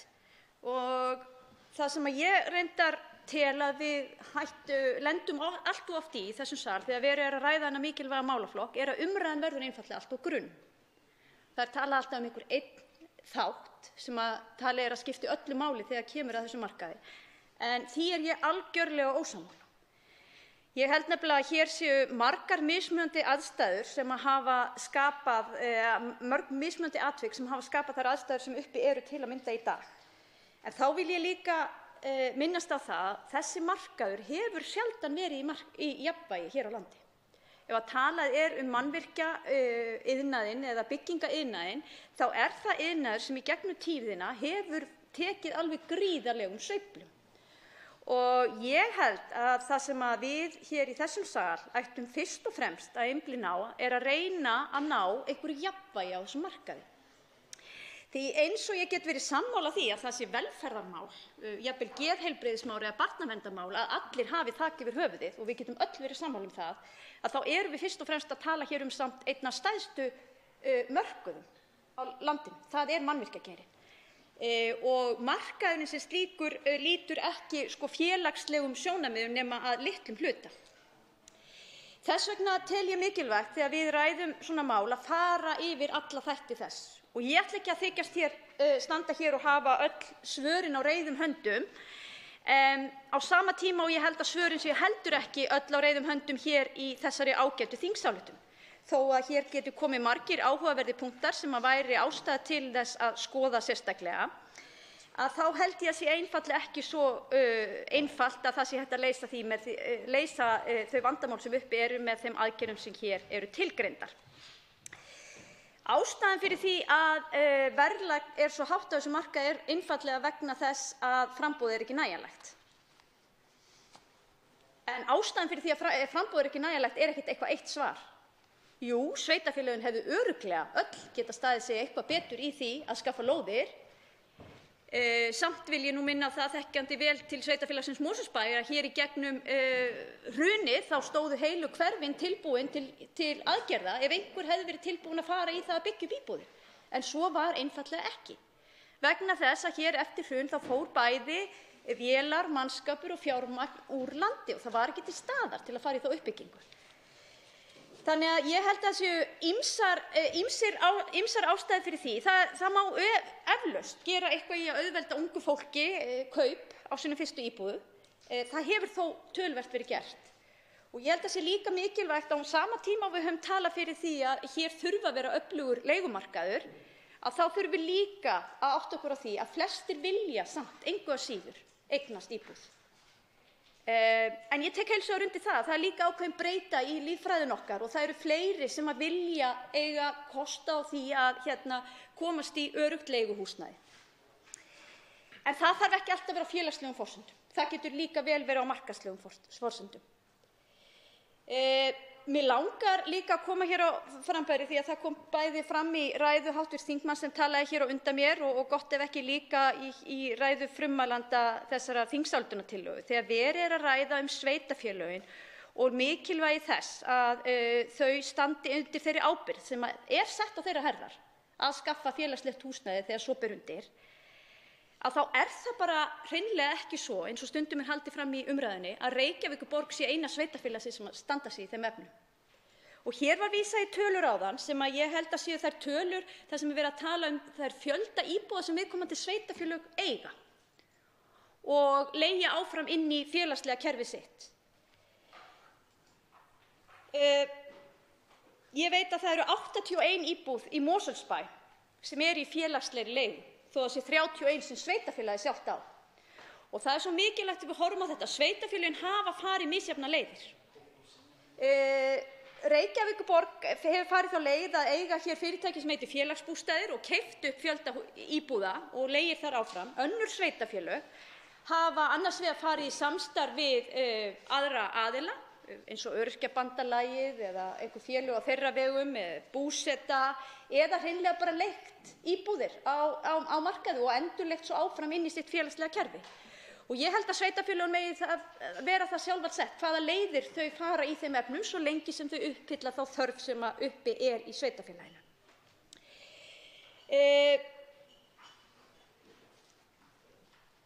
Mér langaði líka að ræða hér aðeins þennan þátt sem oft kemur til umræðu varðandi framboðið og það að framboðið sé ekki í neinu samræmi við eftirspurnina. Og nú ég ekki að meina bara skort á framboði, heldur þegar rætt það að hér sé eingöngu framboð af stærri íbúðum eða dýrari íbúðum en það sé eftirspurn eftir ódýrari íbúðum. Ég efast ekki að það staðan að mörgu leyti, en ég furða mig samt sem áður á því þegar við ræðum svona gríðarlega mikilvægan markað og iðnað eins og mannvirkjageirinn að þá erum við öll að reiða okkur eingöngu, og þá ég að tala bæði bankana og Íbúðalánasjóð og aðra aðila á markaði, á tölur sem koma frá samtökum iðnaðarins. Og nú ætla ég ekki að tala samtök iðnaðarins niður, en tölurnar sem þeir eru með, afla þeir hreinlega með því að keyra í gegnum byggingasvæðin og ræða við byggingaverktaka hvað á taktinum hjá þeim. Og það ótrúlegt, árið 2018, að við skulum ekki hafa öruggari tölur en þetta. Því þessi gögn öll til í kerfinu. Það liggur fyrir inni hjá Skipulagsstofnun hvað búið að skipuleggja í sveitarfélögunum, hversu stórar þær íbúðir eru. Það liggur inni í hverju einasta sveitarfélagi öllu byggingarleyfi sem veitt hafa verið. Þannig að það ætti að vera auðvelt að draga þessi gögn út úr upplýsingum og segja þetta nákvæmlega það sem til á lager, ef svo mætti orðið komast. Og það nú reyndar svo að Skipulagsstofnun fékk þetta verkefni í landsskipulagi. Nú ætla ég ekki að átta mig á því hvort það voru lög, það væntanlega þingsályktunartillögu landsskipulag, þar sem að Skipulagsstofnun fékk það verkefni að halda utan öll skipulög og veita þessar upplýsingar inn á markað. Og ég veit að við sveitarfélögin á höfuðborgarsvæðinu treystum mjög á þetta við vinnu á svæðisskipulaginu þar sem verið var að reyna að taka aðeins þá miklu miðstýringu sem hafði verið í eldra svæðisskipulagi og færa aukið vald yfir til markaðarins, en þá það auðvitað krafan það að þessar upplýsingar liggi fyrir á markaði. En því miður þá hefur Skipulagsstofnun ekki ennþá forgangsraðað með þeim hætti að setja þetta verkefni í forgang. Og ég hef nefnilega töluverða trú á markaðnum og vænti þess að ef þessar upplýsingar lægju fyrir með aðgengilegri hætti, að þá gætu líka þeir aðilar sem starfa þarna úti á markaði, hvort sem það aðilarnir sem að lána eða aðilarnir sem að byggja og framkvæma, veðjað betur á hvað þörf á og hvar eftirspurnin liggur og hvað þá í pípunum. Og ég ætla líka að segja það hér að eins og ég fullviss að það sé rétt, og við vitum það, við sjáum það öll að það skortur á íbúðarhúsnæði, sérstaklega hérna á höfuðborgarsvæðinu og reyndar víða á landsbyggðinni einnig, að þá leyfi ég mér jafnframt að efast þær tölur sem hafa komið fram í spám Íbúðalánasjóðs þörfina á markaðinum. Þær allavega mun hærri en sveitarfélögin, til dæmis hérna á höfuðborgarsvæðinu, hafa áætlað í sínu svæðaskipulagi hvað þarf að byggja á hverju ári. Við auðvitað að vinna okkur út úr kreppuástandi þar sem ekkert var byggt í nokkur ár og það sjálfsögðu tekur ákveðinn tíma að vinna sig upp í því og ég hefði auðvitað eins og örugglega allir hér inni vilja sjá það gerast mun hraðar. En ég hef þó þá trú að við séum að nálgast það og það sé það mikið í pípunum að það sé óvarlegt að tala með þeim hætti að hér ættu sveitarfélögin að fara að brjóta nýtt land og byggja upp heilu hverfin að nýju. Það auðvitað alltaf svolítið slakið, það tekur alltaf svolítinn tíma fyrir þessar íbúðir að koma inn á markað sem verið að framkvæma akkúrat núna. Og mér langar bara í þessari umræðu líka að minna á það að það ekkert langt síðan sveitarfélögunum var legið á hálsi fyrir að hafa skipulagt of mikið fram í tíma. Og það kom hér út skýrsla sem bara heitir Veðjað og vöxt. Og sveitarfélögunum var kennt það að hafa verið í samkeppni lóðir. Þannig að ég kannski fyrst og fremst hér að benda á það að það eru svona ýmsir angar í þessari umræðu og mér þykir hún oft á tíðum hérna hjá okkur vera á grunn. Fagna því engu að síður að fá tækifæri til að ræða húsnæðismálin því ég held að það sé mikilvægt. Og það margt gott í þessari þingsályktunartillögu sem ég held við ættum að skoða frekar. Ég hef til að mynda sérstakan áhuga á því að skoða byggingarreglugerðina og ákveðið samstarf við Norðurlöndin í þeim efnum og það gæti ýtt undir frekari hagkvæmni á þessum markaði. Ég held líka að það sé nauðsynlegt að leggja fjármuni í meiri rannsóknir og nýsköpun á sviði fasteigna og húsnæðismarkaðarins og held að ríkið hafi reyndar bara gert ákveðin mistök þegar það dregið sig algjörlega út úr því með Rannsóknastofnun byggingariðnaðarins. Og það vanti þá aukið fjármagn inn í samkeppnissjóði eða aukinn áhuga hjá samkeppnissjóðunum að sýna þessu mikilvæga markaði áhuga. En þá tími minn útrunninn, þannig að ég hef ekki mikið meira að segja málið akkúrat eins og er. Einn hv. þingmaður hefur óskað eftir því að veita andsvar og það er hv. 5. þingmaður Norðausturkjördæmis, Logi Einarsson. Herra forseti, kærar þakkir. Ég nú ekkert ósammálaður allt, en ég held nefnilega að sveitarfélög þurfa ekkert að vera að brjóta nýtt land til að byggja. Ég held að þau ættu einmitt að byggja þéttara vegna þess að í því felst náttúrulega mikil umhverfisvernd og myndi reisa stoðir undir ágætis fyrirbæri sem heitir borgarlína og ég veit að ég og hv. þingmaður styðjum bæði. En þegar þú talar spár fjölda íbúða, annars vegar tölur sveitarfélaga og hins vegar tölur Íbúðalánasjóðs, þá held ég að það getur verið að báðir aðilar hafi ekki hitt á réttu töluna. En þó gleyma sveitarfélög oft að hugsa fyrir hver þróunin er. Hér búa til dæmis á Íslandi fleiri í hverri íbúð heldur en annars staðar. Bæði var bakslag við hrunið þegar ungt fólk býr lengur heima hjá sér og þróunin hefur verið hægari. Á Norðurlöndunum er þetta komið undir 2 á hverja íbúð á meðan við erum í 2 til 3 hér, þannig að þetta snýst ekki bara fólksfjölgun, þetta snýst nefnilega einmitt nýjan lífsmáta.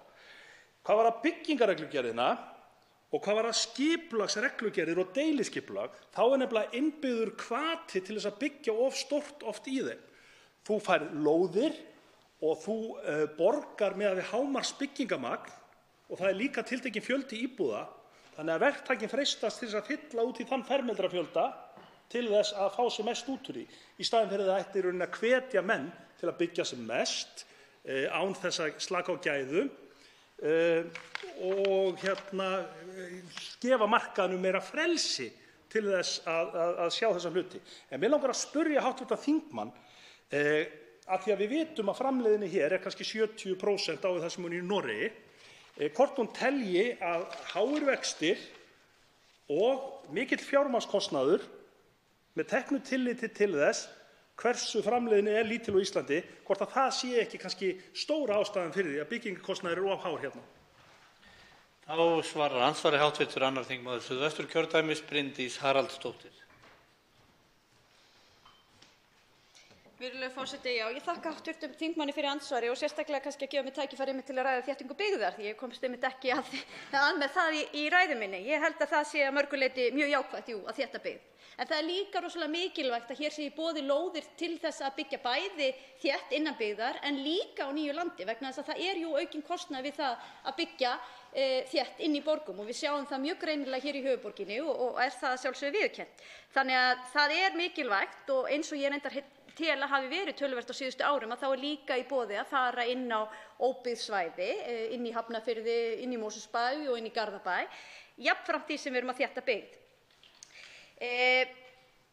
Þegar kemur að þessum spám, þá kann vel að vera að kannski hafi hvorugur aðilinn fullkomlega rétt fyrir sér í þeim efnum, en ég allavega hygg að þær tölur sem hafa verið að koma fram frá Íbúðalánasjóði séu ekki tölur eftirspurn í eðli sínu. Það er svona ákveðin lýðfræðibreytur þar. Ég held að allir þessir aðilar sem verið er að spá þarna væru ekki tilbúnir að koma inn á markaðinn og kaupa eða leigja. Þá var hægt að færa rök fyrir því allavega eins og hann er í dag. Ef hann myndi breytast með lækkun fasteignaverðs myndi það breyta einhverju. Örugglega, en við erum engu að síður að horfa fram á ákveðna lýðfræðibreytu og hv. þingmaður kom einmitt inn á það. Hér erum við ennþá svona tiltölulega mörg í fjölskyldu. Hér eru ennþá fleiri sem búa í hverri íbúð. Það er líka vegna þess að sem betur fer þá er það þannig að íslenskar konur eignast fleiri börn en konur í nágrannalöndunum, sem ég held reyndar að sé líka mjög mikilvægt fyrir okkur. Og það þarf örugglega að horfa til þess, en þá skulum við líka horfa til þess að í dag eru hér inni bæði fjöldi íbúða sem eru inni í Airbnb-kerfinu og hér hefur verið mikill skortur á hótelum og gistirýmum. Það er ljóst að það er eflaust verið að uppfylla þá þörf núna bara á þeim hótelum sem eru í uppbyggingu og þá má telja mjög líklegt að íbúðirnar færist aftur í almenna leigu eða út úr Airbnb kerfinu. Ég verð svo að fá að koma vöxtum og fjármagnskostnaði eftir. Þá veitir andsvar síðara sinni hv. 5. þingmaður Norðausturkjördæmis, Logi Einarsson. Herra forseti, já, ég ítreka þá bara þá spurningu og nota þá mitt tækifæri núna til þess að ræða að það sé dýrara að þétta byggð. Þetta er klisja sem heyrist allt of oft. Það fer dálítið eftir því hvernig þú kostnaðarreiknir. Hér á Íslandi kostnaðarreiknum við til dæmis byggingar þannig að við reiknum lóðarverð, hönnunarkostnað og byggingu og svo hættum við. Á meðan að svona aðrar þjóðir eins og Japanir og fleiri þjóðir, það er kostnaðarreiknað, það er kaup á landi, það er hönnun, það er bygging, það er rekstur í 50 ár og niður yfir. Það er hinn eiginlegi kostnaður. Og nákvæmlega það sama þegar þú byggir annars vegar inn í borg og þéttir eða brýtur land sem að kostar á meiri samgöngur, stærri stofnaðar, meiri lóðahirðu, meiri snjómokstur sem kostar meiri útblástur fyrir umhverfið, þá fullyrði ég að það er miklu dýrara að fara þessa leið að brjóta stöðugt nýtt land og láta bygginguna grisna. Einkabíllinn er mesti bölvaldur þéttbýlis á 20. öldinni og það skal enginn reyna að fullyrða annað. Við höfum hins vegar enga aðra möguleika heldur en að vinda ofan að því. Við erum komin með þessa uppfinningu og við getum nýtt hann á skynsamlegan hátt og við eigum að nýta hann á skynsamlegan hátt og sumir þurfa að eiga bíl og við eigum að virða það.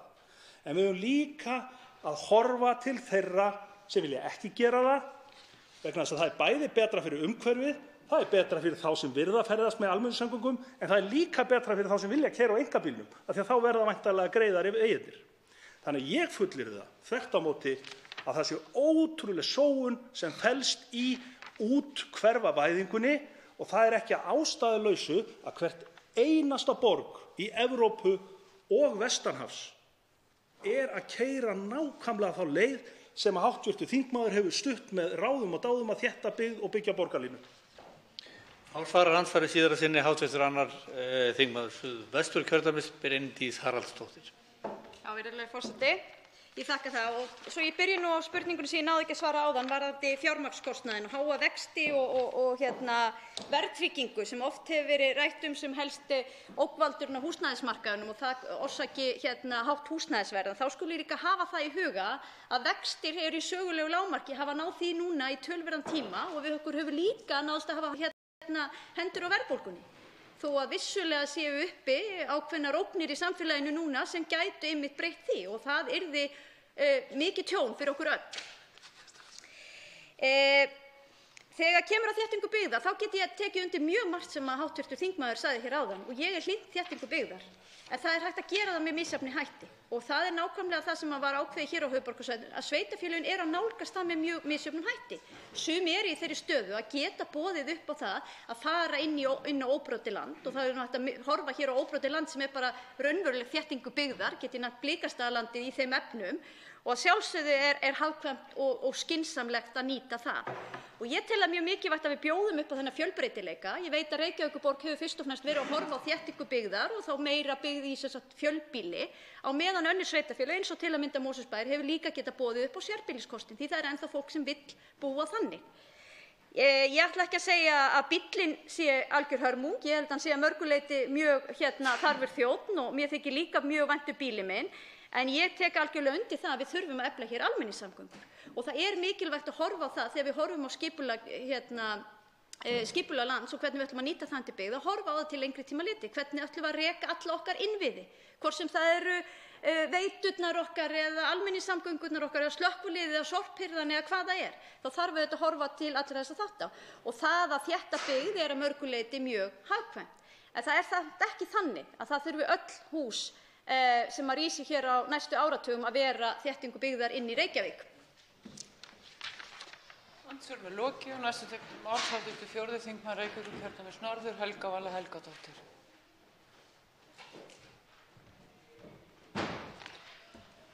Frú forseti, ég fagna mjög þessari umræðu sem á sér stað hér í dag og tek þannig undir með hv. þingmanni Bryndísi Haraldsdóttur sem var hér í pontunni rétt í þessu. Það er mjög mikilvægt að við ræðum húsnæðismál mikið hér í þinginu og höfum við í Samfylkingunni verið leiðandi í þeirri umræðu á þessu þingi sem og á fyrri þingum. Hvort tveggja varðar sérstaka umræðu húsnæðismál sem var leidd af Samfylkingunni en ekki síður núna með þessari tillögu til þingsályktunar. Það er nefnilega ekki nóg að ræða bara ástandið á húsnæðismarkaðnum og hversu ferlegt ástandið hefur verið fyrir hinn almenna borgara og ekki síst þá sem minnst hafa á milli handanna. Það þarf nefnilega að fara í ákveðnar aðgerðir og það er kannski þar sem maður saknar svolítið þess að heyra frá ríkisstjórninni og stjórnarþingmönnum svona að fá einhverjar alvöru tillögur fram hvað ríkisstjórnin ætlar sér í þessum málum. Af því að við erum öll sammála að það þarf að fara í miklar aðgerðir. Í þessari þingsályktunartillögu eru settar fram 8 tillögur, ýmist hugmyndir frumvörp eða aðrar tillögur sem hægt að fara í og mig langar svolítið að veita athygli frumvarpi sem enn á eftir að mæla fyrir hér á þinginu en það í lið 8. En það frumvarp til breytinga á lögum húsnæðisbætur sem í daglegu tali kallast húsaleigubætur. En þannig að til þess að fólk eigi rétt á húsnæðisbótum þá þarf það að leigja húsnæði þar sem það hefur hvort tveggja eldhús og baðherbergi til einkaafnota. Með þessu frumvarpi sem hefur verið lagt fram hér á þinginu en á eftir að mæla fyrir, sem vísað í 8. lið þessarar þingsályktunartillögu, þar lögð fram sú breyting að hvort tveggja námsmenn sem og fatlað fólk geti fengið húsnæðisbætur þó að það deili eldhúsi og baðherbergi með öðru fólki og búi þannig á einhvers konar kommúnu eða einhvers konar sambýli með öðru fólki. Af því að það getur nefnilega verið ansi hagstætt að leigja stærra húsnæði, fleiri saman, en geta engu að síður fengið húsnæðisbætur. Það getur ekki bara verið hagstætt, heldur getur það líka verið bara gott fyrir sálartetrið að búa með öðru fólki, búa með vinum sínum, búa með öðrum fjölskyldumeðlimum, að leigja saman íbúð eða leigja saman stærra húsnæði. Og þess vegna þetta hluti af þessari þingsályktunartillögu, en við fylgjum því eftir af því að við viljum gera gagn hér á þinginu. Við fylgjum þessu eftir með frumvarpi sem að þingheimur getur þá stutt og vona ég að þetta fari að komast hérna á dagskrá þingsins á næstu dögum svo að við getum fjallað þetta og komið málinu inn í nefnd. Aðeins varðandi orð háttvirts þingmanns Óla Björns Kárasonar að það séu svo sárafáir sem vilji búa í leiguhúsnæði, þá held ég og tek undir með því sem hv. þingmaður Logi Einarsson sagði að afstaða almennings til leiguhúsnæðis sé svona neikvæð, ekki síst vegna hins ótrausta leigumarkaðar sem á Íslandi. Það að þú getur ekki tryggt að þú getur leigt húsnæði til lengri tíma hefur auðvitað mjög neikvæð áhrif á afstöðu þína til leiguhúsnæðis yfirleitt. En ég tek undir það sem hefur komið fram hér í dag. Ég held að ef við gætum byggt upp öruggari leigumarkað, hvort tveggja fyrir ungt fólk en líka fyrir eldra fólk sem langar kannski ekkert að hafa allan sinn sparnað í einhverri steinsteypu, að þá væri afstaða almennings á Íslandi til til þess að búa í leiguhúsnæði frekar en eigin húsnæði mun jákvæðara. Ég held að það sé mikið verk fyrir höndum að byggja upp aftur þennan leigumarkað sem var tekinn algjörlega úr sambandi fyrir þó nokkrum árum. Rétt undir lokin verð ég nú aðeins að benda á að þó að vextir og verðbólga hafi verið í ágætisstandi á undanförnu, þá eru þetta blikur á lofti og við búum auðvitað við þær aðstæður að vera með gjaldmiðil sem er fullkomlega óútreiknanlegur. Og vextir og verðbólga hafa auðvitað mjög mikil áhrif á okkar lífsgæði hér á Íslandi og hafa mjög mikil áhrif á húsnæðismarkaðinn. Þannig að leið og þetta fer allt af stað, að þá erum við komin aftur enn einu sinni á mjög erfiðan stað fyrir fjölda fólks. Bæði þá sem að eru ekki með háar tekjur, en líka þá sem að hafa nýlega fest kaup á fasteignum og eiga kannski mjög lítinn hluta í sinni fasteign. Það getur verið mjög flókið, þannig að ég held að stjórnvöld verði að bregðast hratt við og reyna að koma með okkur í þingflokki Samfylkingar í ákveðnar aðgerðir eins og tilgreindar eru í þessari þingsályktunartillögu til þess að koma almenningi á Íslandi til hjálpar. Þá er andsvar hv. 5. þingmaður Norðausturkjördæmis, Logi Einarsson. Frú forseti, ég ætla nú ekki að fara í hefðbundið andsvar við samherja minn, en í staðinn fyrir að skrá mig í aðra ræðu þá ákvað ég nú bara að nota þessa mínútu til þess að koma inn í þessa umræðu. Það er alveg rétt hjá hv. þingmanni Bryndísi Haraldsdóttur að margt í okkar efnahagslífi hefur verið okkur hagkvæmt og hér hafa vextir sögulega á Íslandi verið lágir og verðbólga sögulega lág á Íslandi. En við skulum samt alveg halda því til haga að íbúðavextir á Norðurlöndunum eru 0,89% í Danmörku, rúmlega 1% í Svíþjóð held ég, 1,8% í Noregi, en óverðtryggðir vextir á Íslandi hafa verið 6-7%. Og jafnvel við þessi frábæru efnahagslegu skilyrði höfum við ekki tryggt þennan mun. Og það er það sem ég hef verið að benda á, að þetta er eitraður kokteil, lítil framleiðni og mikill fjármagnskostnaður. Og þetta ættu nú sjálfstæðismenn sem að telja sig nú þingmanna fremstir í efnahagsmálum og rekstri fyrirtækja, og það hefur nú svo sem geta birst í ólíkum myndum hjá einstökum þingmönnum. Þetta ættu þeir að skilja. Og það er þetta að þrátt fyrir þetta frábæra efnahagsástand sem við búum við núna, þá er þessi vaxtamunur milli okkar og Norðurlandana. Fleira var það ekki.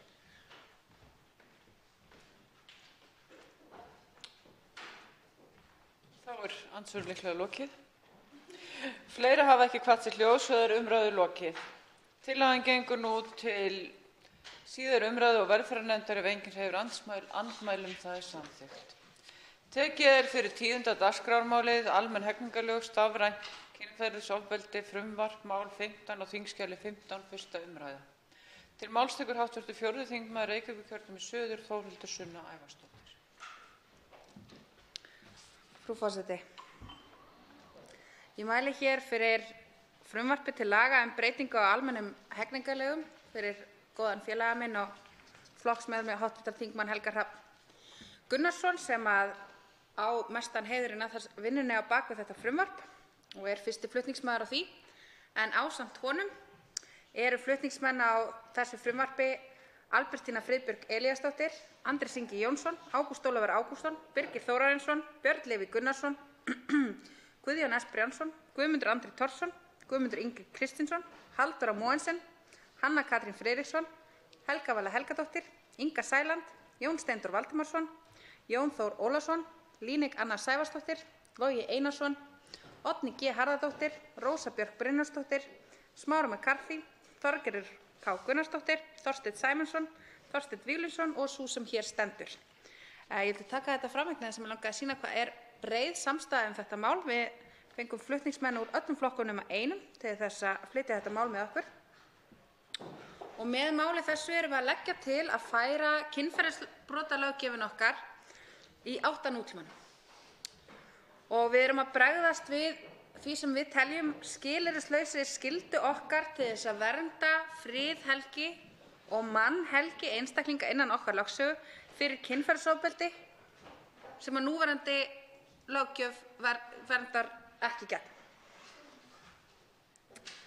Ungt fólk, ungar konur sér í lagi, verða í auknum mæli fyrir svívirðulegu ofbeldi af þessu tagi og núgildandi löggjöf er á engan hátt til þess bær að vernda þær gegn því.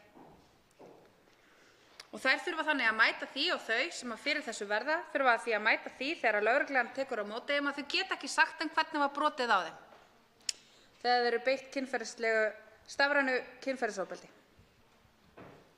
Og í þeim fáu málum þar sem að stafrænt kynferðisofbeldi er sótt til saka að þá er stuðst við gömul og úrelt lagaákvæði sem að eiga ekki heima í nútíma samfélagi. Það er talað um að særa blygðunarkennd, það er talað um ærumeiðingar og það er ekki horfst í augu við það að stafrænt kynferðisofbeldi er einmitt það, kynferðisofbeldi, og það særir ekki blygðunarkennd eða það nær allavega að þeim skala að það er kynferðisofbeldi og brýtur þar með á friðhelgi og brýtur þar með á einkalífi og rétti einstaklingsins til þess að hafa sína mannhelgi virta í hvívetna. Og af þeim sökum þá færum við fram þetta mikilvæga frumvarp. Þetta er flutt í annað sinn af okkar hálfu. Þetta frumvarp hefur líka verið flutt áður af þingmönnum úr Bjartri framtíð. Þá var notast við annað hugtak einnig. Þar var talað um hrelliklám eða hefndarklám. Þetta er hugtak sem við notast ekki við lengur, enda ekki klám að ræða heldur en ofbeldi. Og þar af leiðandi höfum við að sjálfsögðu notast við svona uppfærða útgáfu af því orðalagi sem við notast við þessa glæpi nú til dags. Ég má til með að geta stóran hvata á baki þessa frumvarps og þessara vinnu sem að liggur að baki þessu hjá okkur Pírötum og ástæðu þess að þetta sé eitt af okkar áherslumálum hér á þessu þingi. Og það er viðburður sem að við Píratar héldum í fyrra í Norræna húsinu undir yfirskriftinni Raddir þolenda, þar sem að við heyrðum frá mörgum hugrökkum konur sem að lýstu sinni upplifun af því að vera þolendur kynferðisbrota í íslensku réttarkerfi og móttökunum sem þær fengu og upplifuninni sem að þær lifðu við það. Og þar hélt frábær baráttukona og vinkona mín Júlía Birgisdóttir mjög áhrifamikla ræðu sem að ég tel að enn sé hægt að nálgast á vef Norræna ráðsins upplifun sína af því að kæra stafrænt kynferðisofbeldi til lögreglu og hversu skelfileg lífsreynsla það hefði verið að mæta ætíð lokuðum dyrum og algjöru skilningsleysi alls kerfisins á því hvernig brotið hefði verið á henni. Þetta hefur hún rætt bæði í Norræna húsinu og líka í Druslugöngu fyrir ekki svo löngu síðan og hennar ötulega barátta fyrir úrbætum í þessum málaflokki hefur skilað þessu frumvarpi meðal annars. Og mér langar að þakka henni sérstaklega fyrir það hér í þessum ræðustól. En svo ég snúi mér aðeins að frumvarpinu sjálfu, þá vil ég víkja aðeins að því sem að stendur í greinargerð með frumvarpinu. En þar kemur fram með leyfi forseta að með frumvarpi þessu sé lagt bann við stafrænu kynferðisofbeldi og gerð refsiverð sú háttsemi að dreifa, birta eða framleiða mynd eða hljóðefni sem sýnir nekt eða kynferðislega hegðun einstaklings án samþykkis hans að viðlögum sektum eða 6 ára fangelsi. Í frumvarpinu er til viðbótar við upptalninguna í fyrra frumvarpi gert refsivert að birta eða framleiða slíkt efni án samþykkis. Þá er jafnframt lagt til að dreifing eða birting falsaðs mynd eða hljóðefnis, hvort sem ræðir ljósmyndir, myndbönd eða annars konar myndefni sem sýnir nekt eða einstakling á kynferðislegan hátt án samþykkis hans, verði gert refsivert. Og með frumvarpinu er lagt til að slík brot geti varðað sektum eða fangelsi allt að 3 árum. Frumvarpið hefur einnig tekið þeim breytingum frá síðustu framlagningu að heimilt verður að refsa fyrir brot með sektum og einnig hefur verið bætt við ákvæði sem kveður á refsiþyngingu þegar þolandi er barn undir 18 ára aldri. Þetta var með eitt af mörgum viðbrögðum okkar við þeim umsögnum sem komu við þetta mál þegar það var lagt fram í fyrra og við teljum að við höfum komið til móts við svo gott sem allar umsagnir sem komu fram við þetta, allar athugasemdir sem komu fram við þetta mál í fyrra og bætt úr þeim annmörkum sem allir þeir sérfræðingar sem komu á fund allsherjar- og menntamálanefndar í síðasta meðferð þessa máls komu á framfæri við okkur, þar á meðal ríkissaksóknari og aðrir sem eru sérfræðingar í þessum málum. Og þetta er ein af þeim að við bættum því við til refsiaukningar að sem sagt það yrði til refsiþyngingar ef að þetta brot er framið gegn einstaklingur undir 18 ára aldri. Svo bætum við nýrri málsgrein sem felur í sér að ekki skuli dæma refsingu þegar verknaðurinn er forsvaranlegur og framkvæmdur í málefnalegum tilgangi. Og loks er til að við færðum þetta til hvar þetta ætti sér stað í almennum hegningarlögum, þar að segja í stað þess að leggja til að þetta yrði í 210. grein C almennra hegningarlaga, að þá yrði þetta í 196. grein almennra hegningarlaga og þótti það stemma betur við uppsetningu almennra hegningarlaga og ríma betur við alvarleika þess verknaðar sem við erum að ræða, þá er þetta sett á sama stað og kynferðisbrot og þar með ekki á sama stað og dreifing á efni sem sýnir kynferðislegar athafnir barna, svo ég orði það á vonandi réttan hátt. Nú, þar með er líka reynt að koma til móts við athugasemdir sem komu frá sérfræðingu við síðustu meðferð þessa máls. Svo kemur einnig fram í greinargerðinni með leyfi forseta að með tækniframförum undanfarinna ára og áratuga hefur það færst verulega í aukana að mynd og hljóðefni sem sýnir nekt eða kynlífsathafnir einstaklinga sé birt án þess að efni hafi nokkurn tímann verið ætlað til dreifingar og án vitundar eða samþykkis þeirra sem koma þar fyrir. Slíkt efni hefur stundum verið kallað hefndarklám eða hrelliklám en sú orðanotkun verður þó ekki talin lýsandi fyrir verknaðinn sem er ekki endilega ætlað að hefna neins eða hrella nokkurn og eins og hugmyndir fólks sem hvað teljist klám eru afar misjafnar, þá er því fjallað verknaðinn sem stafrænt kynferðisofbeldi. Nú, hvað varðar gildandi löggjöf og það kemur fram í greinargerð með frumvarpinu með leyfi forseta að í íslenskum lögum hefur verið í gildi bann við dreifingu kláms og það er að finna í 210. grein almennra hegningarlaga. Þegar að efni sem inniheldur kynlífsathafnir er dreift án leyfis þeirra sem fram í því koma er dreifingi strangt til tekið brot af 210. grein almennra hegningarlaga. Beiting ákvæðisins í baráttunni gegn stafrænu kynferðisofbeldi er þó nokkrum vandkvæðum háð. Í fyrsta lagi er skilgreining hugtaksins klám í besta falli óljós, umdeild og misjöfn eftir viðhorfum til kynlífs. Hinn almenni borgari er því ekki fær að meta hvenær sé að ræða klám samkvæmt lögum og hvenær ekki. Þrátt fyrir orðið sjálft sé ævafornt og bæði dómstólar og fræðimenn hafi tímans rás reynt að finna skilgreiningu sem allir skilja á sama hátt, er það sem svo að engin skilgreining liggur fyrir sem dómstólar, fræðimenn og almenningur geta sameinast um. Ekki líklegt að það breytist í náinni framtíð. Í öðru lagi felur stafrænt kynferðisofbeldi ekki endilega í sér eiginlegt klám samkvæmt neinum þeirra fjölmörgu skilgreiningar sem til eru. Þótt erfitt hafi reynst að skilgreina hugtakið ríkir víðast hvar skilningur að mynd eða hljóðefni sem sýnir nekt án kynlífsathafna teljist vart til kláms nú á dögum, jafnvel þótt nekt hafi eflaust fyrrum þótt klám fengin í eðli sínu. Þó telja flutningsmenn þessa frumvarps við hæfi að dreifing, birting eða framleiðing efnis sem sýnir nekt einstaklinga án kynlífsathafna verði refsiverð ef ekki liggur fyrir samþykki frá viðkomandi einstaklingum. Í þriðja lagi er refsingarramminn í 210. grein almennra hegningarlaga of lágur til þess að endurspegla alvarleika þessara brota. Og á sama tíma hlýtur þó að þykja ótækt að hækka refsirammann fyrir dreifingu klámefnis sem þeir fram í því koma ætluðu sannarlega til dreifingar. Í framkvæmd hefur 210. grein almennra hegningarlaga ekki verið beitt þegar einstaklingar eru ákærðir fyrir dreifingu eða birtingu efnis sem varða myndi við 1. grein þessa frumvarps. Svo virðist sem háttsemin hafi einna helst verið heimfærð undir 209. grein þar sem er fjallað blygðunarsemisbrot, en hún ber þess merki að hafa verið sett til höfuðs annars konar hegðun en þeirri sem hér er lagt til að verði gerð refsiverð. Að mati flutningsmanna er því þörf á sérstöku ákvæði þar sem að brotið er tilgreint með skýrum hætti og lagður til refsirammi sem að hæfir alvarleika brotsins. Og það kemur kannski að því sem að mér þykir líka mjög mikilvægt við þetta frumvarp og það er skýrleiki refsiheimilda. Nú erum við einfaldlega komin fram vegna tilkomu internetsins og vegna tilkomu samfélagsmiðla og þeirra miklu aukningar á notkun þeirra, sérstaklega hjá ungu fólki, þá erum við einfaldlega komin fram með nýja tegund af broti sem að þarf að takast á við, mjög alvarlegt brot. Og það þarf líka að vera mjög skýrt í okkar refsiheimildum að brot sé að ræða við nákvæmlega þessari hegðun og ekki vísað í eitthvað úrelt ákvæði að særa blygðunarsemi eins til þess að refsa fyrir það. Og mér finnst það bara mjög mikilvægt upp á réttarríki á Íslandi að við höfum það bara alveg hreint og skýrt að stafrænt kynferðisofbeldi er kynferðisofbeldi og brot á lögum og við því eru refsingar.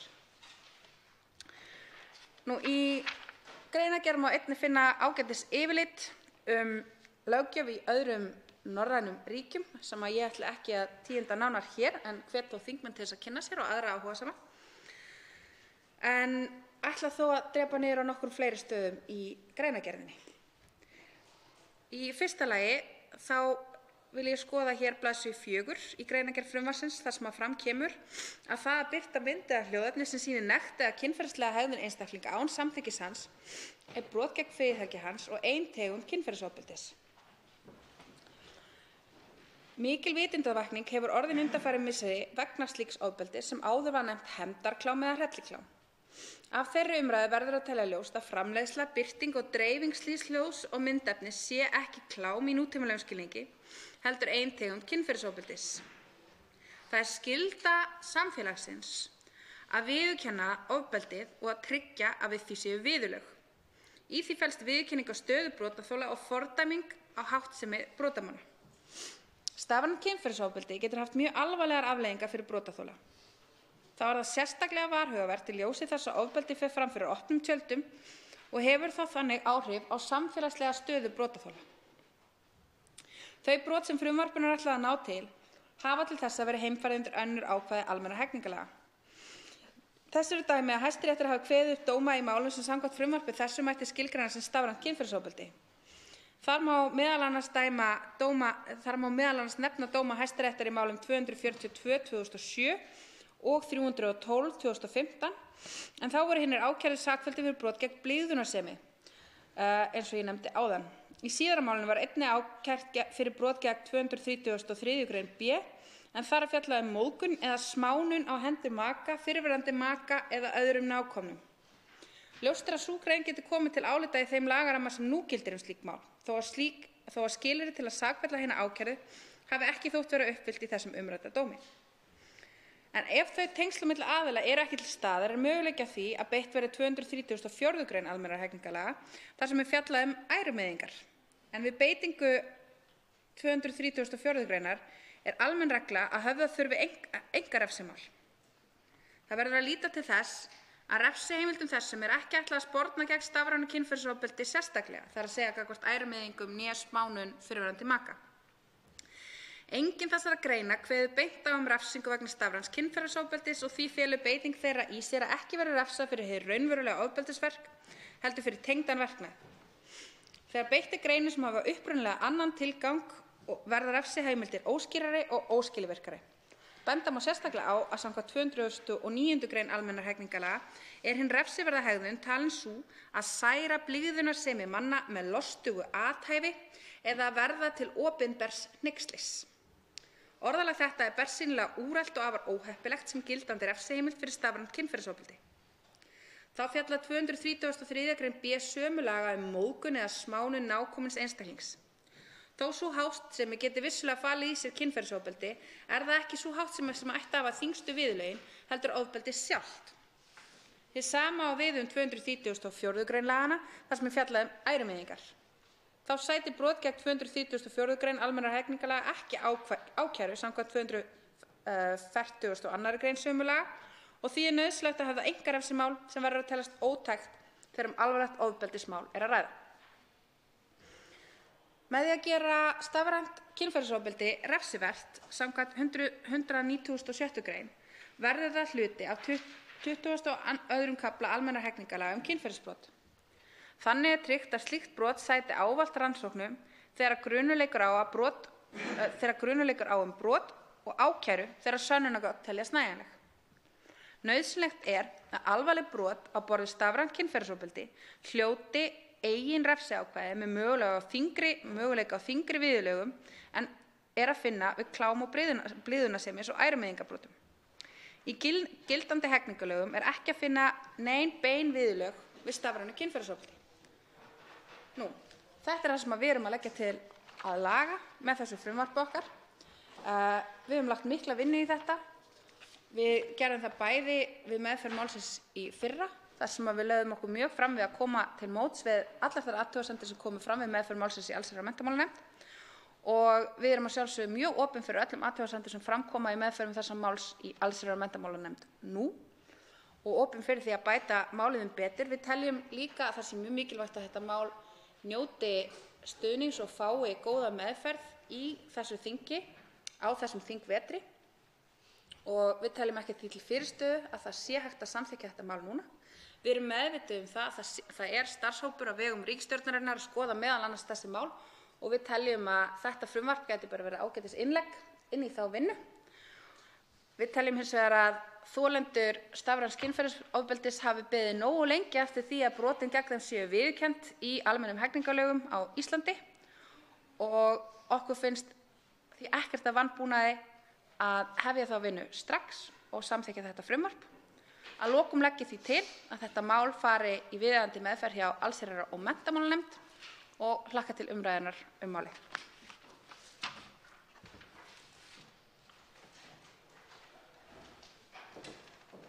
Þá veitir andsvar hv. 9. þingmaður Norðvesturkjördæmis Sigurður Páll Jónsson. 8. afsakið.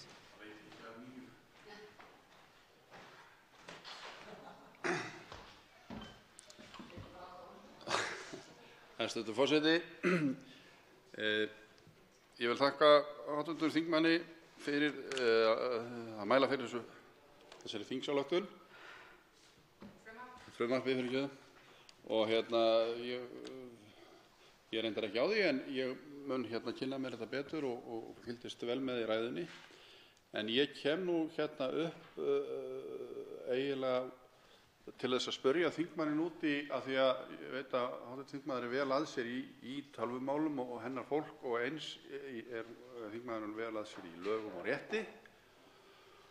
Og það sem við höfum miklar áhyggjur af, ég allavega og ég veit að fleiri, af notkun internetsins í sambandi við sölu á fíkniefnum.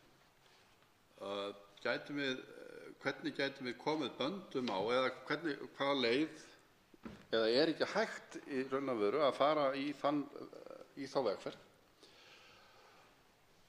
að koma hugmyndum einhvers konar lög á þá starfsemi. Það er fljótlegra að fyrir ungt fólk og þá sem vilja versla í gegnum netið fíkniefni að panta sér fíkniefni í gegnum netið heldur en að panta sér pizzu. Mér langar bara að spyrja þingmann út í þessar hugleiðingar því ég efast ekki að hv. þingmaður hefur hugleitt þessi mál líka. Þetta er ekki reyndar það sem við verðum að tala í þessu frumvarpi en mér datt þetta bara í hug. Það svarar andsvari hv. 4. þingmaður Reykjavíkurkjördæmis suður Þórhildur Sunna Ævarsdóttir.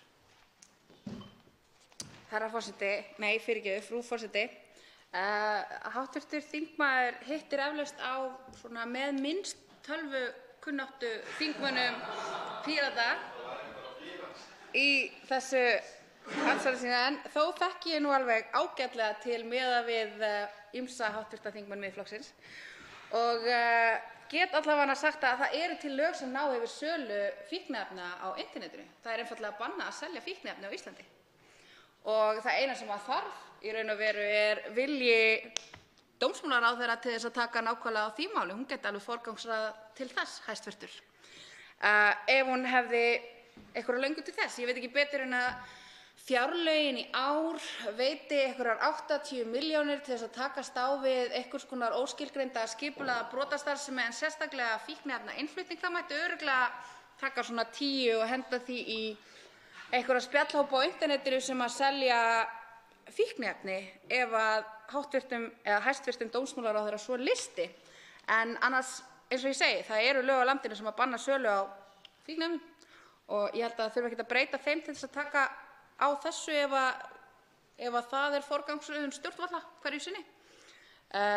Og ég held að það þurfi engin sérstök lög til þess að ná utan hvernig það er gert á internetinu frekar en annars staðar.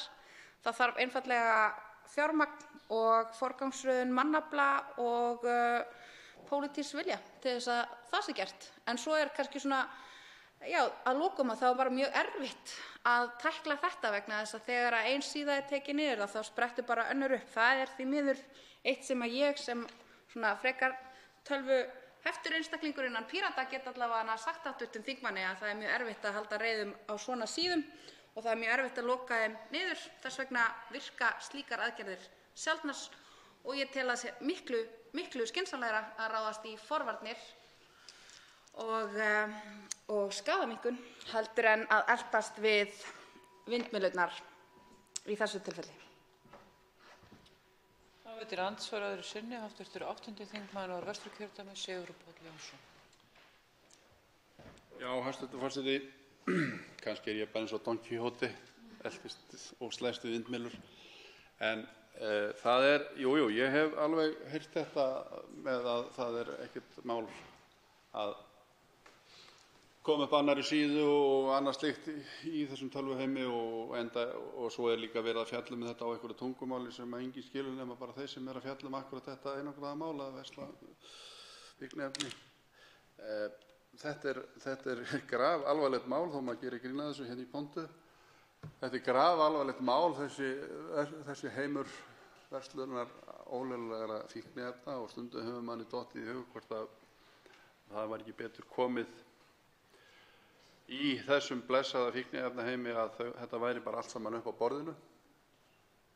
En þá held ég að þjóðir heims að taka sér saman í því.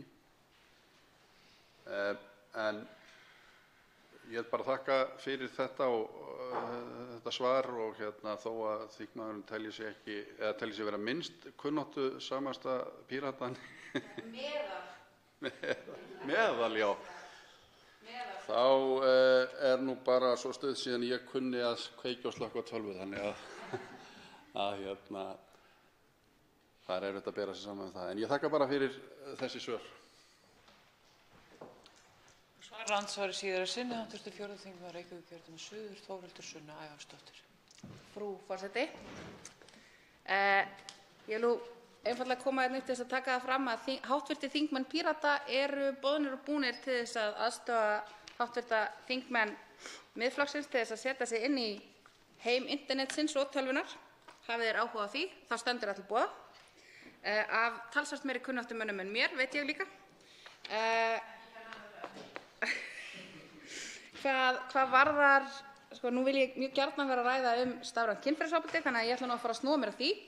En hvað varðar það að hafa allt upp á borðum, ég get ekki staðist tækifærið en að auðvitað minnast á það að yfirlýst stefna Pírata er að afglæpavæða eigi neyslu skammta vímuefna til þess að það megi nálgast þetta heilsufarsvandamál á miklu heildstæðari hátt og miklu gagnlegri hátt. Og skaðaminnkun og raun, eða þar að segja vísindalega sannaðar og reyndar forvarnir virka mun betur í að minnka neyslu ungmenna á vímuefnum heldur en nokkru sinni það að þeir þurfi að hræðast hvern lögreglumann sem þeir sjá vegna þess að þeir eru með eitthvað óhreint mjöl í pokahorninu. Og þetta hefur hver rannsóknar á fætur öðrum sýnt. Nú hefur við séð tímamótaskýrslu frá þau heita Global Alliance on Drug Policy. Ég gleymi nú ávallt hvernig það er þýtt, afsakið með leyfi forseta, á íslensku. Mjög stór og viðamikil skýrsla frá nefnd á vegum Sameinuðu þjóðanna að stríðið gegn fíkniefnum hafi einfaldlega tapast. Fórnarkostnaður sé gríðarlega stór og það sé kominn tími til þess að afglæpavæða. Og ég leyfi mér að loka þessari umræðu allt annað heldur en þetta frumvarp á því að segja afglæpavæðum neyslu á vímuefnum. Já, forseti vill einmitt góðfúslega benda þingmönnum á það að það er málið sem hér er til umræðu og hvetur þingmenn háttvirta til að halda sig við umræðuefnið. Næstur tekur til máls hv. 5. þingmaður Reykjavíkurkjördæmis norður, Áslaug Arna Sigurbjörnsdóttir. Já, virðulegi forseti, ég vil byrja á að þakka hv. þingmanni Þórhildi Sunnu Ævarsdóttur fyrir þessa góðu framsögu. Það er virkilega mikilvægt að við ræðum hér hvernig við viljum sjá uppfærslu á hegningarlögunum og hvernig við bregðumst við nýjum stafrænum veruleika líkt og þetta frumvarp gerir vel. Núverandi ákvæði 209. greinar sem hefur verið nýtt hefur ekki þessa hagsmuni að leiðarljósi þó að það hafi verið nýtt til þessa og því tel ég gott að hér sé tekið á því með þessum hætti eins og í frumvarpinu fjallar.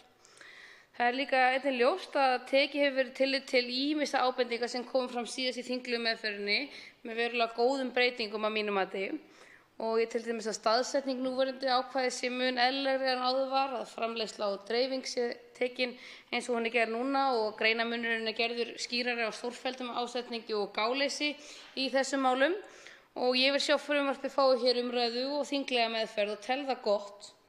Og það að enginn úr Sjálfstæðisflokknum sé á málinu er engan veginn ekki stuðningsyfirlýsing við málið. Sjálf var ég ekki persónulega vör við að hafa sérstaklega verið reynt að fá þingmann úr mínum ranni á málið, en í stóra samhenginu skiptir það ekki máli, þó sumir vilja gera sér mat úr því, heldur að málið komi hér fram og úr því sé unnið vel í þinginu, enda mikilvæg umræða að taka. Ég tel að nokkur atriði þurfi enn að skoða í þinglegu meðferðinni og eins og hv. þingmaður Þórhildur Sunnu Ævarsdóttir kom inn á að þá tekur hún glöð við vangaveltu málið eins og þau hafa sýnt með þessum breytingum sem hafa gerðar á milli þinga. Það er auðvitað svona það sem maður veltir fyrir sér er réttarstaða barna 15 til 18 ára í þessum málum, hópur sem þarf að gæta betur að í tengslum við mörg atriði. Síðan er það að því í frumvarpinu er reynt að ávarpa lausn á fölsuðu mynd og hljóðefni. Það þarf að skoða þar sem tæknilega séð er það þarf að velta því upp hvort að það sé brot á kynfrelsi og mikil þörf að hugsa hvernig falsað stafrænt efni yfir höfuð sé í löggjöfin okkar í stærra samhengi og ég tel mikilvægt að fá umsagnir þennan þátt málsins sérstaklega því hvort að rétt sé að taka á þessu í stærra samhengi eða gera það stærri umræðu og hvað sé rétti vettvangurinn fyrir falsaðar myndir sem eru ekki af viðkomandi einstakling þá. Síðan er það auðvitað hlutverk þingsins líka að skoða refsirammann í samhengi við önnur ákvæði hegningarlaganna, til dæmis að birting, varsla og dreifing á barnaníði er 2 ár samkvæmt 210. grein a og í þessu frumvarpi sem fjöllum hér er lagt til að refsirammann fyrir ásetningsbrot sé 6 ár. Í málum þar sem manneskjan á myndinni er þá undir 18 ára væri þá hægt að fella háttsemina undir hvort ákvæði sem er og þarna getur auðvitað skapast eitthvað misræmi. Það er ekki verið að segja hér að ekki sé gríðarlegt alvarlegt mál í báðum tilvikum en það þarf að horfa bara á lögin í heild sinni þegar við er bætt nýju ákvæði líkt og þessu og hvernig það samræmist öðrum ákvæðum eins og þessu og því sem nú hefur verið byggt á í dómaframkvæmd. En ég trúi því að þetta geti leitt til góðra umræðu hegningarlögin okkar, hvort breytinga sé þörf á fleiri stöðum í takt við nýjan veruleika. Þá veitir andsvar hv. 4. þingmaður Reykjavíkurkjördæmis suður, Þórhildur Sunnu Ævarsdóttir. Frú forseti, ég þakka hv. þingmanni fyrir stuðninginn og líka fyrir þessar góðu ábendingar. Hvað varðar í fyrsta lagi falsað myndefni þá langaði mig aðeins að ræða það sérstaklega, kannski bara útskýra hvað er átt við með því í þessu frumvarpi. Þá er til dæmis verið að ná yfir þá háttsemi að segjum höfuðið á einstaklingi á klámfengnar myndir af einhverjum öðrum og dreifa því í því skyni að niðurlægja viðkomandi eða smána. Og þetta var líka eitt af þeim ábendingum sem við fengum við flutning fyrir frumvarpsins sem við erum að bregðast við með því að bæta inn í þetta frumvarp. Ég get alveg tekið undir að það er fullt tilefni til þess að skoða hvort að það megi færa þetta inn í fleiri atriði okkar löggjafar að notast við falsað myndefni. Þetta hins vegar tel ég bara ákveðin verknaðaraðferð á þessum glæp sem við, eða þarf að segja á þessum verðandi glæp, vonandi, sem við erum að leggja til að falli undir þetta og sé heldur ekki litið jafn alvarlegum augum. Hvað varðar 15 til 18 ára, þá kannski vantar mig aðeins betri útskýring á því hvað hv. þingmaður á við með athugasemdum sinni gagnvart því. og við áttum okkur alveg á því hvað varðar þessa 210. grein dreifingu á kynferðislegu myndefni með börnum, að sem sagt refsiramminn sé ekki jafn hár, og þess vegna bættum við líka við sem refsiaukningu sé einstaklingur undir 18 ára aldri, til þess að sýna fram á alvarleika þess að brjóta gegn börnum og að við séum á engan hátt að gera lítið úr dreifingu á barnaklámi eins og það er venjulega kallað. Svarar andsvari hv. 5. þingmaður Reykjavíkurkjördæmis norður, Ásta Arna Sigurbjörnsdóttir. Já, ég þakka hv. þingmanni fyrir þetta, virðulegi forseti. Hún svaraði mér varðandi þennan aldurshóp og það að það sé skoðað í samhengi við önnur ákvæði sem mikilvægt. Það sem hún kom inn á síðan með fölsunina, þá einmitt skoðaði þetta aðeins og þannig verið að tala á eins og enska orðið deepfakes og þetta eru vissulega mikil smánun og niðurlæging, en það sem ég var í rauninni að segja er að þetta leiðir bara til umræðu yfir höfuð stafrænt friðhelgi á svo marga vegu, af því að fölsun getur síðan átt sér stað á svo mörgu öðru efni heldur en einungis þessu, og hvort að það sé þá stærri umræða sem þurfa að taka í tengslum við hegningarlög og annað, í tengslum við af því að það er reynt að taka á þessu í þessu frumvarpi. En annars bara hvet ég þingmenn og hvað segirðu? Já, ég held ég komi inn á það varðandi, aðalega var það vangavelta mín varðandi með barnaníði, að það sé öðruvísi refsirammi og hvort að þarna getum við lent einhvers staðar á milli, og ég held að það þurfi bara að gæta sérstaklega að þessum aldursflokki þegar við skoðum allt sem gæti komið upp, hvort sem það sé gerandi eða þolandi sem eru báðir undir, hvort að annars er 17 og hinn 18, hvar þetta fellur undir, og ég held að þarna geti skapast kannski eitthvað rými sem við höfum ekki hugsað til enda og hvorki ég né aðrir. Þetta er andsvar öðru sinni, hv. 4. þingmaður Reykjavíkurkjördæmis suður, Þórdís Sunna Ævarsdóttir.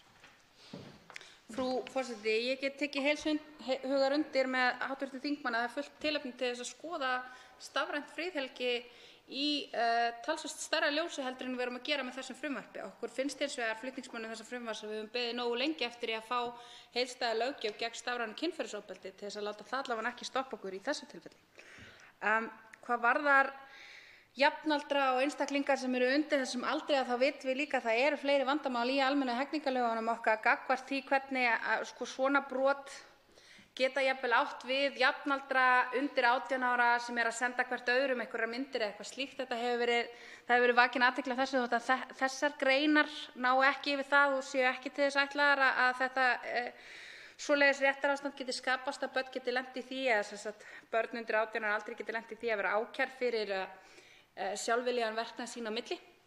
En það er eitthvað sem vissulega þarf að skoða, og raunar eru okkar almennu hegningarlög komin vel til ára sinna og mér þykir svo sem tilefni til einfaldlega almennrar heildar endurskoðunar á þeirri löggjöf, enda er hún orðin bara mjög gömul.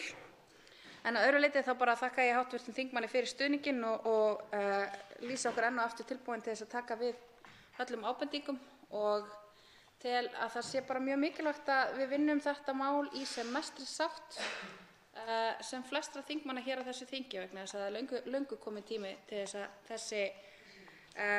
þessi verknaður verði glæpsamlegur hér á Íslandi. Það svarar andsvari síðar að sinni, hv. 5. þingmaður Reykjavíkurkjördæmis norður, Ásta Arna Sigurbjörnsdóttir.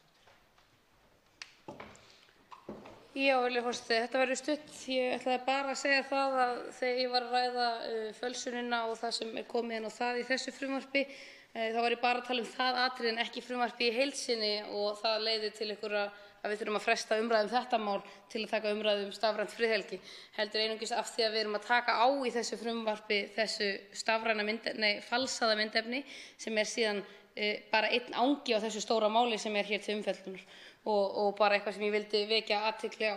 En það er gott að heyra að hv. þingmaður hafi einnig skoðað þetta varðandi börnin sem eru undir 18 ára og að það hefur verið hugleitt að þetta taki ekki á þannig efni.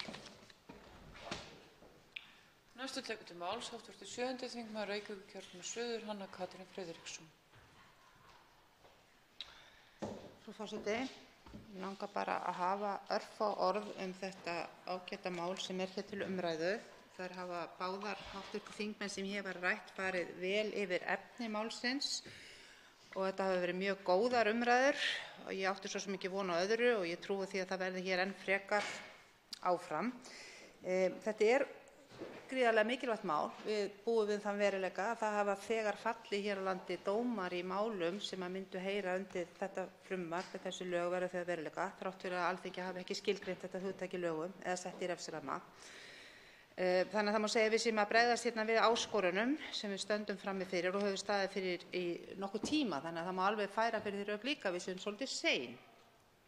En mig langar aðeins að velta fyrir mér þessari 1. grein frumvarpsins sem hljóðar svo: hver sem af ásetningi, með leyfi forseta, dreifir,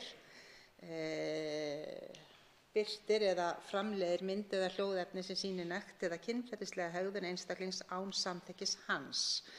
Þetta fyrri hluti setningarinnar og ég held að við getum öll verið sammála að hér að ræða ansi óæskilega hegðun í það minnsta og það sýna dæmin.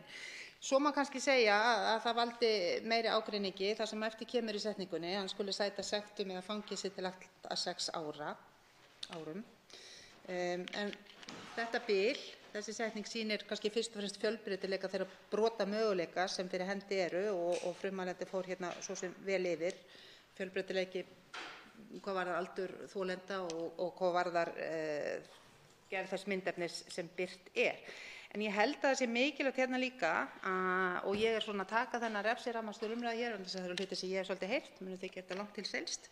En ef að menn hafa þá kannski í huga þann skaða sem það hefur valdið einstaklingum sem hafa orðið fyrir brotum af þessum tagi, þar sem jafnvel lífum hefur verið sóað, þá hérna gríðarlega mikið í húfi og löggjafinn ber einfaldlega ábyrgð á því, hefur verk að vinna og hann hefur hagsmuna að gæta, hann hefur hagsmuna þolenda að gæta og með þessari lagasetningu umræðu hér og vinnu sinni hér þá hefur löggjafinn hagsmuna mögulegra þolenda að gæta og þá erum við farin að tala bara allan þorra almennings, hvorki meira né minna.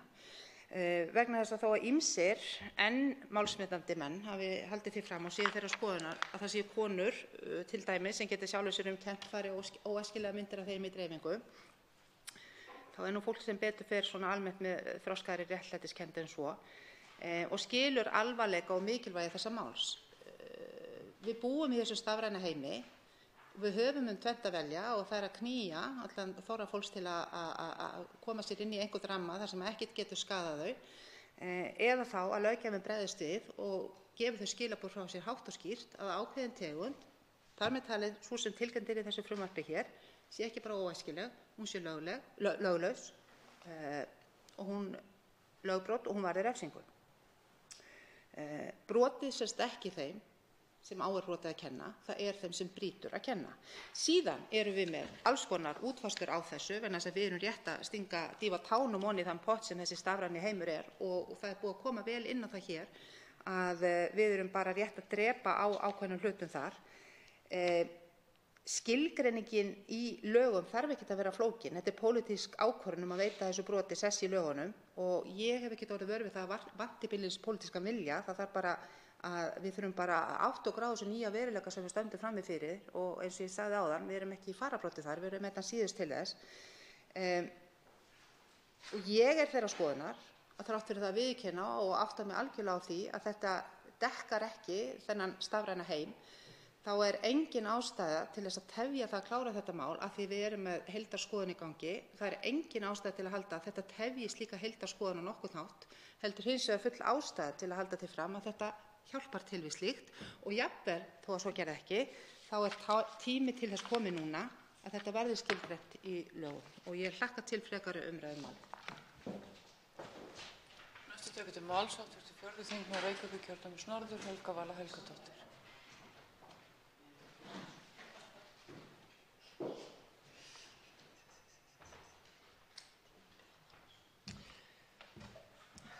Frú forseti, ég fagna mjög þessu frumvarpi og vil þakka þeim sem höfðu frumkvæði að framlagningu frumvarpsins mjög fyrir.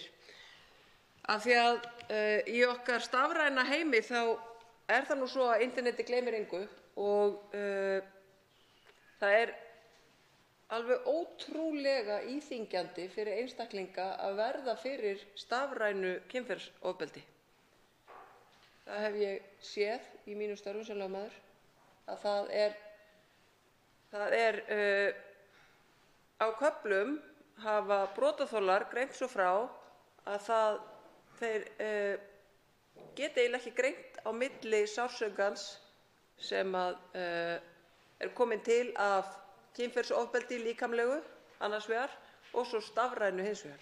Og oft verður þetta ofbeldi sem stundum samhliða hinu líkamlega, oft verður þetta ofbeldi eiginlega meira íþyngjandi og meira langvarandi af því að þá óttinn viðvarandi við áframhaldandi broti. Það óttinn við að brot fari áfram og lifi áfram og að eilífu og fari út allt, aldur og ævi, allt lífið. Og það það sem þarf að vera alveg skýrt í lögum að með öllu óheimilt.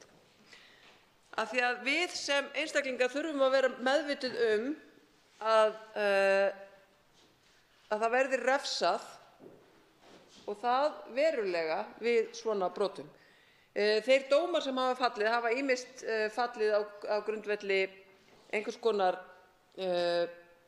blygðunarsemi eða þá dreifingu á klámið og fer það eftir myndefninu. En hvort heldur sem hefur refsiramminn verið eingöngu 6 mánuðir. Og þegar maður les dómana þá sér maður að í rauninni eru dómarar mjög meðvitaðir hversu alvarleg brot þetta eru. Af því að miskabætur sem hafa verið dæmdar í þessum málum, þær hafa verið ekki háar, við getum ekki sagt háar, en þær hafa samt nálgast mjög miskabætur sem hafa verið dæmdar vegna líkamlegs kynferðisofbeldis. Þannig að það alveg ljóst að dómarar landsins sem hlusta á brotaþola og fá gögn málsins á borðið fyrir framan sig, að þeir átta sig vel á alvarleika málsins, en vegna laganna eins og þau hafa verið til þessa dags og eru ennþá, en koma nú vonandi til breytinga núna með þessu frumvarpi, að vegna laganna þá hefur ekki verið hægt að dæma til þyngri refsingar en við höfum fengið að sjá. Og iðulega eru það skilorðsbundnir dómar, en það þá vegna þess að brotið mögulega í fyrsta skipti. Refsiramminn verður að vera hærri. Þess vegna mikilvægt að samþykkja frumvarpið eins og það er að segja fangelsi allt að 6 árum og ef að ræða brot sem framið af stórkostlegu gáleysi að þá varðar það sektum eða fangelsi allt að 3 árum. Aðeins varðandi umræðu að það þurfi að skoða blygðunarsemis í samhengi, það að segja varðandi börn, að þá má velta því fyrir sér hvort að það sé ákveðin skörun þarna, en samt sem áður þá verður að líta til þess að 210. grein almennra hegningarlaga varðar í rauninni dreifingu, það virðist vera sem að það sé hægt að lesa það ákvæði eins og dreifingu almennt á myndum eða myndefni af einhverjum sem í rauninni óþekktur. Að það sé bara dreifing á klámi. Það getur verið dreifing á einhverju myndefni sem dreifarinn þekkir ekki viðfangsefnið. Í þessu alveg skýrt að að ræða einstakling sem veitir ekki samþykki. Það að segja, það virðist vera sem að sá sem dreifir, að brotaþoli einhver ákveðinn einstaklingur. Allavega eins og ég les þetta, þá finnst mér það vera munurinn á annars vegar ákvæði 210. gr. og hins vegar þessu ákvæði sem hér er verið að leggja til að sett verði inn. Af því að dreifing á klámi getur verið bara af einhverjum erlendum rásum eða eitthvað slíkt, en hér er meira verið að tala um þetta stafræna kynferðisofbeldi sem beinist gegn ákveðnum brotaþola. Þó að vissulega sé rétt að skoða þetta í samhengi við önnur ákvæði, þá fannst mér rétt að taka þetta fram. Varðandi umræðuna um það hvað á að gera ef að gerandinn er ungur, þá erum við auðvitað í hegningarlögunum með 2 ákvæði, 70. gr. sem og 74. gr. Í 70. gr. Mælt svo fyrir að refsingar eigi að ákveða, eða við ákvörðun refsinga eigi að taka tillit til ungs aldursgeranda. Þannig að við erum með það fyrir í almennum hegningarlögum og því hefur margoft verið beitt og er bara ítrekað. Og það er líka gert í líkamlegum kynferðisbrotum. Hvað varðar 74. greinina, þá í rauninni kemur hún kannski ekki til álita af því að hér í þessu frumvarpi er ekki talað um neitt lágmark. Það eru bara sektir eða fangelsi allt að 6 árum eða allt að 3 árum. Þannig að 74. greinin mælir fyrir að það sé hægt að fara niður fyrir lágmarkið ef mjög ungan aldur geranda er að ræða. En varðandi það að hegningarlögin ættu mögulega að taka grundvallarbreytingum eða fara í heildarendurskoðun, þá er ég ekkert endilega viss um það, af því að hegningarlögin þau taka mjög ítrekað breytingum og hafa tekið mjög miklum breytingum í gegnum tíðina. Það er kannski eitt ákvæði sem ég vil leggja til að við förum í vinnu við að bæta inn og breyta og gerum það kannski bara á þessu þingi. Og það er að við íhugum sérstaklega hvernig við ætlum að taka á málum eltihrella. En það virðist vera sem að eltihrellar, þeir einhvern veginn nái að skjóta sér undan þeirri refsiábyrgð sem ég held að samfélagið sé sammála að þeir eigi að bera. Að þeir einhverra hluta vegna ná að skjóta sér einhvern veginn til hliðar. Og það vill svo skemmtilega til að við erum auðvitað að fjalla hér á eftir annað frumvarp sem varðar nálgunarbann, en ég held að við þurfum einhvern veginn að taka þann hluta hegningarlaganna líka til endurskoðunar. Að öðru leyti þá fagna ég mjög þessu frumvarpi, væri mjög til í að vera í háttvirtri allsherjar- og menntamálanefnd til þess að fá að fjalla um þetta, en treysti mínum góða samflokksmanni Guðmundi Andra Thorssyni til þess að huga vel að þessu ásamt öðrum nefndarmönnum. Þá er andsvar hv. 2. þingmaður Suðvesturkjördæmis, Bryndís Haraldsdóttir.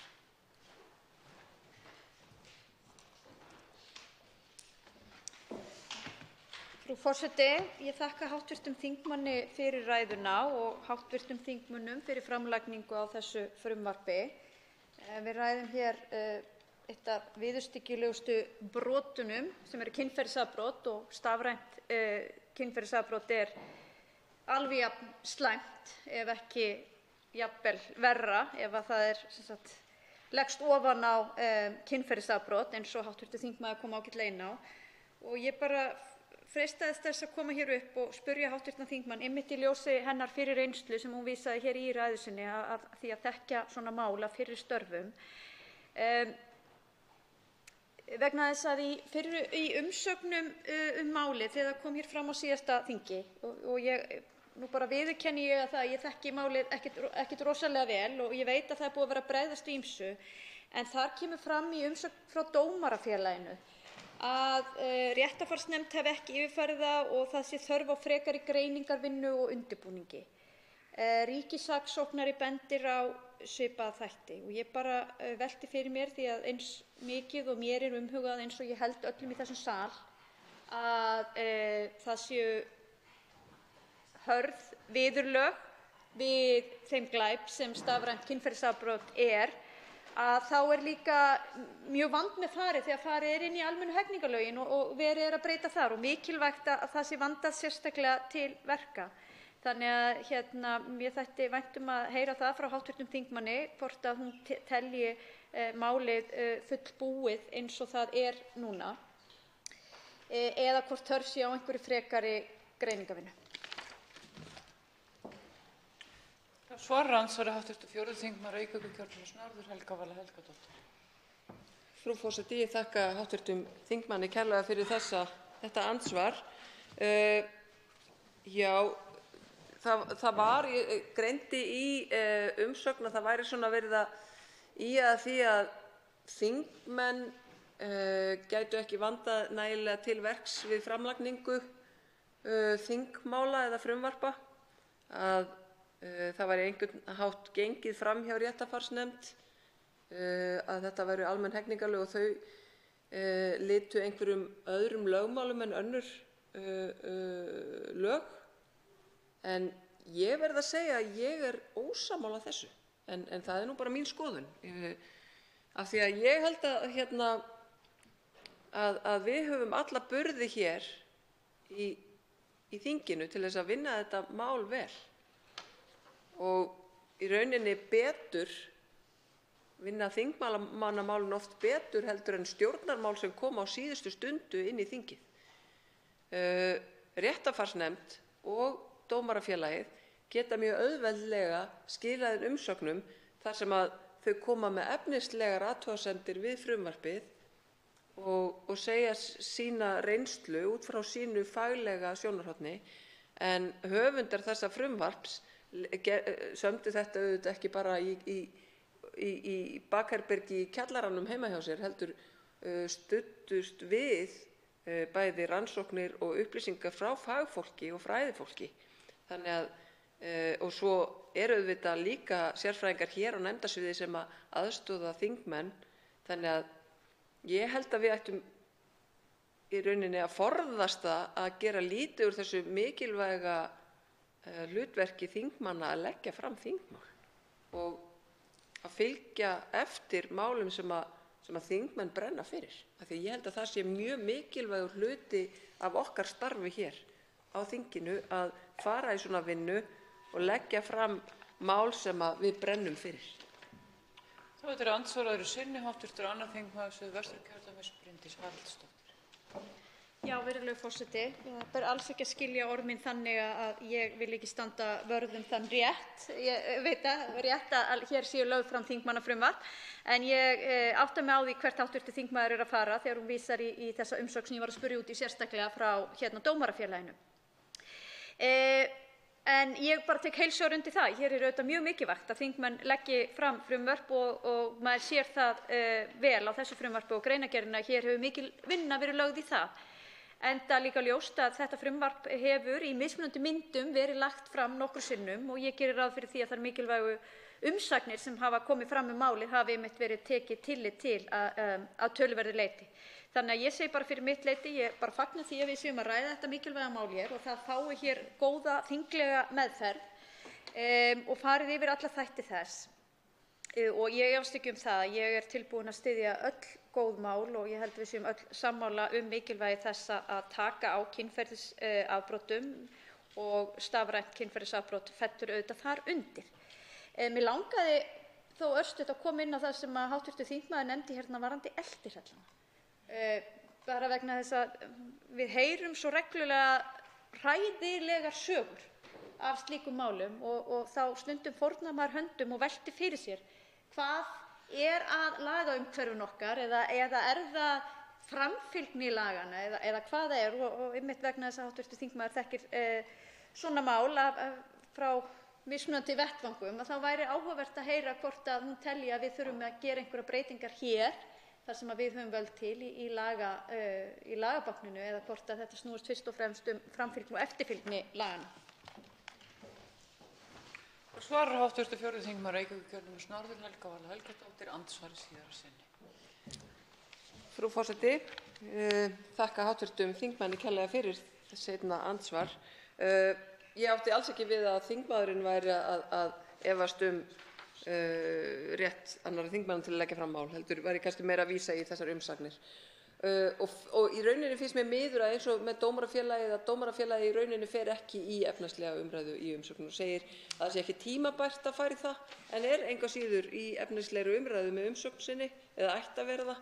Þannig að ég held að við hljótum að bara kalla eftir efnislegum umsögnum og að við fáum þessa góðu umræðu því að þetta er auðvitað ekki fyrsta skipti sem þetta er lagt fram. En varðandi seinni spurninguna, varðandi eltihrælla, þá held ég að það sé mjög brýnt að við skoðum einmitt það líka. Af því að við höfum auðvitað ýmis ákvæði í hegningarlögunum varðandi svona brot á friðhelgi einkalífs. En það, og svo erum við með lög nálgunarbann og brottvísun af heimili og þess háttar. En þetta brot á friðhelgi einkalífs, það er í rauninni þar erum við kannski stödd á sama stað og við erum með hið stafræna ofbeldi að ramminn þar refsiramminn er mjög lágur og virðist litlu skipta í rauninni. Það hefur ekki nægilega mikinn fælingarmátt að því virðist vera. Auðvitað erum við stundum með þannig aðstæður að það virðist bara vera algjörlega ómögulegt að veita einstaklingi þá vernd sem nauðsynleg er. Af því að við getum ju ekki lokað fólk inni og kasta lyklinum aldur og ævi. Þannig að þó að viðkomandi fari í einhverja afplánun, þá er svo afplánun kannski 6 mánuðir og svo er viðkomandi bara komin út og hefst handa að nýju. Þannig að það er auðvitað sú staða sem að lögreglan er í, að geta ekki bara látið viðkomandi hverfa. Það er auðvitað alveg hryllilegt, þetta er hryllilegt að geta ekki verið öruggur heima hjá sér og því miður allt og algengt. En við tölum þetta kannski bara hér í næstu umræðu.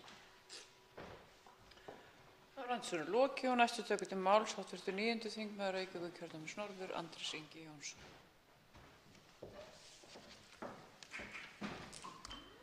Virðulegur forseti. Ég er einn af þeim 24 þingmönnum sem að flytja þetta mál og vil nýta þetta tækifæri til að þakka fyrsta flutningsmanni það tækifæri að hjálpa til við framgang þessa tímabæra og mikilvæga þingmáls. Og það sem er kannski svona lagatæknilega áhugavert við þetta er það að hér erum við með afbrot, hér erum við með hluta af lögunum sem er ekki tæknihlutlaus.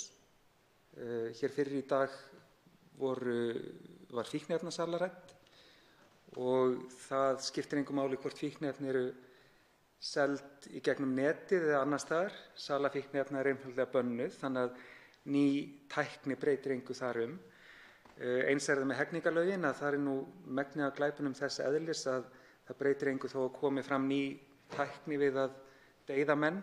Manndráp er alltaf bannað með sama hætti, sama hvernig það er framkvæmt.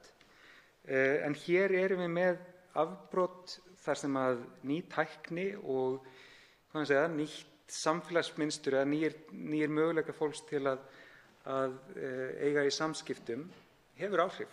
Og þá allt í einu myndaðist þessi glufa í lögum sem við náum vonandi að fylla í með þessu frumvarpi. Mig langar að nefna hér 2 hópa fólks sérstaklega. Í fyrsta lagi vil ég nefna ákærendur sem hefur aðeins verið minnst á hér í umræðunni, en ég held að megi sérstaklega benda á og í raun þakka fyrir hugkvæmni þeirra að hafa áttað sig á því að hægt væri að ákæra fyrir blygðunarsemisbrot, hægt væri að ákæra fyrir móðgun eða smánun gegn fyrrverandi maka eða hvað allar þessar skringilegu lagagreinar heita sem hafa nýst sem haldreipi þeirra sem verða fyrir stafrænu kynferðisofbeldi. Þó að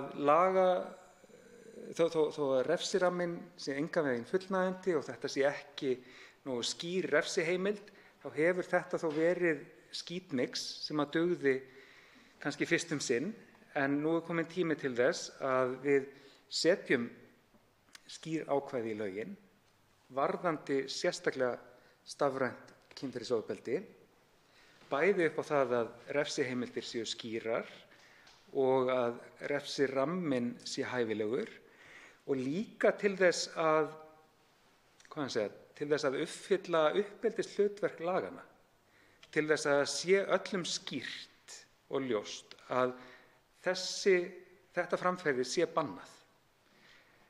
Fólk sem elst upp við það að stafrænt kynferðisofbeldi sé sótt til saka eftir einhverjum ákvæðum sem enginn veit hvað þýða, það er ekkert víst að það sjái samasemmerkið á milli brotsins og refsingarinnar. Þannig að hér erum við virkilega að vinna bragarbót.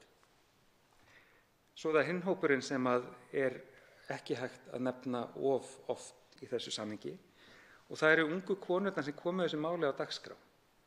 Þolendur, vinkonur þolenda, þúsundir kvenna sem vorið 2015 komu stafrænu kynferðisofbeldi út í dagsljósið. Þegar þær fylktu sér saman undir merkjum Frida Nippul og bara vöktu hér fleiri kynslóðir Íslendinga til meðvitundar veruleika sem ný kynslóð kvenna býr við. Konur sem alast upp sem innfæddir netverjar sýndu þarna allt í einu glæp sem eldra fólk vissi ekki einu sinni að vera til. Þess vegna vantaði þetta í lögin, ekki bara vegna þess að þetta veri nýr glæpur, heldur vegna þess að fólkið sem sér lögin, fólkið sem vinnur í þessu húsi hér og setur lögin, vissi bara ekki að þetta væri að gerast. En, frú forseti, þetta var fyrir 4 árum næstum. Og ég held að við mættum, þegar við erum búin að klára þessar úrbætur á lögum, mættum við aðeins velta því fyrir okkur hvort að þessi langi viðbragðstími löggjafans við því sem sést bara hér svart á hvítu að einföld breyting á hegningarlögum. Hvort þessi langi viðbragðstími sé mögulega ástæða þess að fólk hefur ekki nógu mikla trú á stjórnmálastéttinni, á störfum löggjafarþingsins, á því að við sem berum ábyrgðina bregðumst við og gerum nauðsynlegar og mikilvægar úrbætur. Ég held nefnilega, frú forseti, að sú kynslóð sem vakti okkur til umhugsunar það samfélagsmein sem stafrænt kynferðisofbeldi hún sé ansi hugsi eftir það hversu lengi kerfið hefur verið að hlusta og bregðast við. Það er kannski ekki síst þess vegna sem við verðum að fara að klára þetta mál. Það er mikilvægt ekki bara í þágu þeirra þolenda sem fá með þessu réttarbætur, heldur bara til þess að við sýnum að við stöndum undir lýðræðislegu hlutverki okkar. Tveir hv. þingmenn hafa óskað eftir að veita andsvar og fyrir til að veita andsvar hv. 4. þingmaður Reykjavíkurkjördæmis suður, Þórhildur Sunna Ævarsdóttir.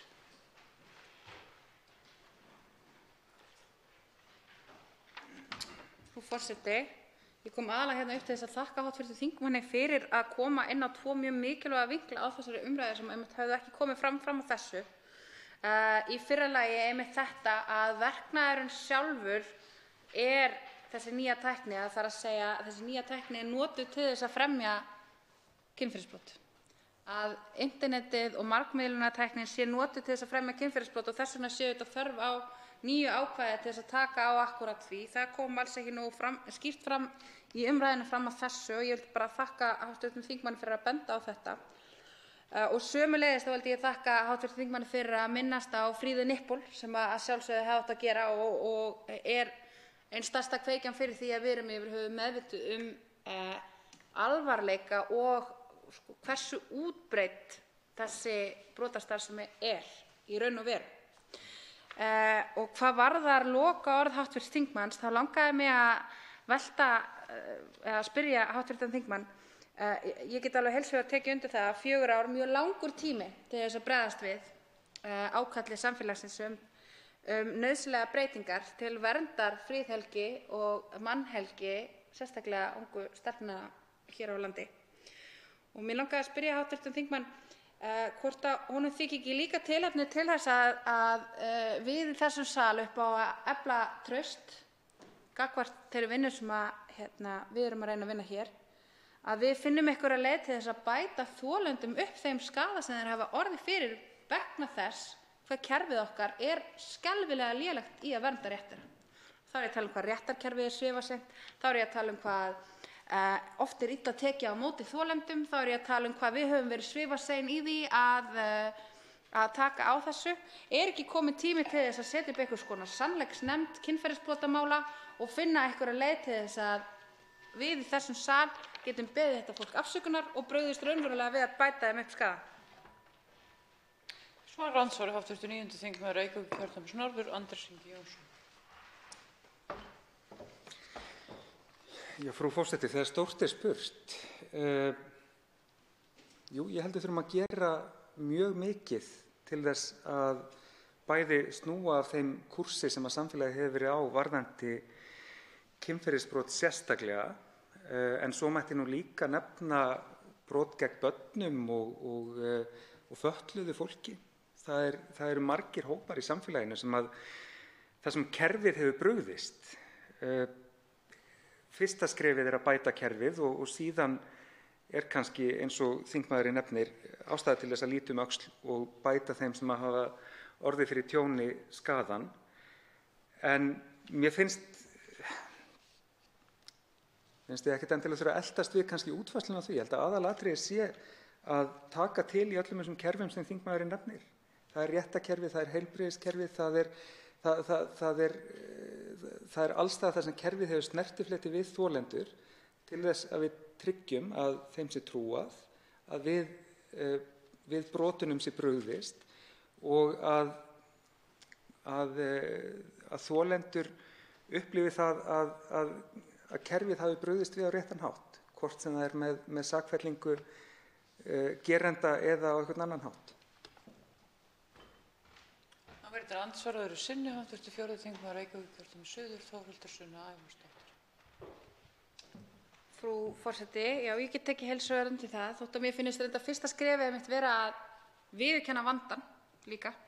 Og það erum við að sjálfsögðu að gera hér í þessu ræðustól við 2 hv. þingmaður. En mér þykir þó leitt að sjá að það er ekki alls kostar viðurkenning á þessum vanda og það vantar talsvert upp á að mér finnst að sérstaklega þau sem valdið hafa gagnvart þessum málaflokki og valdið hafa til þess að breyta hlutum til betri vegar viðurkenni að stórfelldan vanda er að ræða og að við sem að berum ábyrgð í samfélaginu skuldum þolendum og því miður verðandi þolendum það sé almennilegt kerfi sem tekur á móti þeim og þá ekki bara í réttarvörslukerfinu, heldur einmitt líka í heilbrigðiskerfinu eins og hv. þingmaður minntist á og líka gagnvart áfallahjálp og lengri tíma meðferð sem að fólk á rétt á og þá eiga eins góð og þau eru ekki bara frjáls félagasamtök að vera að sinna því að byggja upp þolendur eftir kynferðisbrot til dæmis, svo dæmi séu nefnd og hvað þá börn sem hafa verið misnotuð í lengri tíma eða hafa upplifað langvarandi ofbeldi. Það er mjög takmarkað í okkar kerfi sem að býður upp á einhvers konar stuðning fólk sem hefur, sérlega börn sem hafa orðið fyrir mjög miklum áföllum í æsku. Og það sem við erum að gera með þessu er að í raun og veru búa til brostna framtíð fyrir einstaklinga sem að hefðu getað gefið svo mikið af sér og átt svo gott líf. Af því að við höfum ekki almennilegt umhverfi fyrir þau. En þetta eru svona stærri spurningar heldur en að ég ætla hv. þingmanni að svara mér hér í þessu andsvari nú. Ég vildi einfaldlega velta þessu upp að það er að sjálfsögðu tilefni til stærri aðgerða heldur en þessara, þótt að þetta sé að sjálfsögðu mikilvægt skref sem við erum að stíga núna og ég þakka hv. þingmanni fyrir stuðninginn og fyrir meðflutninginn. Andsvari síðara sinni hv. 9. þingmaður Reykjavíkurkjördæmis norður, Andrés Ingi Jónsson. Forseti, ég þakka þingmanninum andsvarið og vil aftur taka undir með henni að við erum komin á þann stað sem samfélag nú þarf að hugsa dálítið stórt það hvernig við bregðumst við ofbeldi í samfélaginu, hvernig við bætum þolendum það, hvernig við vinnum að forvörnum, hvernig við tryggjum fólki möguleikana á að lifa öruggt í samfélaginu. Við gerum það á ýmsum sviðum þegar kemur að umferðaröryggi, þegar kemur að forvörnum gegn ofanflóðum, þá á hið opinbera mikið fé til að leggja fram enda skiljanlega, þarna þarf að bregðast við. En þegar kemur að ofbeldisvörnum þá vantar ennþá eitthvert ofbeldisvarnarsjóð eins og við höfum ofanflóðasjóð, álíka stóran, með álíka mikinn slagkraft. Þannig að ég tek heils hugar undir þessar hugmyndir þingmannsins og jafnframt, hvað er maður að kalla það? Ég held ég dæsi með henni yfir því að það þurfi þingmenn til að leggja þetta mál fram. Auðvitað hefði dómsmálaráðherra fyrir 4 árum átt að leggja fram svona mál og klára það. Eða fyrir 3 árum, eða fyrir 2 árum, eða í fyrra. En það er ekki sá veruleiki sem við búum við og þá bara koma þingmenn fram með fullburðugt mál og við klárum það saman. Næstur til að veita andsvar hv. 4. þingmaður Reykjavíkurkjördæmis norður, Helga Vala Helgadóttir. Frú forseti, ég vil þakka hv. þingmanni Andrési Inga Jónssyni fyrir hans ræðu en aðeins fara inn í þessar vangaveltur sem hafa verið hér á undanförnu varðandi það að bregðast við, hvort að við eigum að bregðast við hér á þinginu með lagasetningu. Já og nei myndi ég segja, því að stundum er gott að láta ryk aðeins setjast áður en brugðist er við með lagasetningu, því að lagasetning er auðvitað mjög afgerandi. En í þessu tilviki þá var og hefur verið augljóst langt skeið að þarna var skortur í lögunum, þarna vantaði inn í lögin einhvers konar úrræði til þess að bregðast við þessum nýju ofbeldisbrotum, stafrænu kynferðisofbeldi. Þannig að ég tek undir það sem hefur komið hérna fram að það hefði auðvitað átt að vera löngu búið að þessu. En hvar erum við þá? Það er búið að leggja þetta fram. Þetta er, held ég, 3. sinn sem þetta er lagt fram núna á stundum tíma. Og þá er það okkar þingmanna að greiða leið þessa máls í gegnum þingið og vinna í því. Þeir sem að sitja í þessari ágætu nefnd, allsherjar- og menntamálanefnd, þurfa þá að halda formanni nefndarinnar við efnið. Að þetta mál lendi ekki einhvers staðar neðst í bunkanum bara vegna þess að það eru bara þingmenn sem leggja þetta fram. Af því það er sú pólitík hér á þinginu sem er auðvitað alveg mjög vond í rauninni þegar við erum að vinna þannig gegn mjög góðum málum. En það er það sem hefur verið að gerast hérna.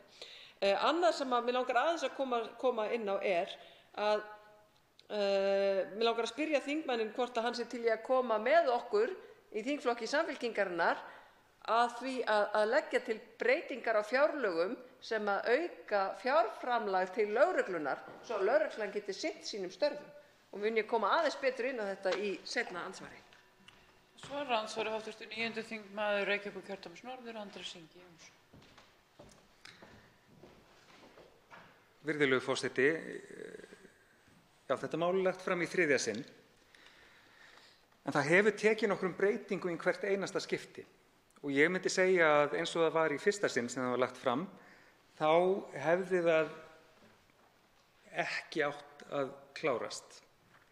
Eins og það var lagt fram á síðasta vetri, þá hefði þurft að laga það nokkuð. Þær lagfæringar hafa verið gerðar nú milli þinga, þannig að það frumvarp sem við höfum í höndunum í dag er sú besta útgáfa þessa máls sem inn í þingið hefur komið. Ég hef setið í allsherjar- og menntamálanefnd núna í 2 ár og fylgdist einmitt með umfjöllun þetta mál síðasta skipti sem það kom inn. Og ég get ekki sagt að nefndarmenn hafi verið neitt annað en samhentir í því að ætla að klára þetta mál. Eða skulum segja sammála nauðsyn þess að gera þessar lagfæringar. En eins og var komið inn á hér í umræðunum áðan, þá komu fram svona kerfislægar mótbárur frá aðstandendum réttarfarsnefndar og Dómarafélaginu og slíkum aðilum sem hafa nokkra vigt inn í allsherjar- og menntamálanefnd. Ég hefði hins vegar alveg viljað sjá það gerast til dæmis að réttarfarsnefnd hefði einfaldlega fengið það hlutverk að skila konkrét tillögum að breytingum á málinu til þess að það myndi rúmast innan það sem hún sagði fyrir sér. Það er kannski sá annmarki á málsmeðferðinni sem að er hægt að benda á að réttarfarsnefnd sé gerð að einhverjum yfirfrakka á breytingar á hegningarlögum en þingmenn hafi síðan enga aðkomu að þeirri nefnd til þess að fá sínum breytingum framgengt. Það er eitthvað sem mætti skoða að laga. Þá er til andsvaraðri sinni hv. 4. þingmaður Reykjavíkurkjördæmis norður, Helga Vala Helgadóttir. Frú forseti, ég tek undir svona undrunartóninn hjá hv. þingmanni varðandi réttarfarsnefndina og svona þetta samspil. Af því það virðist á því hvernig réttarfarsnefndin bregst við þessu eins og hún telji sig ekki geta komið með umsögn eða tillögur að úrbótum af því að hún samdi ekki frumvarpið. En ég er algjörlega ósammála því og það er okkar vinna hér.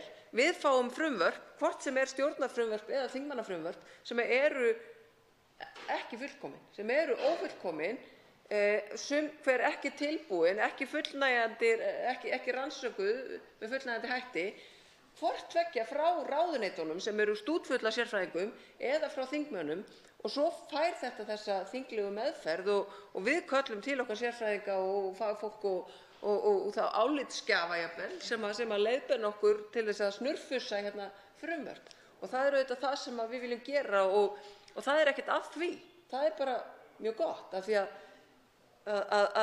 þegar á hólminn er komið þá eru það lögin sem gilda. Þeir sem að vinna með lögin inn í dómskerfinu, þeir skoða hérna þinglegu meðferð, skoða hvort hún tók breytingum, hvort frumvarp tók breytingum, líta á greinargerð með frumvarpi, líta á nefndarálit og allt eru þetta lögskýringargögn. Þannig að það er alveg fullnægjandi.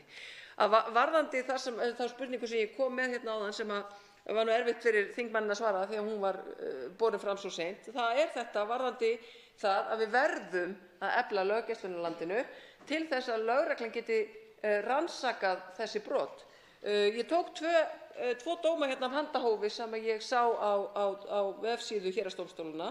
Það var verið að dæma núna í október í kynferðisbrotamáli þar sem að verknaður átti sér stað 1. ágúst 2015 og hins vegar gagnvart barni eða börnum þar sem verknaður átti sér stað í janúar 2017 og það var verið að ljúka þessum málum í héraði núna og fara væntanlega upp í Landsrétt.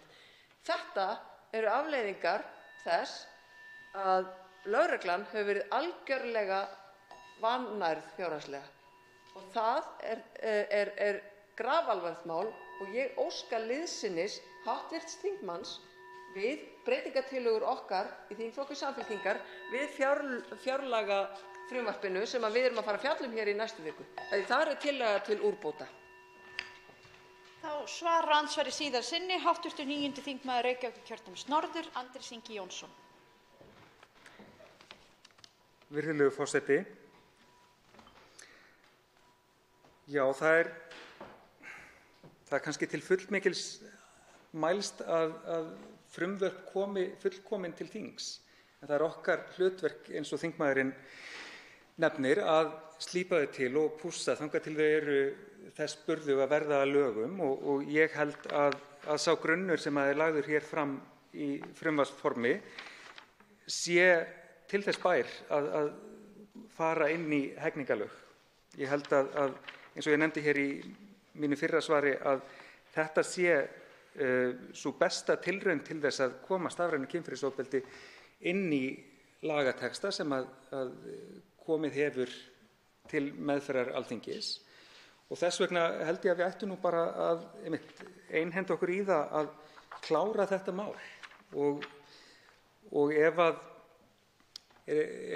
réttarfarsnefnd er eitthvað stíf á því að hún verði að hafa eitthvað það að segja þá þurfum við bara í allsherjar- og menntamálanefnd að vera dugleg við að fá hana til þess að leggja sitt af mörkum til þess að við náum að ljúka þessu. Og ég, þekkjandi þá sem sitja með mér í þeirri nefnd, reikna með að þessu máli verði vel fyrir komið í okkar höndum.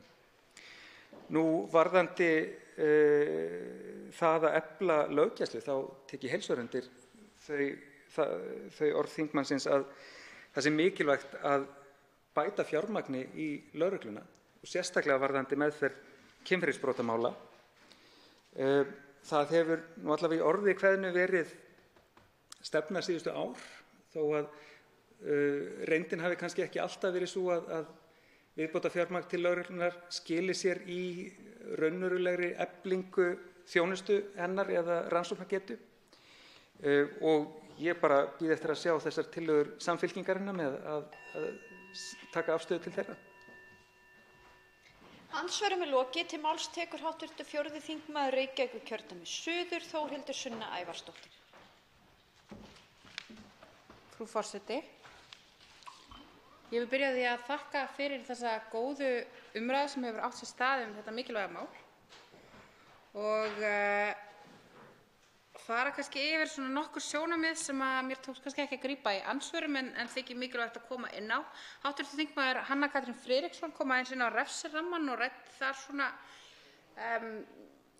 almennt að sumum kynni að þykja 6 ára refsing við stafrænu kynferðisofbeldi heldur langt seilst eða aðeins of há refsing við broti sem þessu án þess að hún legði sjálf dóma á það eins og ég skildi það.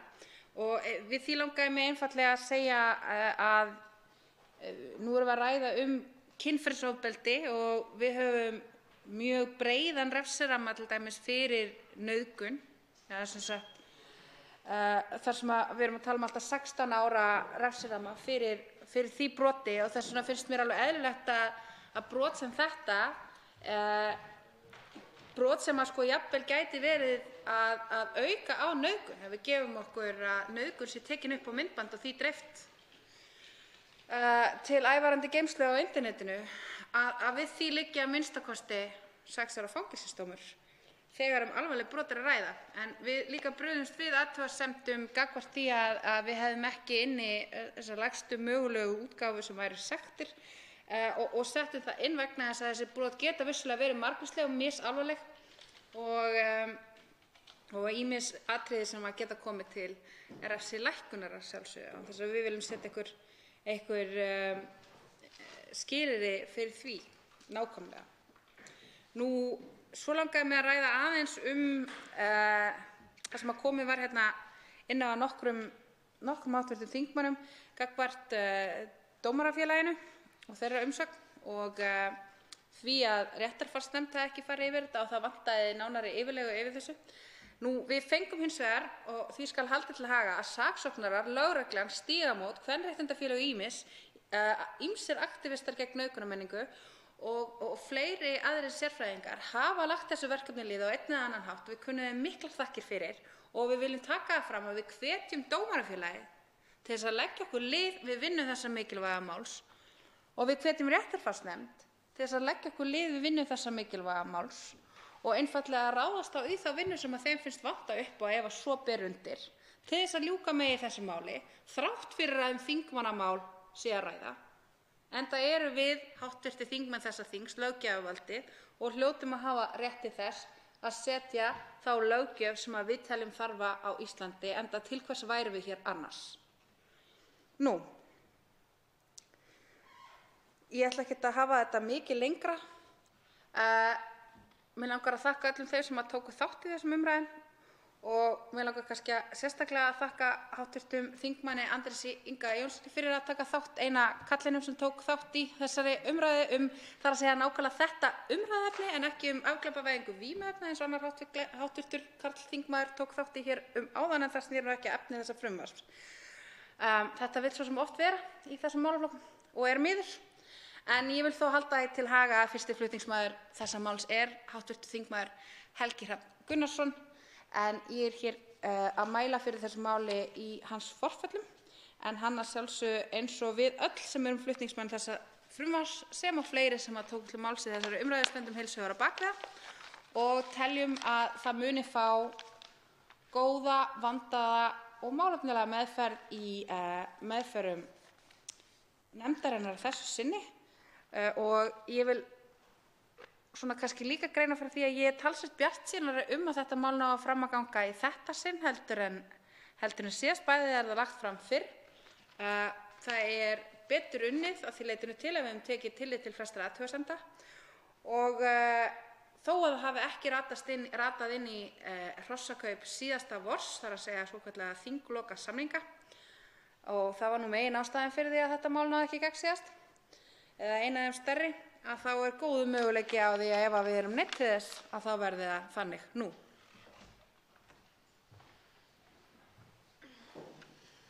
Fleiri hafa ekki kvatt sér hljóðs og er umræðu lokið. Frumvarpið gengur nú til 2. umræðu og allsherjar- og menntamálanefndar ef enginn hreyfir andmælum. Það er samþykkt. Tekið er fyrir 11. dagskrármálið, nálgunarbann og brottvísun af heimili, frumvarp, mál nr. 26 á þingskjali 26, 1. umræða. Til máls tekur hv. 5. þingmaður Reykjavíkurkjördæmis norður, Áslaug Arna Sigurbjörnsdóttir. Virðulegi forseti, ég mæli hér fyrir frumvarpi til breytinga á lögum nálgunarbann og brottvísun af heimili. Flutningsmenn málsins að mér meðtaldri eru Jón Gunnarsson, Vilhjálmur Árnason, Bjarkey Olsen Gunnarsdóttir, Helgi Hrafn Gunnarsson, Inga Sæland, Logi Einarsson, Sigmundur Davíð Gunnlaugsson, Þórunn Egilsdóttir og Þorgerður Katrín Gunnarsdóttir sem þú vantar á það prentaða eintak sem nú liggur frammi. Það segja flutningsmenn úr öllum flokkum Alþingis. Með frumvarpinu er lagt til að breyta framkvæmdin varðandi meðferð beiðna nálgunarbann, en ekkert er hnikað til framkvæmdina við brottvísun af heimili. Lög nálgunarbann og brottvísun af heimili tóku gildi 2011, en ákvæði nálgunarbann kom fyrst inn í íslenska löggjöf árið 2000. Með gildandi lögum var í einum lögum kveðið á heimild til þess að beita nálgunarbanni og heimild til þess að vísa einstaklingi brott af heimili sínu, en lögunum var ætlað að styrkja réttarstöðu brotaþola, einkum þeirra sem þola mættu heimilisofbeldi. Við gerð frumvarpsins var haft samráð við lögregluna á höfuðborgarsvæðinu, lögregluna á Suðurlandi, Kvennaathvarfið og lögfræðinga sem komu að vinnu við gerð frumvarpsins sem varð að lögum 2011 og leitaði að sjónarmiðum þessara aðila hvað er varðar framkvæmdina frá gildistöku laganna. Ljóst er að margt má betur fara þegar kemur að þessum úrræðum. Nú hefur komist reynsla á lögin eins og þau eru og markmiðið með frumvarpinu er að taka mið af þeirri reynslu og bæta meðferðina að því varðar beitingu nálgunarbanns þannig að hún verði ekki eins þung í vöfum, einkum þegar þannig háttar að sakborningur er samþykkur ákvörðun lögreglustjóra beitingu þess. Þótt nálgunarbann og brottvísun af heimili feli hvort sig í sér umtalsvert inngrip í einkalíf manna eru úrræðin þó ólík. Nálgunarbann er fyrst og fremst ráðstöfun til að tryggja friðhelgi brotaþola, enda eiga allir rétt á því að vera í skjóli frá einstaklingum sem teljast líklegir til að vinna þeim mein eða ofsækja þau á annan hátt, til dæmis með rafrænum hætti. Það að fjarlæga einstaklinga heimili felur í sér mun meiri þvingun en nálgunarbann og er því nálgunarbann er nær því að vera tryggingaráðstöfun en þvingunarráðstöfun. Og það er mikilvægt. Og af þeim sökum og í ljósi framkvæmdarinnar tel ég rök standa til þess að rétt sé að fara með málin með ólíkum hætti og legg því til breytingar á framkvæmd við nálgunarbann. Með frumvarpinu er því gerður nokkur greinarmunur á meðferð mála er varða nálgunarbann annars vegar og brottvísun á heimili hins vegar. Án þess þó að ganga á réttindi sakbornings og með það fyrir augum að styrkja réttarstöðu brotaþola með einfaldari málsmeðferð, aukinni skilvirkni og frekari greinamun á tryggingaráðstöfunum og þvingunarráðstöfunum. Með frumvarpinu er málsmeðferð vegna nálgunarbanns einfölduð án þess að breytt sé efnislega mati sem fer fram varðandi það álitaefni hvort að skilyrðin fyrir beitingunni sé fullnægt. Skilyrðin samkvæmt lögunum eru þau að rökstuddur grunur sé að sakborningur hafi framið refsivert brot eða raskað á annan hátt friði brotaþola eða hætta er á viðkomandi brjóti gegn brotaþola. Ekki má líta fram hjá því að röskun á friði er nægjanlegt skilyrði til að fá nálgunarbanni beitt. Virðist þó oft vera að sett séu strangari skilyrði í dómaframkvæmd en lögin kveða á þrátt fyrir tiltölulega lágan þröskuld ákvæðisins. Mögulega mun áframhaldandi dómaframkvæmd kalla á enn skýrara ákvæði hvað þetta varðar. En nálgunarbann á að bæta réttarstöðu þolenda heimilisofbeldis og annarra þolenda ofbeldis og ofsókna. Og markmiðið er einfalt, að vernda þann sem brotið er á og fyrirbyggja frekara ofbeldi. Við teljum því mikilvægt skref að stíga í lögunum en aðeins fyrsta skref. Ljóst er að það þarf að skoða fleiri atriði sem að þessu snúa. Meðal annars refsingar við brotum á nálgunarbanni, því það er ljóst að það eins og staðan er í dag að þau hafa ekki nægan fælingarmátt líkt og við sjáum oft í fjölmiðlaumfjöllun hérlendis. Ásamt því er nauðsynlegt að skoða hvort þörf sé á nýju ákvæði hegningarlaga um umsáturseinelti. Þessu mun ég fylgja eftir. Hæstv. forseti, ég ætla aðeins að fara nánar út í greinar frumvarpsins til að gera grein fyrir hverri breytingu fyrir sig. Í 1. grein frumvarpsins er kveðið á að ríkissaksóknari setji almenn fyrirmæli svokölluð vægari úrræði. Það er vegna þess að í núverandi lögum er mælt fyrir það að einungis skuli grípa til úrræðalaganna ef ekki þykir sennilegt að friðhelgi brotaþola verði verndað með öðrum og vægari hætti og er þar að ræða sérstaka meðalhófsreglu. Hins vegar hefur ekkert verið skilgreint hvað felst í vægari úrræðum og hefur einstökum lögregluembættum og dómstólum þannig verið falið mat hver þau geta verið. Hafa einstök lögregluembætti meðal annars gripið til þess að nýta óformfestar yfirlýsingar sakbornings að halda sig frá brotaþola og setja sig ekki í samband við hann sem vægara úrræði. Sé vægara úrræðum ekki fylgt er það frekari grundvöllur fyrir beitingu nálgunarbanns. Þykir því tilefni til að mæla fyrir að ríkissaksóknari geti sett verklagsreglur sem lúta að slíkum úrræðum, þar á meðal hver þau geti verið og framkvæmd þeirra. Skapar það meðal annars grundvöll fyrir samræmdri framkvæmd milli lögregluembætta hvað þetta varðar. Þetta hef ég trú á að geti gert það einfaldara að sýna fram á að vægari úrræði virki ekki og friðhelgi brotaþola verði ekki vernduð með þeim og nauðsynlegt sé að grípa til nálgunarbanns. Í 2. grein frumvarpsins er lögreglu gert að ljúka máli eins fljótt og unnt er en gefnir að hámarki 3 sólarhringar eftir að beiðni hefur borist. Brottvísunarheimili gildir áfram sami sólarhringsfresturinn. Tímaramminn sem lögreglu hefur verið gefinn hér hefur reynst of stuttur til undirbúnings á töku ákvörðun nálgunarbann í einhverjum tilfellum. Til dæmis í þeim málum sem afla þarf gagna annars staðar frá, meðal annars stafrænum og vinna úr þeim, en í frumvarpinu er lagt fram að lengja frestinn í 3 sólarhringa svo undirbúningur lögreglunnar geti verið fullnægjandi þegar svo ber við og meiri líkur á að náist fram nálgunarbann.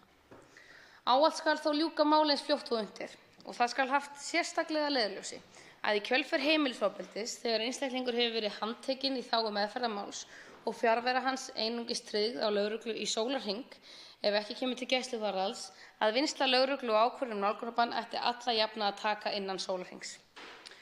Nokkur ár eru síðan lögum þessi voru sett og nokkur reynsla er því komin á þessa framkvæmd og er því lagt til að lögreglu verði falið að leggja mat á í hvaða tilvikum hraða þurfi meðferð sérstaklega og hvaða tilvik kalli á örlítið lengri málsmeðferð. Ekki er þannig dregið úr mikilvægi þess að málin sé hraðað eftir því sem kostur er, einkum þegar háttar til að sakborningur hefur verið handtekinn. Mikilvægt er að veita lögreglu svigrúm til að meta hvert tilvik fyrir sig og þó eftir atvikum að taka ákvörðun hvort flýta beri ákvörðuninni.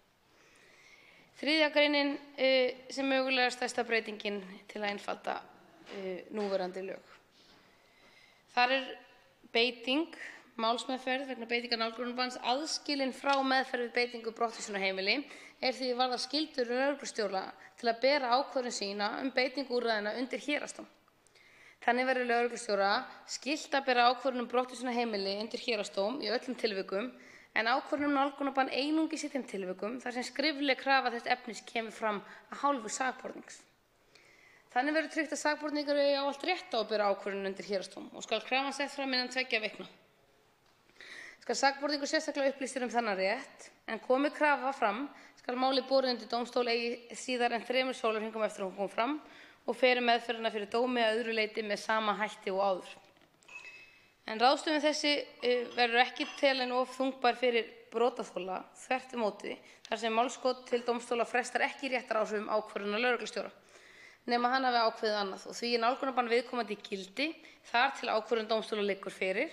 Hagsmunir brotaþola af því að þurfa ekki að lifa í ótta, þola ofsóknir eða ofbeldi eru því tryggðir á því tímabili. En með breytingunni er leitast eftir að einfalda málsmeðferð ákvarðana nálgunarbann og sérstaklega í þeim tilvikum þar sem samþykki sakbornings liggur fyrir. Það verður að vera sérstök ákvörðun sakbornings að bera málið undir dómstóla. Ákvæðið tekur mið af erlendum lagaákvæðum. Á Oft ákvörðun um nálgunarbann samþykkt af sakborningi og oftar en ég held að við gerum okkur grein fyrir. En samkvæmt gildandi lögum þurfa slík mál þó öll að fara fyrir héraðsdóm með tilheyrandi vinnu og kostnaði og hér ekki verið að skerða rétt sakborningis, heldur einungis verið að gefa honum val, auk þess sem framkvæmd þeirra mála þar sem ekki ágreiningur einfölduð og álagi létt. En ennfremur verður að telja að málsmeðferð í slíku máli verði brotaþola ekki eins þungbær. Í 4. grein frumvarpsins síðan aðeins kveðið á gildistöku og lagaskil laganna og þar er ákvæðið ekki frekari skýringar. Ég vonast til að málið fái góða umfjöllun hér og í nefndinni í allsherjar- og menntamálanefnd. Ég tel breytingarnar allar mikið til bóta, einfalda kerfið, einfalda lögin sem við erum með núna í þágu brotaþola. Það ljóst, eins og ég nefndi hér í upphafi, að það eru fleiri angar málsins og þessara mála sem þarf að skoða. Þar sérstaklega að mínu mati ákvæði umsáturseinelti og refsingar við brot á nálgunarbanni og því mun ég fylgja eftir. En þetta er fyrstu skrefin, einföldum og gerum þessar meðferð skilvirkari og ég legg til að lokinni þessar umræðu fari frumvarpið til allsherjar- og menntamálanefndar og 2. umræðu. Þá veitir andsvar hv. 4. þingmaður Reykjavíkurkjördæmis suður, Þórhildur Sunna Ævarsdóttir. Frú forseti, ég vil þakka hv. þingmanni fyrir framsöguna í þessu mikilvæga máli og lýsa yfir mínum stuðningi heils hugar við framgöngu þess hér á þessu þingi. Mér finnst þetta vel unnið mál og ég held að það sé vel til þess fallið að komast í gegn líka á þessu þingi og ég held að það sé mikilvægt að við vinnum saman að því. Mig langaði að spyrja hv. þingmann hvað hún telur, þar sem það er nóg í núverandi lögum að raska friði, eins og hv. þingmaður komst að orði, hvað hún telur vera aðalástæðuna fyrir því að það hafi samt ekki verið nóg til þess að vernda hagsmuni brotaþola. Fyrst að lögin segja fyrir það. Ég geri mig grein fyrir að hv. þingmaður minntist á að að það er ekki til nákvæm skilgreining á því hvað teljast vægari úrræði, en það hefði mátt færa líkur á því að það hefði alveg verið hægt að bregðast við þessu fyrr. Telur hv. þingmaður að það hafi verið einhvers konar tregða í kerfinu, ég ætla svo sem ekki að telja upp ástæðurnar sem gæti verið fyrir þessu. Mig langar gjarnan að heyra hvað hv. þingmaður heldur að sé ástæðan fyrir því að réttarvörslukerfið hefur reynst jafn tregt til að bregðast við ógnum að öryggi einstaklinga á Íslandi eins og framlagning þessa eða þörfin á framlagningu þessa frumvarps sýnir fram. Þá svarar andsvari hv. 5. þingmaður Reykjavíkurkjördæmis norður, Áslaug Arna Sigurbjörnsdóttir. Já, virðulegi forseti, ég þakka hv. þingmanni fyrir þetta og stuðninginn við málið sem ég met mikils. Þetta kom inn á því kannski að eftir að hafa lesið dómaframkvæmd þá kom mér það óvart hversu lágan þröskuld ákvæðið þó setur. Og ástæða fyrir þessu getur verið margþætt held ég. Það að rökstuddur grunur fyrir einhvers konar mögulegu refsiverðu broti eða raskað á annan hátt friði virðist vera að setja aðeins hærri þröskuld sem samt tiltölulega óljós. Og þar er eitt atriði þar að það kannski er ekki til nægilega skýrt hvaða vægari úrræði má hafa verið búið að reyna þegar að þessu kemur. En dómaframkvæmdin er vissulega aðeins mismunandi en það hlýtur að vera svo að þegar talað um það að ekki megi raska á annan hátt friði brotaþola, að þegar sakborningur hefur ítrekað og er farinn að verða þess valdandi að brotaþoli breyti sínum háttum, að það hlýtur að þýða það að það sé verið að raska friði brotaþola. Og ég held að með því einnig hér að gera skýrari greinarmun á því hvað er tryggingaráðstöfun annars vegar og hvað er þvingunarráðstöfun hins vegar, skýri það að við erum bara að tryggja frelsi og frið brotaþola til að lifa sínu lífi án ofsókna og ofbeldis. Og það er það sem ég vonast til að ná með einhverjum hætti fram með þessum breytingum saman á þessum lögum sem annars eru og voru vel unnin. En þá tel ég að þessar breytingar í heild sinni geti og vonandi að mínu mati hafi áhrif á dómaframkvæmdina, að við erum bara að biðja tryggingaráðstöfun en ekki að leggja mat á eitthvað á brotið sjálft. Þá veitir andsvar síðara sinni hv. 4. þingmaður Reykjavíkurkjördæmis suður, Þórhildur Sunna Ævarsdóttir. Frú forseti, ég þakka hv. þingmanni fyrir andsvarið og tek undir þá von hennar að þetta verði til þess og tel að þetta geti orðið mjög til bóta í framkvæmd þessa mála.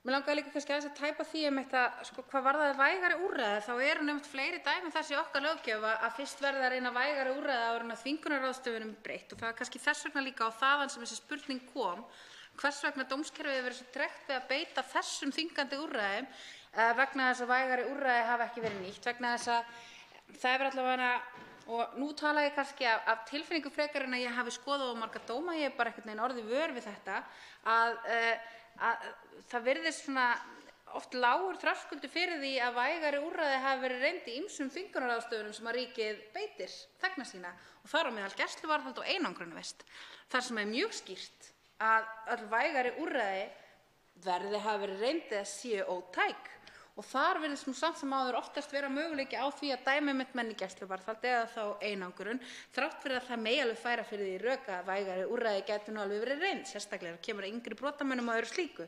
Og mér hefur fundist einhvern veginn vanta að það sé litið til þess, en í þessu tilfelli allt í einu þegar kom að því að vernda, skulum við segja, aðalega konur sem eru í ofbeldissamböndum eða sem sæta einmitt einhvers konar eldirhellum, að þá eigi kerfið voðalega erfitt með að bregðast við og finnst þurfa að líta til einhverra vægari úrræða. Ég er kannski að fiska eftir í hvort að hv. þingmanni finnist vera einhvern kerfislegan vanda hér að stríða hvað varðar kannski jafnrétti kynjanna. En það er kannski stærri spurning heldur en að við getum rætt að einhverju ráði nú.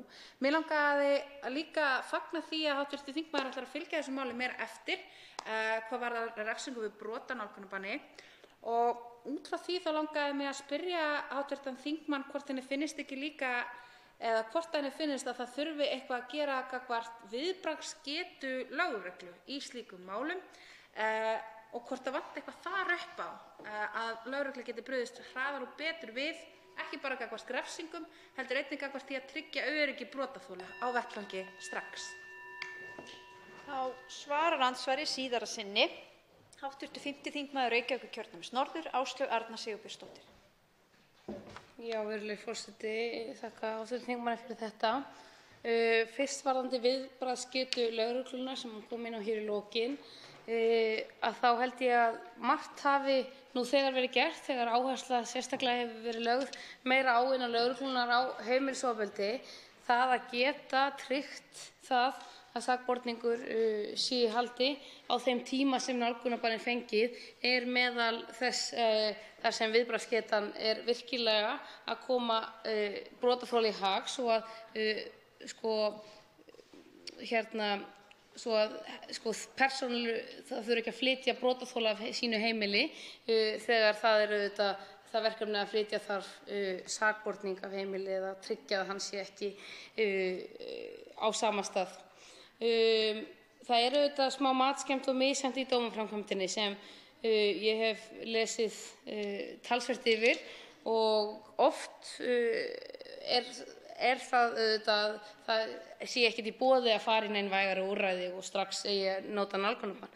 En ég tek undir með hv. þingmanni þegar kemur að almennri umræðu vægari úrræði að þetta er eitthvað sem þarf að skoða í þessu, af því að ég veit að lögin sem slík í dag voru hugsuð til verndar brotaþola, en dómaframkvæmdin hefur kannski ekki alveg sýnt í verki hvernig við viljum raunverulega sjá nálgunarbannið virka, og það þarf of mikið til og við getum bregst of lítið, og sektarákvæði og refsingar við það að brjóta ítrekað nálgunarbann er einfaldlega of lág að mínu mati.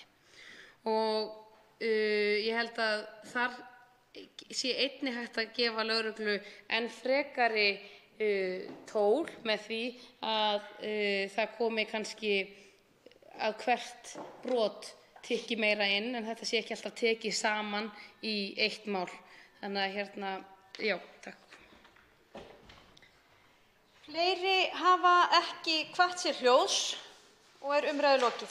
Frumvarpið gengur nú til 2. umræðu og allsherjar- og menntamálanefndar ef enginn hreyfir andmælum. Það er samþykkt. Tekið er fyrir 12. dagskrármálið, þingsköp Alþingis, frumvarp, mál nr. 23 á þingskjali 23, 1. umræða. Til máls tekur hv. 11. þingmaður Reykjavíkurkjördæmis suður, Björn Leví Gunnarsson.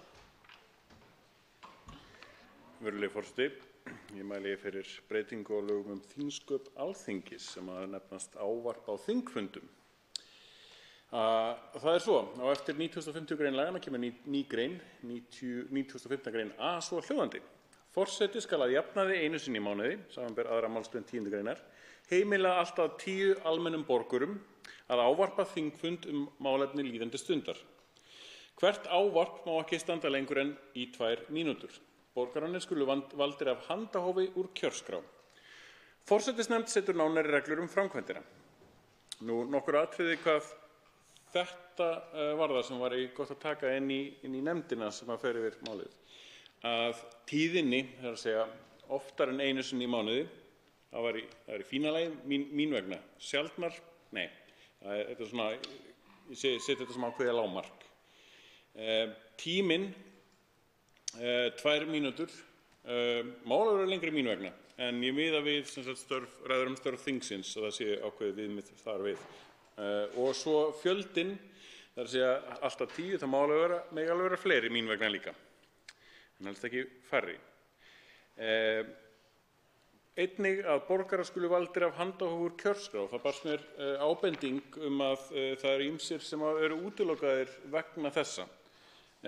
Meðal annars fólk sem er með kjörgengi í sveitarstjórnum en ekki til Alþingis. Þannig að það mætti mögulega miða einmitt við kjörskrá í sveitarstjórnarkosningum til þess að fleiri hafi aðgang þar að. Þar myndi til dæmis taka þá til frumvarps að við ræddum hérna á síðasta þingi þar sem að kosningaaldur er lækkað niður í 16 ára. Ég var alveg vel til í það að það væri ekki bara takmarkað við 18 ára eða þá sem eru kosningarétt sem sagt til Alþingis. Það megi alveg endilega vera yngri og það megi alveg endilega vera fleiri sem að búa hérna heldur en bara þeim sem eru takmarkaðir við atkvæðarétt í Alþingiskosningum. Nú, eins og segir, í þessu frumvarpi eru lagðar til breytingar á lögum þingsköp með það að markmiði að heimila kjósendum að ávarpa þingfund að jafnaði einu sinni í mánuði þegar þing starfar. Lagt er til að alltaf 10 kjósendur sem eru valdir af handahófi úr kjörskrá geti ávarpað þingfund málefni líðandi stundar og má hvert ávarp ekki standa lengur en 2 mínútur. Val á kjósendum, ákvörðun ræðutíma, framkvæmd ákvæðisins og fleira skal forsætisnefnd nánar kveða á í reglum sínum. Á Norðurlöndum er ekki að finna fordæmi fyrir því að kjósendur geti tekið til máls í þingsal.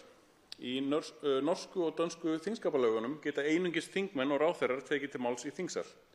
Tekið skal fram að í Danmörku geta kjósendur lagt fram tillögu að borgarafrumvarpi. Fái tillagan 50.000 undirskriftir má að leggja hana fyrir þingið sem þingsályktunartillögu að ákveðnum skilyrðum uppfylltum og fær hún þá þinglega meðferð. Samkvæmt 50. grein finnsku þingskapalaganna skrá þingmenn sig á mælendaskrá og forseti getur hins vegar ákveðið að gefa ráðherra, lagakanslara ríkisstjórnarinnar, umboðsmanni þingsins orðið áður en aðrir fá leyfi til þess að taka til máls. Í 15. grein sænsku þingskapalaganna er kveðið á að allir þingmenn og ráðherrar megi tjá sig öll mál sem eru til umræðu á þingfundi, með þeim undantekningum sem kveðið er á í þeim lögum.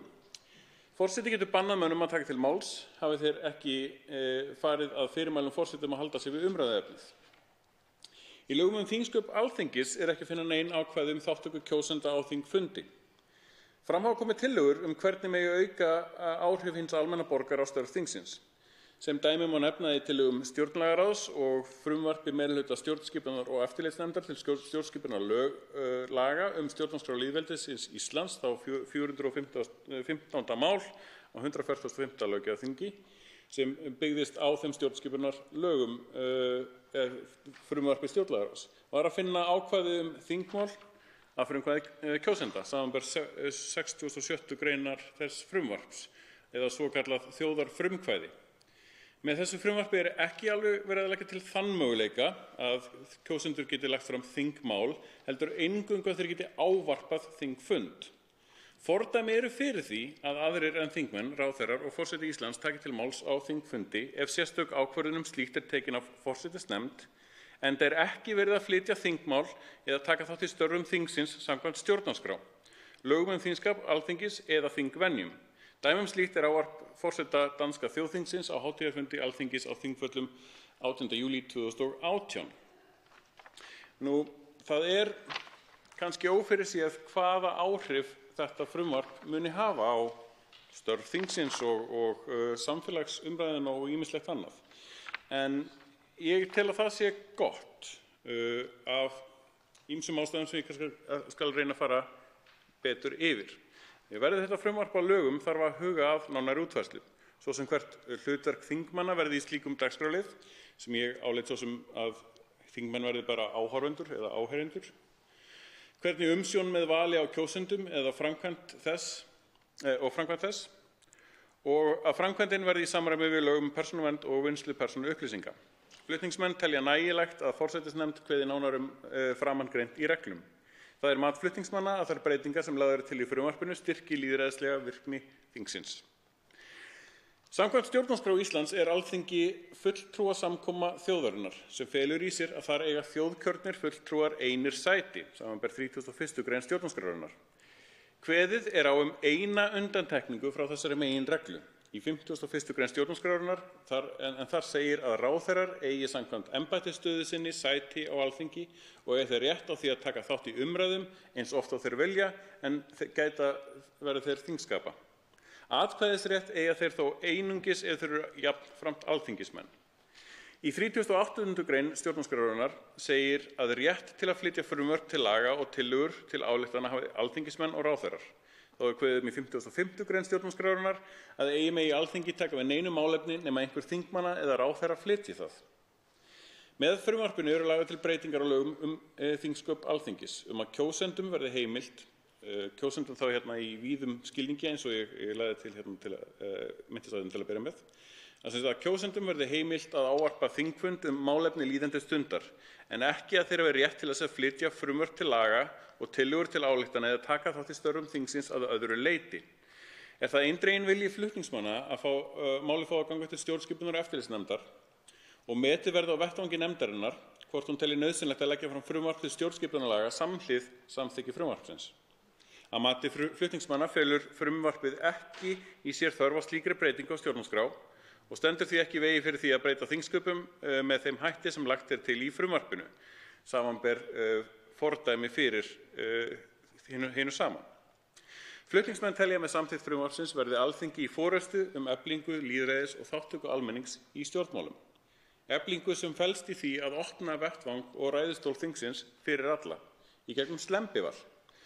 Að úr þessum ræðustól sjáist fleiri andlit, heyrist fleiri raddir og skoðanir sem ekki hafa verið meitlaðar úr stefnu stjórnmálaflokka. Verði þetta frumvarp samþykkt, hlakka ég til þess að Gunna mæti í þennan ræðustól og lesi mér pistilinn, að Jói útskýri kerfafræði eða bara lesi ljóð eða kynni nýja uppskrift að brauði. Alþingi má nefnilega alveg verða hversdagslegra, því virðing ekki sjálfkrafa fólgin í því að vera öðruvísi.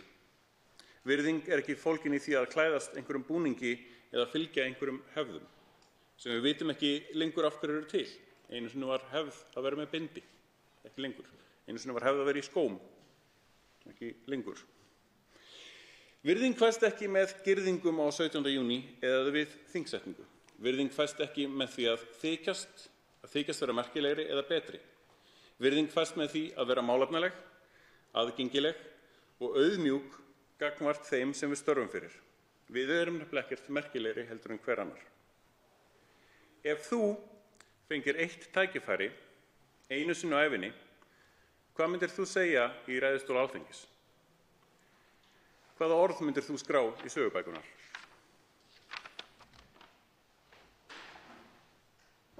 Þá veitir andsvar við ræðu þingmannsins hv. 4. þingmaður Norðausturkjördæmis, Þórunn Egilsdóttir.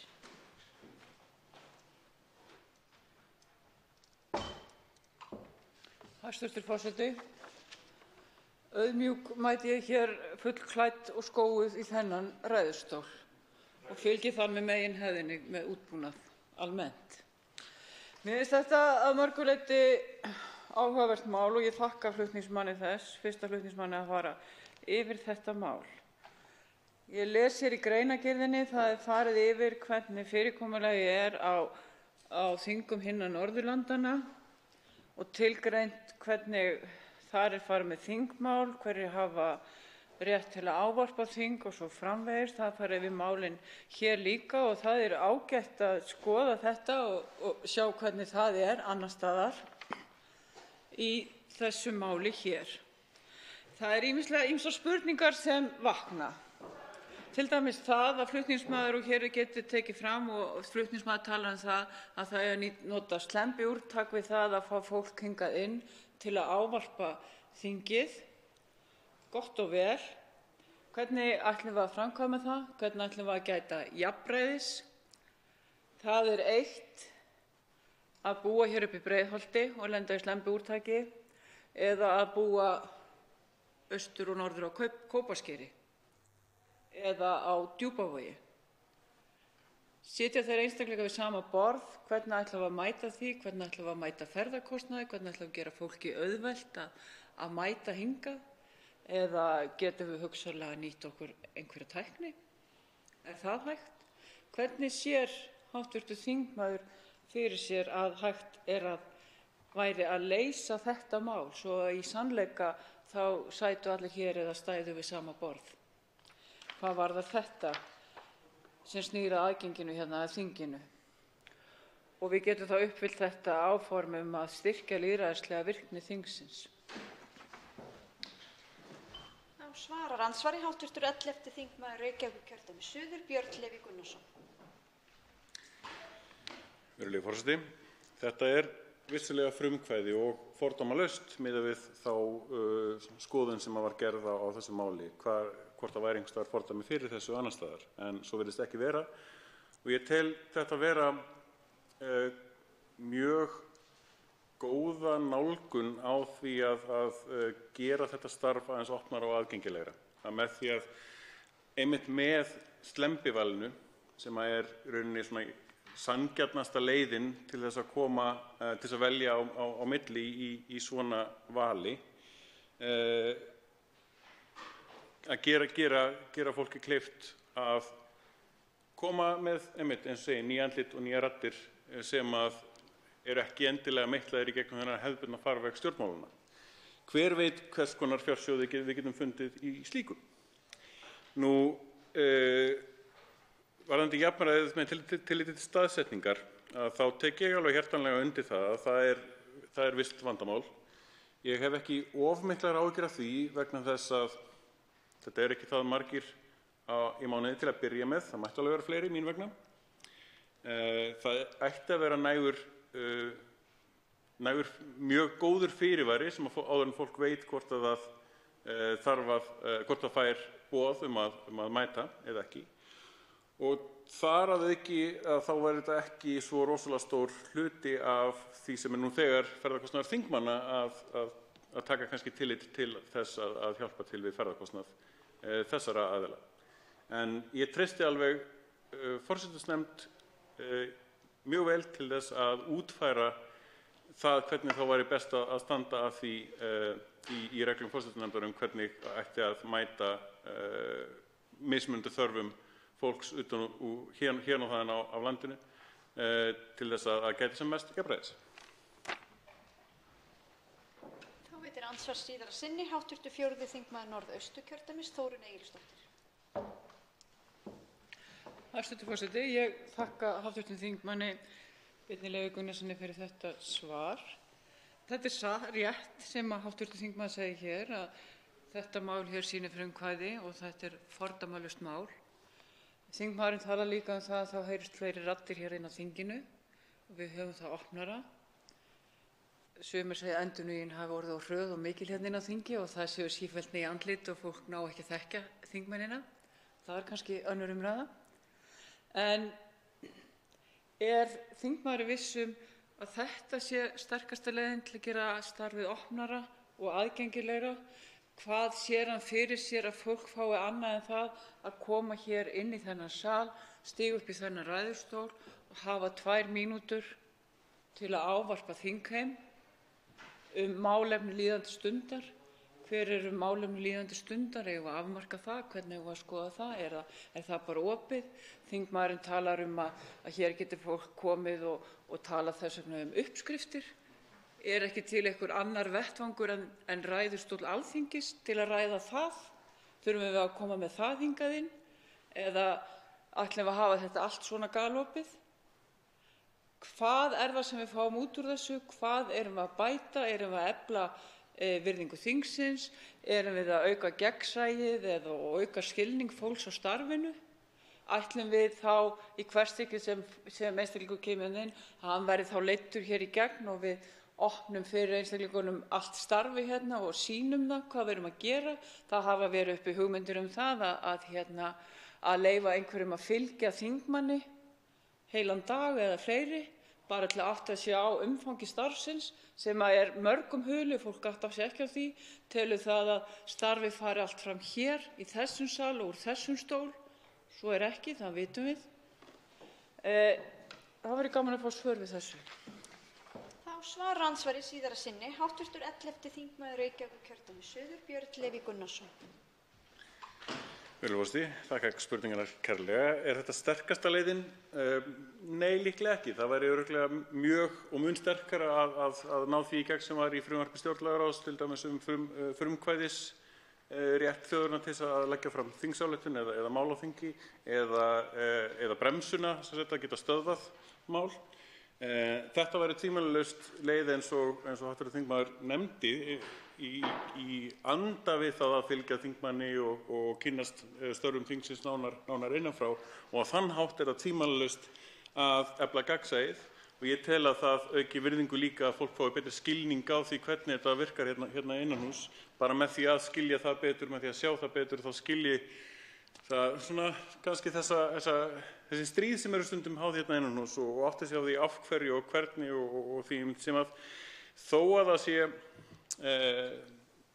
séu oft ekki mjög málefnalegt, þá er að vissu leyti hægt að fá skilning á því, og ef þú skilur eitthvað eða ferð að sjá eitthvað í hvernig er raun og veru, svona hvernig það hefur áhrif og mótáhrif, að þá ber maður allavega virðingu fyrir því ferli ef maður fær að vita í alvörinu hvernig það virkar, en ekki bara svona utanfrá það bil hvernig það virkar. Afmarka málefni líðandi stundar. Ég reyndi að koma því einmitt í gegnræðinni að afmörkunin ætti ekki að vera nein. Þegar þú færð þetta líklega eina tækifæri á ævinni fyrir langflesta að koma og tali í ræðustól þingsins í 2 mínútur, hvaða orð velurðu? Velurðu þau ekki mjög vandlega? Ég myndi allavega vilja trúa því. Þannig að ég held að það að reyna að afmarka það á einhvern hátt sé einmitt alls ekki til þess að auka gagnsæið og virðingun og svo framvegis. En ég veit að það allir hérna innanhús á skrifstofu og nefndasviði boðnir og búnir til þess að hjálpa til við yfirlestur og ýmislegt til þess að hjálpa fólki sem kemur þá hérna til þess að gera þessar 2 mínútur mjög áhrifaríkar. Við höfum séð 2 mínútna ræður hérna í störfum þingsins og annars staðar sem að hafa haft mjög mikil áhrif hjá fólki. Andsvörum lokið og fleiri hafa ekki kvatt sér hljóðs og umræðu lokið. Frumvarpið gengur nú til 2. umræðu og stjórnskipunar- og eftirlitsnefndar ef enginn hreyfir andmælum. Það er samþykkt. Útbýtt á fundinum þingskjali 370, ráðgjöf og störf við tímabundin eða afmörkuð verkefni. Skriflegt svar ferðamála-, iðnaðar- og nýsköpunarráðherra. Þingskjal 372, textun á innlendu sjónvarpsefni, fyrirspurn, flutningsmaður Margrét Tryggvadóttir.